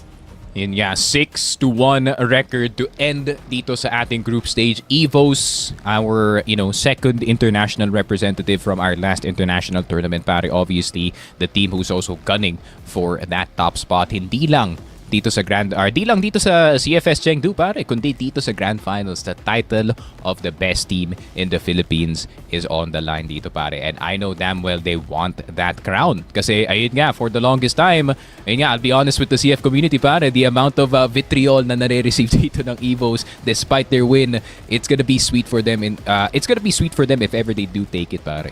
Yeah, I mean, and at the end, I also want to highlight here yung litmus test dito ng EVOS. They did provide some interesting plays na ginawa nila dito. Some pushes, yung mabilisan talaga. There was just one time na sobrang bagal ng EVOS, and it was at the first round. Tapos after that, full guns a-blazing, dire-diretso na lang. You can see KSA, sinabi mo nga na dire-diretso na lang sila. But nonetheless, let's try to go towards the panel. It's time for us to say goodbye. Sneaky Frog and Bipolar Casters, Mochi and Daedom on the panel desk. Maraming salamat, Bipolar and Sneaky Frog. At nakita naman natin, no, kung gaano katindi yung naging push and pull natin dito sa ating mapa ng sub-base, wherein you wouldn't really necessarily know when you will be hit, how forceful, gaano kalakas, gaano kahina, gaano kabagal, gaano kabilis yung mga hit na ibabato dito ng EVOS, no? But still, valiant effort and nice try dito for Vanguard. Absolutely, no? And I can safely say, Monty, no, na EVOS, even though a lot of people would consider this match a formality, I would say sineryoso pa rin talaga ng EVOS to, no? Because they did show us a couple of new strategies dito sa EVOS. KSA running with the SMG. First time we've seen that. Makes you wonder kung is that part of the new strategies na niluluto dito ng EVOS in this sub-base map, or is that something na tinatago pa nila sa playoffs? I don't know. Yeah, we don't know. Hindi natin masabi kung talagang yun nga talaga sabi mo, is it something new or is it just out of want lang nilang gawin, no? So it is really definitely interesting to point out that one, and not to mention na rin siguro kung gaano din sila ka feel at home, kumbaga, dito sa mga laruan nila dito, because they've been able to see this map lots of times already, other than the fact na they were making the most out of this map na rin, taking inspiration para i-defeat siguro yung possibly na makakaharap nila pagdating ng ating finals to. Pero ito, ang ating set summary kung saan talaga namang pinatamas at pinakita lahat sila dito online for EVOS ARC. Absolutely. Particularly dun sa second half, no, hindi na pinascore ang Vanguard ng EVOS Arcilia with a 10-4 scoreline. And let's take a look at the numbers ng mga players natin dito. Everyone actually online. KLR naman ngayon ang may 1.0 kill per round. But it is KSA with the highest kills out of the entire lobby with 15 kills to his name. Pero lahat naman dito nag-perform for EVOS Arcilia. Parang siguro pahapyaw nila to sa mga playoffs teams na paghandaan nyo rin ang sub-base namin kasi kami nagpa-practice na dito. Yeah, exactly, no? Though, dito naman kay Vanguard talagang nakita natin dito, parang ang talagang nagiging dito, anchor na nakagiging consistency si Dracifer, no? Pero, going back, EVOS Arcilia, sino pa nga ba? Ang ating set MVP dito is no other than the team captain himself, KLR, with a 1.75 KD and as well as a kill per round na automatic. Meron at merong makukuha. Yup. 14 kills for 14 rounds para dito kay KLR. The brainy man of the squad, no? Makes you wonder ano yung mga shot call niya dito sa sub-base and how much he really plays part in the playmaking book dito ng EVOS Arcilia. But in this case, he's got the highest KD and of course, he is the set MVP, KLR. Can't wait to see anong papakitang bago ni KLR sa atin sa playoffs, no? Can't wait to see kung may to ask KLR kung siya may interviewan natin kung may sinubukan pa silang bago dito sa sub-base map up against Vanguard. But either way, meron man o wala, Mochi, they are victorious and a very decisive victory at that. Yes, exactly, no? Talagang kitang-kita din naman na hindi na rin pinatagal, no? Oh, yes. Parang ito na naman tayo, no? Kay EVOS, no? As much as gusto nilang tapusin agad, tatapusin talaga nila agad with the 10-6 on Black Widow as well as 10-4 here in sub-base. Well, nice try dito kay Vanguard kasi nakita din naman natin na I believe in comparison to what they had in Stallions, no? I feel like there's a bit more closer ng bahagya, which just means there is definitely progress dito on their end somehow, some way. You cannot disaccount progress. So, congratulations for EVOS, no? Malinis na malinis ang kanilang standings with only yung pinakaunang match lang talaga yung kanilang dungis dito. And mukhang, syempre, more than determined pa sila na ipakita noon pagdating dito sa playoffs natin. They won't be affording any more mistakes. Actually, Mochi, no, on that note, in the Vanguard matchup dito ng STS, same maps, pero mas matagal yung game natin. 10-7 in Black Widow, 10-7 in Subbase. And I think that is planned by EVOS Arcilia dito. They are saying na with Vanguard as a benchmark, we performed better. And that makes me excited. Wow, That makes me excited for the playoffs. Ang spicy no? Spicy lang point na yan. Also spicier is our match MVP Yobe with a 1.76 average KD and automatic meron ding isang mapipitas sa isang round, no? Imposibleng wala siyang hindi makukuha dito. And ito, ang kanyang highlights all the way back here from Black Widow, opting for that aggressive mode control and a presence dito, and even any sort of rotations being denied and pushes from Vanguard. This is your man. Yep, Yobib, of course, still performing. I think any doubts in anyone's minds na Yobib is not the same as last year, pwede nyo nang borahin nyo. In fact, in my opinion, nag-upgrade pa nga dito si Yobib, stepping up to the plate and syempre nakikipagsabayan and nauunahan pa niya nga dito paminsan-minsan yung mga teammates niya in EVOS Arcilia. And in this case, siya naman ang maging MVP natin for their match against Vanguard Gaming. So, there you have it. Yobib still performing at absolute top level. Yes, and with that, basic congratulations for Yobib. Di ko alam kung pang ilang match MVP niya na to alongside with Shetra and even KSA, no? Parang hindi na natin talaga mabilang all throughout the whole duration here from group stage because laging pinagsasalit-salitan lang, no? So diyang mas madalasan talaga si Shetra when it comes to healing or being the match MVP on this one. And with that being said, naku po, parang meron tayong very spicy na interview to top it all up dito sa ating uling match ng group stage and is no other than the one and only KSA. Ayun, kamusta naman KSA? Okay naman po. Yun, sakto lang. Chill lang. Chill lang, okay. Alright. Ito, KSA, medyo yung tanong ko. First off, congratulations pala muna sa laban nyo up against Vanguard. Ito, may tanong ako KSA. Itong dalawang mapa na nilaro nyo against Vanguard, kapareho sa nilaro nila kalaban sa Stallions. Ito mas mabilis nyong natapos yung series up against Vanguard. Anong masasabi mo doon? Kung titignan mo doon, alam na agad kung sino mas malakas. Ayun na nga, no? Tinanong mo dito, ayan, binigyan ka ng direktang sagot, di ba? Alright. Ayan, any messages, KSA? I believe nagbigay na rin siguro ng seryosong mensahe kanina si Elvin. How about something na from you specifically? Para kanino ba? Sa fans? Sa fans muna. Kahit kanino. Sige, go. Shoutout sa mga fans namin dyan. Indo. Sa mga boss ng EVOS fam. Tsaka sa mga laging sinasabi ni Coach. Ilocano, Bicolano, tsaka Ilonggo. Shoutout po sa inyo, tsaka sa mga pamilya namin. Tapos, may gusto pala akong sabihin. Pinapasabi to ni Elvin, Pinapasabi ni Elvin. Uy, si Elvin. Sabi ni. Message siya lang sa nagsasabi, nagbabash sa kanya. Na daw siya, lagi daw siyang pugo sa mga laro namin. Paano pinugo siya? Nung last finals nga namin, dinurog niya yung number 1 player daw dito sa Pilipinas. Last finals. Okay. Paano lagi siyang pabuhat sa team namin, di ba? Alright. Thank you so much, KSA. Congratulations again. Congrats! Good luck sa playoffs. Thank you. Kaya pahinga ng maigi. Ayan, no? Grabe naman tong ating mga from EVOS Arcilia.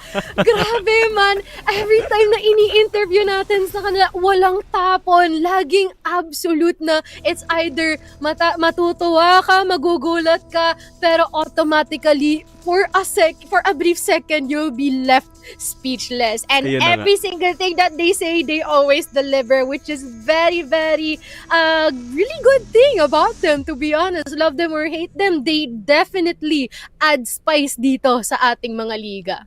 Never a dull moment with EVOS Arcilia, Yes. no? Everyone, kahit sino interviewin mo, no? Talagang parang may script na sila na sinusunod na reply, pero lahat lang talaga yan yung personality dito, Mochi, and you love it. Yeah, they're living up to their words dito, Mochi. And with that, Moch, I think we conclude the group stage of CFS PH Regional Finals. What a ride it has been. Grabe.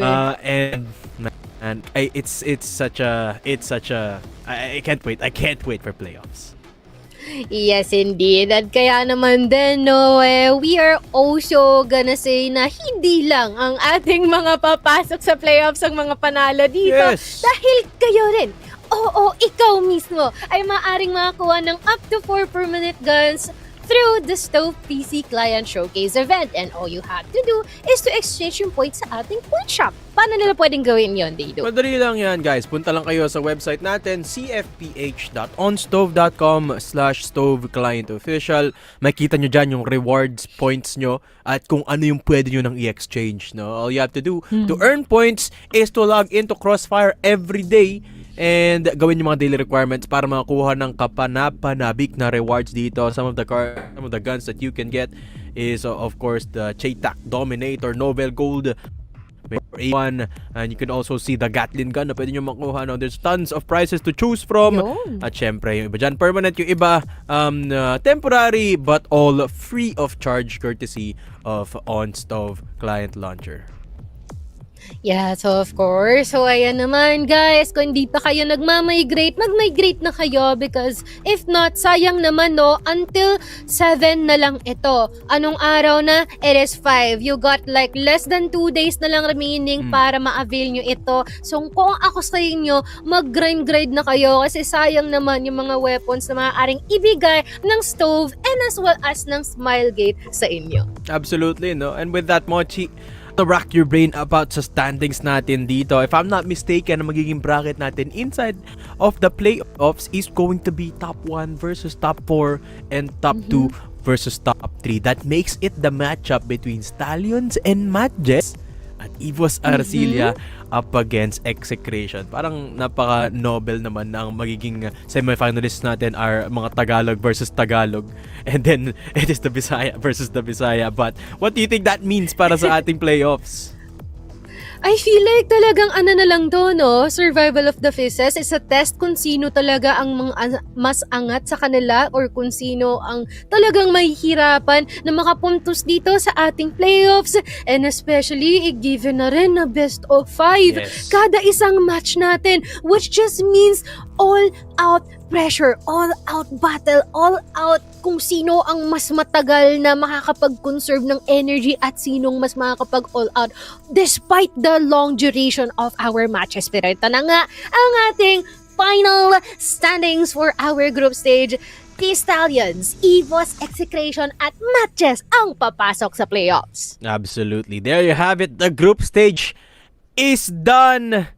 And it is, of course, the playoffs time dito, Mochi. Yeah, the 4 teams to make it official. They're making it into the playoffs. Team Stallions, MATTJESS, EVOS Arcilia, and Execration. Man, it is going to be intense. Ito ang laban kung saan nakikita kung sino ang mas angat. And definitely, no, itong mga teams natin, this is gonna be their ride or die. Pretty excited what is about to come to us right after this whole long weeks of group stage kung saan talagang pinakita nila what they're made of and maybe even get a few lessons from here and there. And let's take a look. Ito na, Mochi. To make it official, sino nga ba ang magtatapat-tapat sa ating semi-final matches. And there you have it. It is Team Stallions going up against MATTJESS, and then it's EVOS Arcilia up against Execration. Naku po, Mochi, alam mo, Oh my. nakikita ko na ang future. Mainit. Oh Mainit ang laban. my. I can see the Mainit future. talaga. Hindi ko ma-imagine. Imagine kung lanto. No? Imagine lang naman. Pero guys, ito ang inyong aabangan pagdating sa ating playoffs dito sa regional finals natin na manggaganap at mangyayari sa 10th of October and as well as 11. Kaya naman, be sure to mark your calendars kasi ito na talaga ang tunay na jombagan sa pakan. Lahat-lahat na. Ito na yon guys, as in. Yeah. Sino nga ba ang susunod na maglalaban? Sinong mauuna sa dalawang ito? Let's take a look at that right now. Mauuna ang Stallions versus MATTJESS, and then we've got the EVOS Execration matchup. Pero guys, isang araw lang yan ha. Yung dalawang semi-final matches natin will commence on October 11th starting 4 p.m. Best of 5 matches po ito, and there will be no lower bracket. So it's a one and done deal, Mochi. Yeah, ito rin yung pressure dito, no? Other than the pressure of making the most out of the best of 5 series, dyan na rin papatak yung pressure na laglagan kung laglagan. If you can't fight up against your opponents dito sa ating bracket na pinapakita ngayon, man, it's already a done deal. Pero ito na ang katapusan ng ating group stage for the regional finals. Abangan ninyo kung anong mangyayari sa playoffs. Kani-kanina nakasama ninyo si Sneaky Frog and as well as si Bipolar on the caster desk. Ngayon at kami naman ni Daydom at ako nga pala si Mochi dito sa aming panel desk. Samahan nyo kaming saksihan kung sino nga bang magre-representa ng Pilipinas sa Chengdu, China. Goodbye and good night. Setra gets one, pero may dalawang magkakasunod. Sa kwentong palagi, sa bida ang namumuno. Hindi pre, ang gutis pa lang yun. At si KSC, tapos KSC gets the ball. KNP, yo, babe, with that spray down. Oh, KSC.